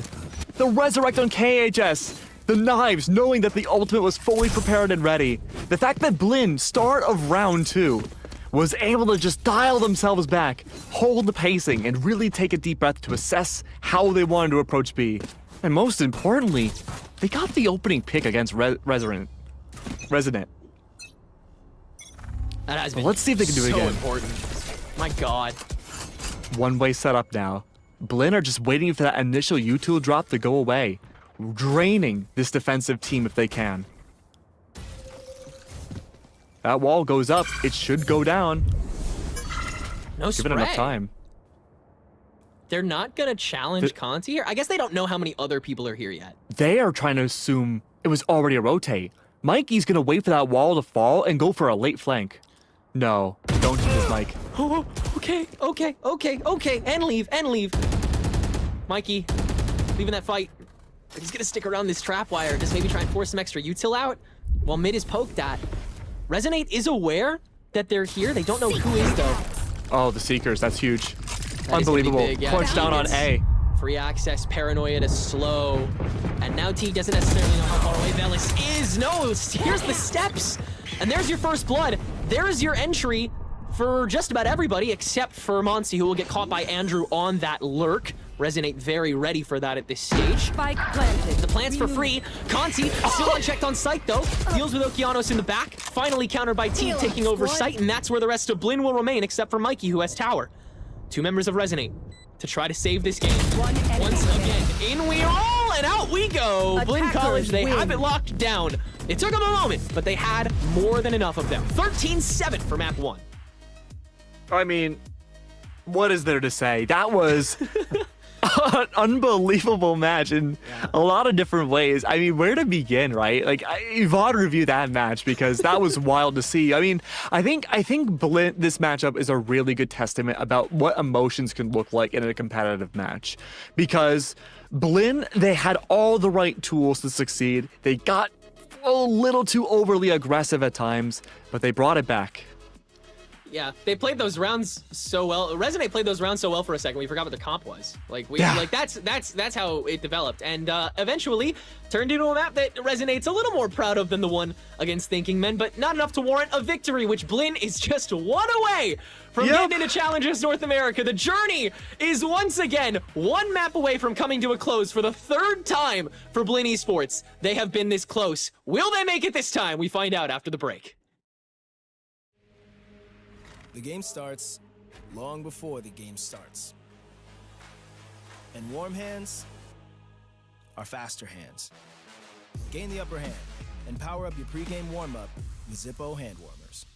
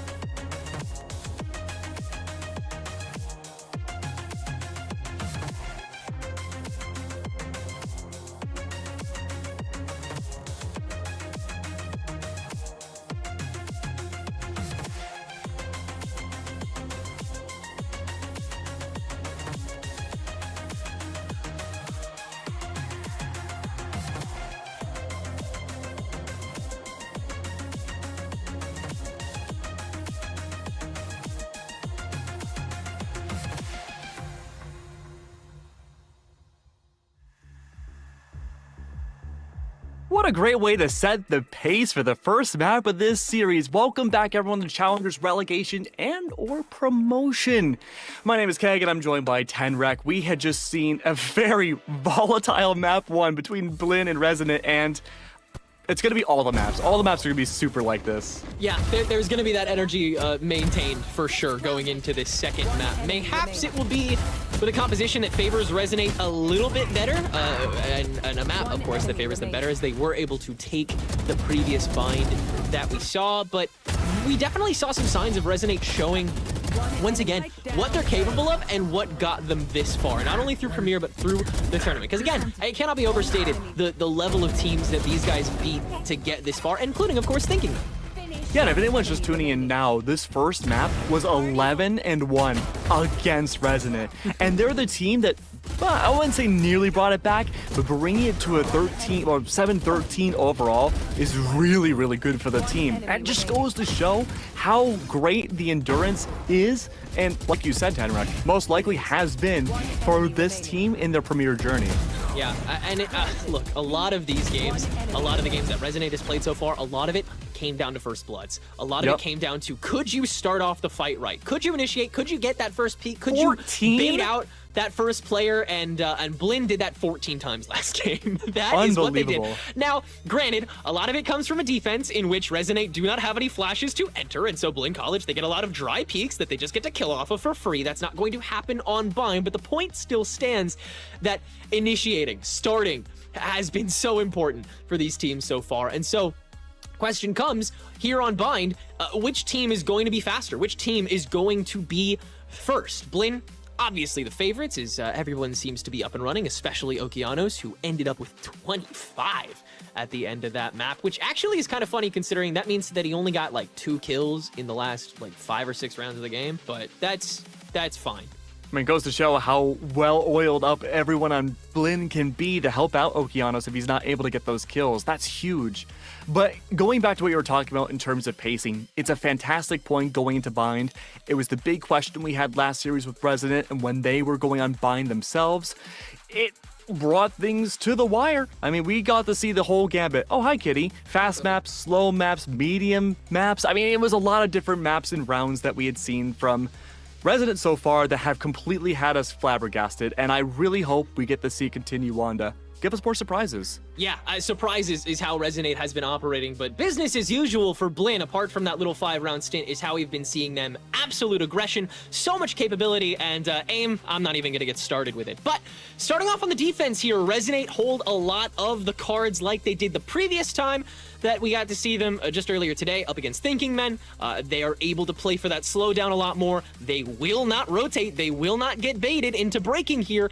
It just comes down to those entrances and how much Blinn is able to occupy and lurk. And I mean, we already saw Resonate getting ready to counter that earlier on in Split. That is absolutely true. I imagine in terms of like the big brain macro play, this is not going to be too different from Split. I think we'll see maybe more rotates come out now that Resonate has had that experience at this professional setting playing against a team on bind, that they might be willing to go for more kind of wild strats. But I think overall, in terms of just the general pacing and how both these teams really wanted to face up against each other, I think it's going to be just about the same. It's true. If there are a couple things that I expect to change walking into bind, though, I do expect Okeanos to be sniping far, far less. On bind, he feels much more comfortable with the rifles and just raw entering, but that also means that Teague is going to be a lot faster. He's going to be backlining way less, and he's going to be walking in with these birds, a lot more consistently and quickly with Okeanos. On the other side, Resonate, we're going to see not only obviously their comp change a little bit, but with the help of their defensive tempo, they are going to be able to use those TPs so much better than Blinn.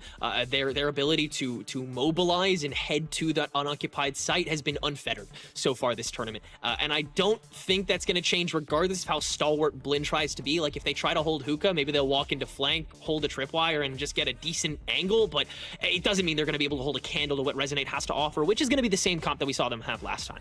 I mean, KHS was so effective with the camera last time around. Really was. So good with the Cypher pick. And honestly speaking, we're heading into it, well, we've been in a meta since Chamber's been nerfed long ago, where Sentinel usage on Bind doesn't really exist that much anymore. So Resonate bringing out the Cypher is definitely a good change of pace. We saw the effectiveness of KHS's utility last map. It completely denied any cross-map lurking potential that other, mostly just Viper lurks tried to employ, but were completely shut down.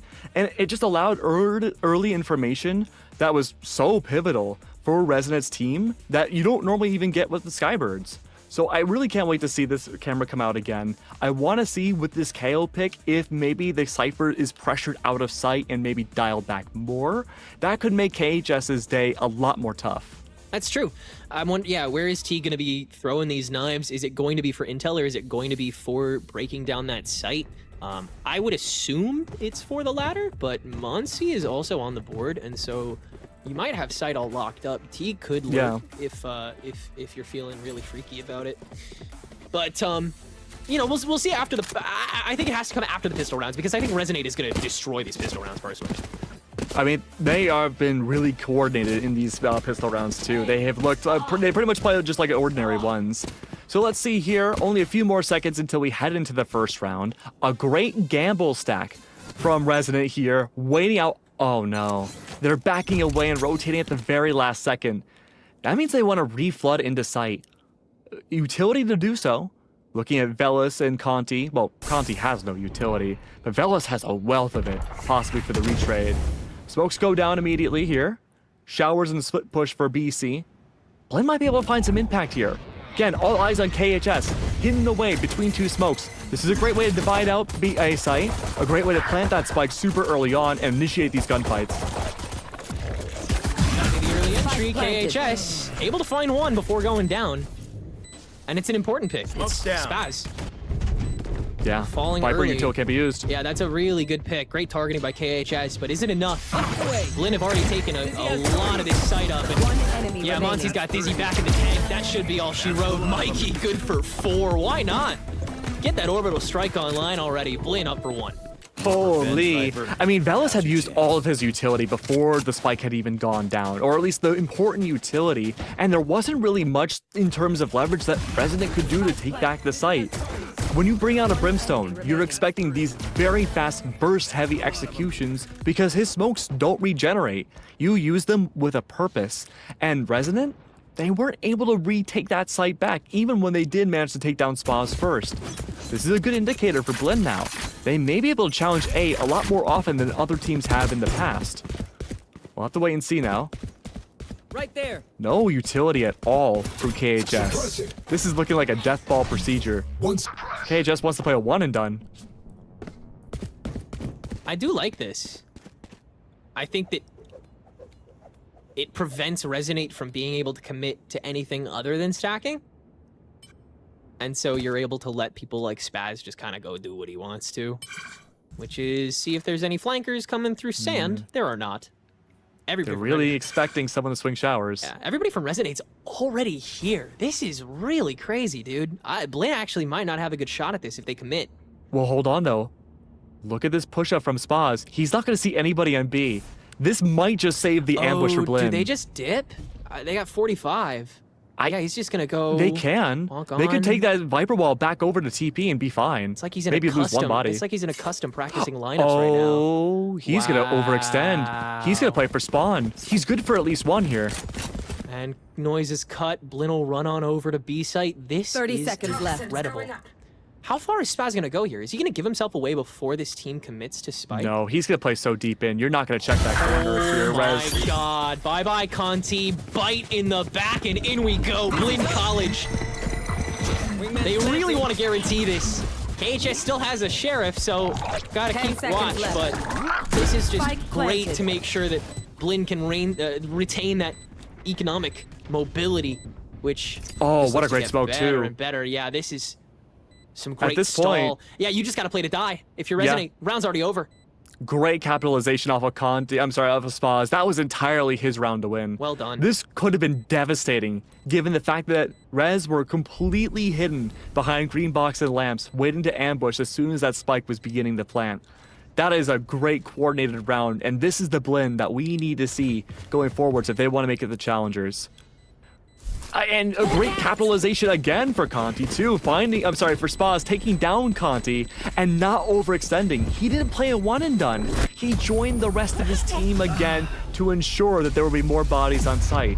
Because with Rez, you never really know. It's true. So coming into the bonus, Resonate this time do have everything saved up. But where do you go? I mean, Blinn, they haven't given away too much of the playbook yet. They've gotten to do some really cheeky stuff and prevent Resonate from really getting themselves into the post plant. And the pre-plant has been enough of a gate crash for Blinn to not really warrant any response yet. I mean, if you're I don't think they change. Yeah, I mean, there's nothing you can really do. Blinn's gonna run this same exact style of comp on AXX until it doesn't work anymore. They will just keep smothering this economy of Rez. Now keep in mind, some of the thinking men, no flank util available for BC. Someone has to watch that. Rez capitalized on a lot of flanks last time around. Spike's ticking. Thanks for the man. Just gonna hold that TP down so that all of Shower is guaranteed. No one can head back, so everyone's got to come through CT. Resonate yet again. Have to take a bigger bite out of this sandwiched site. So much being held, particularly from Lamps, actually. If they can Great flash. scope that out, but Okeanos is not checked enough. AKA not killed first. One enemy remaining. Ace? My ace? My ace? Oh, No! Conti plays spoiler. And a little bit more before falling to Blinn, who are now 3-0. I think the onus now goes to Rez. Like, okay, are you gonna 5-stack A and try to go? You can't even go for that strat. You can't. If you do go for that strat, it would have to be like a 5-stack on B site, have Cypher Cam on A. You can't allow a deep lurk like Spaz did in round 2 happen again. Really ever in this match. That is a complete failure of the Sentinel util. And look, man. Almost everybody would fall for that. No longer A to start out, as Resonate is back on the tough buy. It seems that Blinn want to pick off some scraps first before they can guarantee this next fight, just to make sure.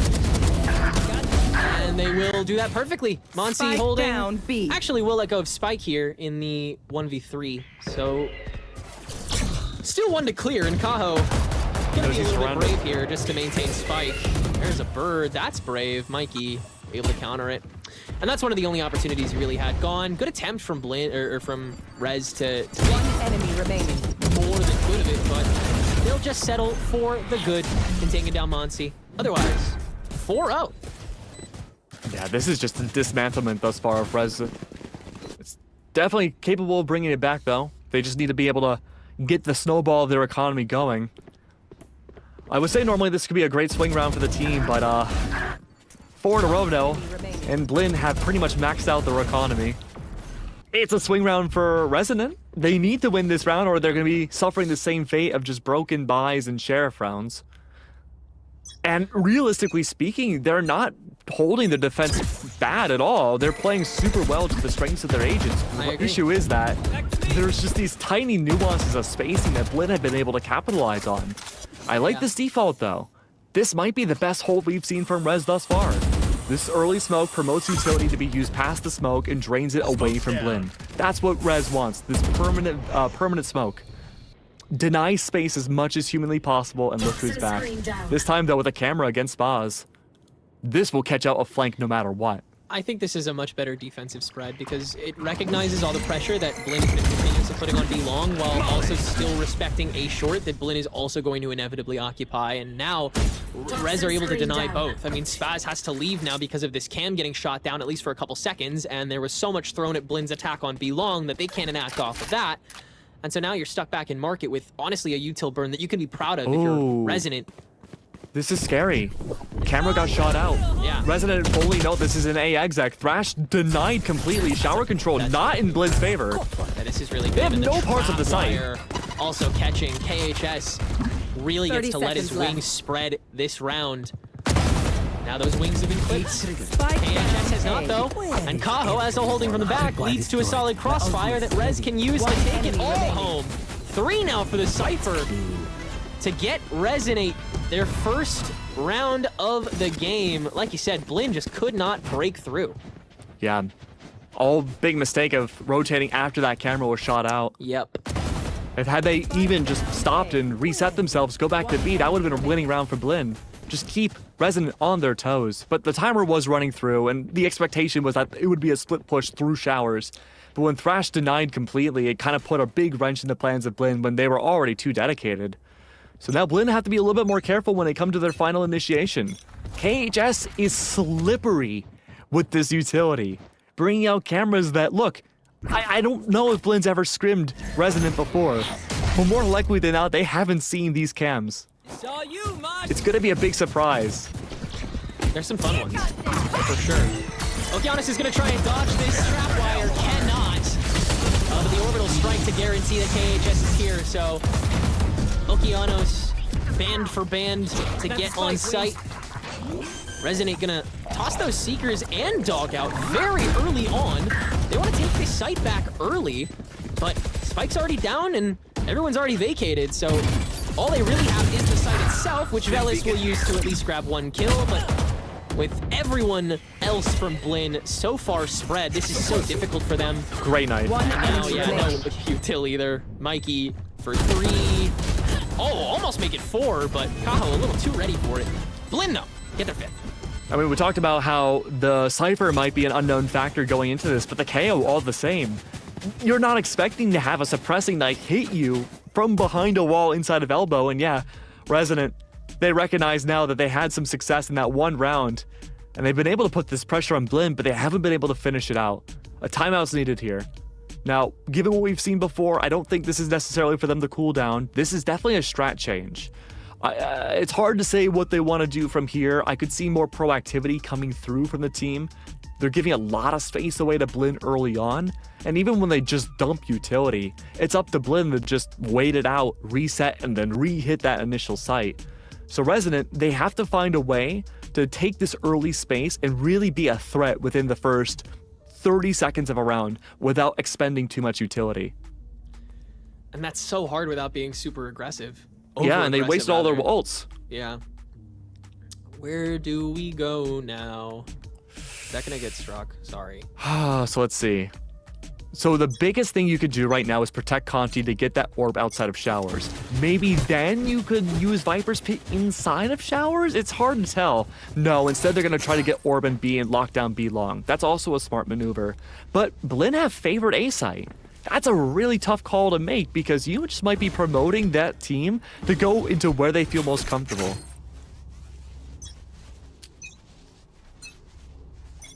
He can dictate where they go. It does, like you said, have to be in those first 30.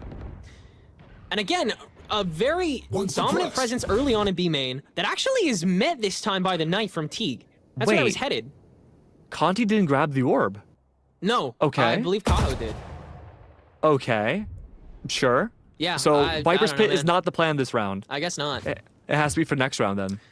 It must be to try to bait everyone over to A, because if you pit, then that'll be too tough to not go for it if you're Blinn, because then you know the Cypher's on the other side. Right there. Back over to B. Shutting them down. Another knife into B main here. Oh, Okeanos not ready for Condi to hold so early, but once again, he's just used his body to trade off of Monson, hoping to say the same thing after grabbing his, but Kaho's in a bit of a tougher spot. So is Andrew, with Kaho's help, is able to deal with the other 2 inside main. And another crunch will let Resonate get that second round off. Blinn just not prepped for Resonate's hold, and while it wasn't the first 30 seconds of them being, you know, up close, they took that first 30 to get to a place in which Blinn College met them far too early. Yeah, that is a tough one. At least though the ult cycling for Rez is looking better into this next one. Again, Viper's Pit, one big note to point out. They can start snowballing this economy. And Resonate, they have a lot of opportunities here. That bit, look at that defensive Viper wall. That is purposely designed just to block out top of Hookah alongside the Viper's Pit and the very itty-bitty beginning here of A main. And that way, in theory, Blinn wants to still go for A site. They'll have to contest showers. But they won't. They'll just head up short. They're gonna try and bank off of this one screen to get through. Wall didn't even activate. There it goes. You're not even putting the screen on. Oh, they're turning the orb on. They tried to bait the peek out into the wall so that they'd have a crossfire, but nobody buckled to it. That's insane. No way. That's way too over-engineered. Okay, What? That's a lot to throw in, but it works, I guess. We pinch showers, and yeah, Spike is still ticking. I mean, yeah, Resonator kind of stuck at this point. Time to hunt. Yeah, at this point now, you just want to try to even up the numbers and take away as many guns as possible. Could be a possibility. I mean, realistically here, you want to challenge the Spike to allow Kaho to possibly get Sky Seekers into the next round. There's one Okay, for or Conti. He's gonna look for another here. Yeah, he wants to keep fast from enemy volleying. remaining. There it is. Oh, and Mikey down too. Wow. Very well met by Resonate. And they will have, I think, just enough time. Oh. Yup. Well done, guys. That was great. Yeah, that was really calculated. And this isn't the first time we've seen like these big detrimental deficits where Resonate has been able to take it back. We saw that on Split 2 between Andrew, I believe, and was it Velis? Yeah, and Velis, where they were stuck in a B-side 2v3 and they just spray transferred unbelievably to send it back into a pivotal round that they needed. You cannot underestimate this team. And I think Blinn has learned that lesson very painfully over the last map and a half now. Yeah, a couple times at this point. Hey, if there's one thing that Blinn players love doing, it's getting educated. It's learning. Oh my god. Wow. I mean, they must have a degree in Valorology at this point. Yeah. Okay, good smoke's coming down. You want to divide out at least 2/3 of the site in order to have safe control. Cyber Cage gives great audio cues. KHS can just spam everything. Not checking for Oak. Who can just hop back now. Hey, Spaz with the flank watch this time. And everybody's stuck. That's the I mean, and this is the point at which Blinn College has basically won all of the rounds they've won up until this point. This is when the rounds tend to be decided. We are still clutchless today. One enemy remaining. No, we had one clutch last map. Oh, did we? Oh. From Monty. Oh, my fault. Oh, yeah, you're right. You're right. It was. Oh, and we didn't even say Zippo. Dude, we're so bad. Oh, there we go. Lighting things up, though. Good for Velis, but it's far too late. There's no way. No. Is he gonna still take this fight? Oh, he does at least once. But, yeah, that's definitely around going to Blinn. And again, it's a point in which like these rounds are decided a lot of the time before the spike even falls, just because of these opening picks, and Blinn was the one to find him this time. And with that flank watch, that was really unstopped. Spaz grabs one, and then Velis kind of had to like question all of his life choices for a couple seconds. I like this though from Mikey. Now we've seen the fast takes on B before. I mean, it's been absolute chaos whenever there's been a post plant. But if Mikey can confirm either the orb or allow Okeanos, you have 3 options here to have just an impactful ultimate to take over B site. It's like a kid in a candy store here for Blinn, depending on how they want to play this out. And not that they know this yet, but it works even better because there's no players in Octagon.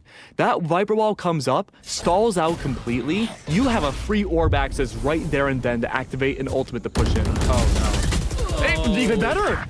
Spike Big down. counter B. aggro from Rezo. That is still netted in the way of Blinn due to just how many people there are, so Resonate still have to take this 2v3, and Spike Spaz is gonna throw that pit into the mix too. I mean, you do have the neural threat from KHS to help out here. 2 cyber cages too, plenty of util from Andrew as well. A lot of info gathering that these two could use to take it back. Okeanos is getting really tired of fighting KHS through the wall. So Andrew, the one left, and I think he's also going to save here. Yeah, economy's not looking good. Not looking great right now. And this was a similar issue that, you know, we've seen from Resonate in the past, where they have a hard time keeping their economy afloat, even in rounds where they begin to snowball things. They overinvest and still take a lot of bodies away when they do confirm those rounds. And not only that now, you only have a few rounds left in this first half. Not the best showcase, especially with a double, you know, semi-sentinel setup here. To block out Blinn from taking these fights and taking site control. This Cypher has been not nearly as effective as it was against thinking men. And now it's questionable of where KHS can go yet again. Andrew's 1-6. Yikes, dude. I mean, at this point, you need the... Andrew needs to be activated somehow. He's just sitting back of sight, and it's just a body for post plans. Yeah, you haven't even really been able to trade him off of anyone that often, but when you can, it just doesn't feel like enough. Blinn are gonna go for a very aggressive opening here with the showstopper from Okeanos as Spaz holds down Sand to grab his. That's the only presence on B site. They were really waiting for this Raze ult, and no one else will fall just yet, but Spike will go down for free here, and Blinn have a lot of different angles to hold without too much fear of clear. Anybody else coming in, but Hookah's already occupied, and Okeanos is in a very dangerous spot for that. Never mind, he'll just get blocked up by KHS on the regular approach. Ult tossed in. One enemy remaining.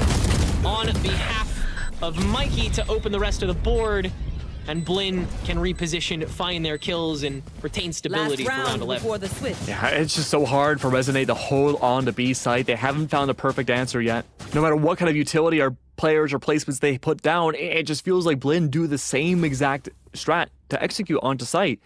How do you shut down Okeanos? 11-7, a pretty comparable scoreline, I suppose. But how do you shut him down from taking so much space? It's the firepower that leads behind him that's been the true issue. So many just waves of bullets, I suppose. A default comes out from Blinn. Change of pace once again. Expectation now for this final round is that Resonate should be playing aggressive and change their own pace to maybe confirm this fourth little sneaky round and feel decent for the next half. Not the case though. They're holding contact angles everywhere. Yeah, it is all contact. Even off the cam. This is hyper aggro from Resonate, and it's only netted them slightly negative trades so far. And oh my god! The null command, an immediate response to the showstopper. It's just so instantaneous. Andrew is not allowed to do a thing this half. And Blinn walks right into A site, completely unstoppable. At this point, stunned already. Hard to take back sight. I mean, at this point, it's already over. You have every piece of util in the world. Ponzi can clear lamps back up, will fall to the incendiary. And now you have only one direction you have to look. It's Velis who will give himself away to Mikey. And Blinn are 4 rounds away. I will go on, and this might be the closest they've got. Actually, no. Well, no, they did with YFP. I think they got like a round away. I think, was it like a 13-11? It was close. It was very close. But this is 4 rounds out with a 6-round lead. Blinn has never been this close to making challengers. And the time is now, for sure. Pistol round, are you kidding me? This is when you absolutely execute. They're going to 4-stack on B for it. I mean, they evaded their bracket demons in this tournament. Thinking Men was the team to eliminate them in the championship qualifier game for the upper bracket. It was the Glazers who got the qualifier through challengers, beating Blinn in the lower bracket. This is Blinn's time to take that revenge. Maybe not necessarily directly, except for the Glazers, but this is a way to really exact that dominance over. Big walk in to start out along B long. Blinn looking for a fight, and Velis will be the one that they find for some damage on Monsi. But nothing else. Rest of Resonate gonna scope out the entrances of B, as everyone's here now, making sure that got our T's crossed and our I's dotted along A. Flankers, a lot of presence here in B long that is here for the actual fight. Mikey controls it all. Spike is now down, and so the rest of Blinn, they may reconsider as well. Teague sidestepping, making sure nobody is coming through Hookah as well. And now being smoked out, KHS will probably have to wait a little bit longer. Yeah, just wait for that smoke to dissipate. Get the fire on Brim. Maybe then a lucky pre-fire possibly on the KO? No, perma smoke instead. Another Unlucky. This is tough. I mean, if anything, maybe the call could be made from the Viper that their KO's right underneath. That'd be huge to remove Teague at the very least. Get rid of those cross contact angles. 30 seconds. 30 seconds left though. Oh, not even. That knife, it should have discovered. I believe it discovered KHS. It must have. I believe he meant We just didn't see the or UI. Gordon, though, but yeah, I mean, he's unchecked for long enough for it to not matter. So that'll be a swift cleanup for Blinn, and huge advantage rolls over to them for the map, the series, the title, the challenger spot, the game against Sad Esports, RIP. But this is looking really clean. I mean, we're right where we started on Split in the second half. It was 11-1. Resonate has 2 extra rounds to work with than they did then. And they were able to convert that 11-1 to 11-7 and ultimately still lost it out. So Resonate, they have to make this miracle work.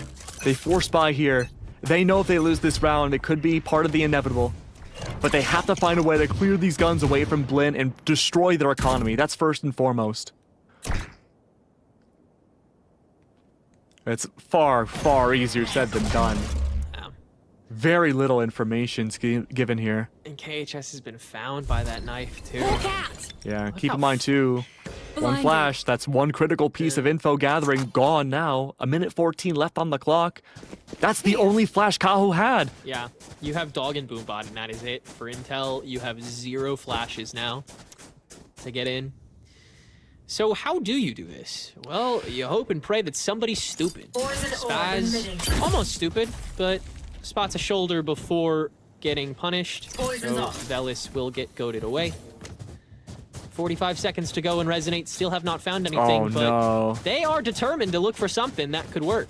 So they will head back on over to A site, where there is slightly less presence. There is no swift hold along short. There is no immediate counter aggression. Blinn aren't going to fall for this fake either. They know full well this should be a rotate over towards A. I mean, yeah, the steps are heard. They're not giving. They're going to give themselves away here. The fight is what matters. KHS has already been found out. Has to act quickly. Not quickly enough. Mike takes him down.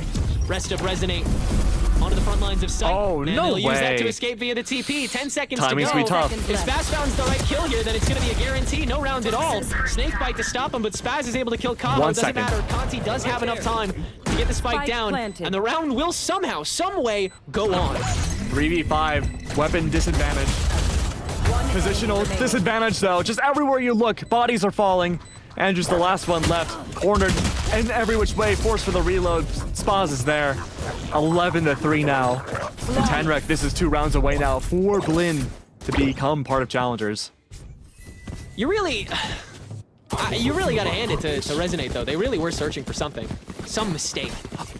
Yeah, They checked I everywhere. mean, they don't even necessarily love to play around the teleporters of Bind. A lot of teams use those teleporters as the facet to rotate very quickly. But, I mean, for them, they're willing to take that time and play extra slow, put that doubt in the minds of the enemy team. But Resonate's also done that a lot. Like, Blinn can only fall for that so many times. And considering 2 players were able to pressure out 5 fully broken by players, it's not a great look for Resonate. Monty, what to throw in response to this hyper push, everything, and with the help of the snakebite, nobody else can get on site. Spaz has this under his control completely. 3 now, and Kaho just wants to take the fight early on to try to trade, but there's still all this util on the ground.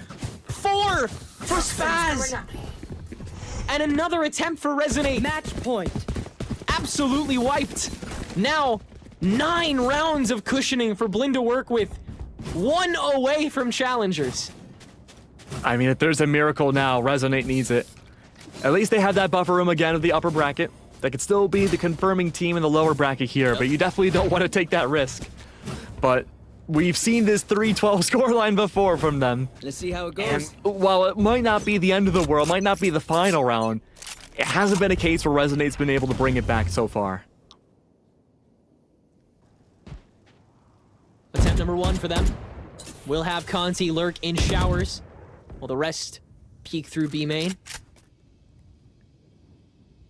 But again, it's Teague holding so early here to see if he can scope out anything. No util used yet, really. Gecko blind set up and ready too. He's gonna throw that the second he hears steps. Can you go And then this the wall's out? gonna come up. Can you maybe rotate and then just like go insane dizzy? Oh no. Wow. Huge early kill here. But Andrew's on site, has some height, has some space. Can open it up for Resonate maybe? No. They'll take the TP and they'll go to makes the meet call. Teague. So how many can Teague find here? He does have a smoke, so they have to know that he's here. Yeah, Conti's just gonna check it and kill it. Easy. Okeanos with that lurk watch though is able to take care of KHS. So it'll be a late retake here for Blinn, but it will be a 3v3. Resonate setting up shop. Truck and lamps. Where do you come from first? Blinn's execute has to be perfectly timed here if they want it. In 16. Styles gives himself away a little early. Enough time for Andrew to reset. Grab the first fight. Okeanos hops down, spots Andrew's head, but there's no time to waste. And Mikey, Great molly. on the way from short, is going to do a lot of the heavy lifting later on in this. Last Andrew's been player found out, standing. but Velis has not, and that's going to be the round for sure. Resonate will hold on at least once. Keep too stable for their fourth. What a fantastic post plan from Resonate there. Velis especially. The fact that we saw them all group up together and not play individual angles and cross contact was so smart. They were playing for tradability. They were looking to have, just a double swing, a triple swing, even if possible. And really as a team looking to cover each other's backs. Plus, the utility from Velis just played for the stall. This was a post plant where Resonate had no idea where Blinn was going to come in from. And so now again, we could very well be towing the line yet more. We'll have to wait and see. One player on A site for Blinn. And it's not even the Viper's Pit. So that orb's given? No, not even. It's just a massacre. Wow. Poison orb emitting. And Styles check this time. No, he is My not! ultimate is ready. He's just gonna wrap it up Defenders win. himself! You No wanted other to help kill me, needed. Didn't you? And school is back in session. Blinn has made it into challengers. Keg, I never thought I would see the day, really, at this point. But they finally did it. I mean, this is the moment we've been waiting for, right? I mean, Blinn was a team in the second qualifiers that was just millimeters close from bringing it back. And it seemed like from qualifiers 1 to 2, they were that team that missed the boat the first time, and they somehow missed it the second. This was their time to shine, and everyone knew they'd make it through in the upper bracket. Now the big question is, okay, who's the other team? That's the big question now. That's true. And Resonate has made a case among the 3 remaining teams to be that team for sure. The way that they were able to meet Blinn when they were at their fullest which granted was not that often, but when they had that full kit, they looked very dangerous. Even for retakes, they were able to isolate the right fights. And when they had that pack mentality, they were nigh unstoppable. But man, oh man, Blinn's got some really good aimers on their team, don't they? And their timing was so incredible across all of that. They played both sides like a fiddle, and they never backed down. Yeah, just to speak on Resonate one more time, I really enjoyed their gameplay. I had my doubts in the beginning, but they're a team that I would look forward to casting every single event they're in. I really hope they play more, but all the congratulations to Blinn. They absolutely deserve this. They've been the most coordinated and structured team we've seen outside of Challengers. And just for those counting, that is an undefeated run from the start of Premier for Blinn up until now. They have yet to lose a, I think, map, actually. Yeah. That might be wrong. They might have dropped one. But yeah, they dropped a map to Van Lin. But apart from that, they have been undefeated since the beginning of Premier. They are so good right now. They were ready for challengers before this off-season qual even started, and they are more ready than ever. Now look at that again. It all came off of first kills, Keg. We've seen this every map, nearly identical, and this time it is. Win condition for every single one of these teams in the upper bracket so far. Get those opening kills. Make sure you can capitalize off of it. Blinn, fantastic all the way through on Bind. They looked perfection on it, and they went through some of the weirdest strats we have seen so far, especially on the attacking side, and they brought it home. They never looked like they were unconfident. They always had a plan in mind. And it was a team effort the whole way through. Mikey may count as that MVP, and 3 first Absolutely frags deserved. as a Brimstone is ridiculous, by the way. But really, everyone on this Blinn team put in so much work for this map and this match, for that matter. All 5 of these players look insane. This team looks insane. I'm telling you, give Mikey like 2 or 3 years, you'll see him in franchise. I have been so impressed with this player for about a year now. Every single time I've had the opportunity to watch him, he's always had some sort of enormous clutch. And it's always been the big anchor for the team. And an MVP to qualify for the challengers doing so is just icing on the cake. Yeah, that's definitely something that they can be happy about. I'm excited to see, you know, how these players are feeling, you know, after that match. That's got to be super exciting for them, and all of them have been in this game for so long to make it this far. I think this is the first time any of them have gotten to VCL as well on any team. So yeah. this is a big moment for them. So real big congratulations to them. But hey, job's not finished, guys. We still got another day of this tournament, man. Resonate is going to go on to face the winner of Thinking Men versus Glazers. Gompers and Marks are going to be covering both of those matches tomorrow, and it is going to be a hoot and a holler keg. I gotta be honest, I know we jinx, I know we say a lot of stupid stuff, I know we're literally casters, but who do you think is going to be this other qual team? Thinking Men. I mean, that was my prediction going into this. I thought for sure Blinn would have no issue at all taking revenge on the 2 teams that knocked them out down in the last qualifier and bring things to the winning side. But Resonate has really thrown a wrench in those plans. It really comes down to Thinking Man, and I think a revenge run against Resonate. And I don't want to give you a cop-out answer. I truly do not know who's going to win that. It really is so tight over here in the relegation tournament, except for Blinn, apparently, because they just look so comfortable. But for these last 3 teams, any of them deserve a spot in challengers. 2 of them already had them, but there has already been a stiff changing of the guard. Will it be a complete changing? Blinn College will face off against SAD Esports in the round of 12 in the Mid-Season Cup coming up in about a week and a half. But like I said, tomorrow, the remainder of the promo, Relo, Tourney, Glazers, Thinking Men, and Resonate. Gompers and Marks taking you there. We'll catch you there. Bye-bye.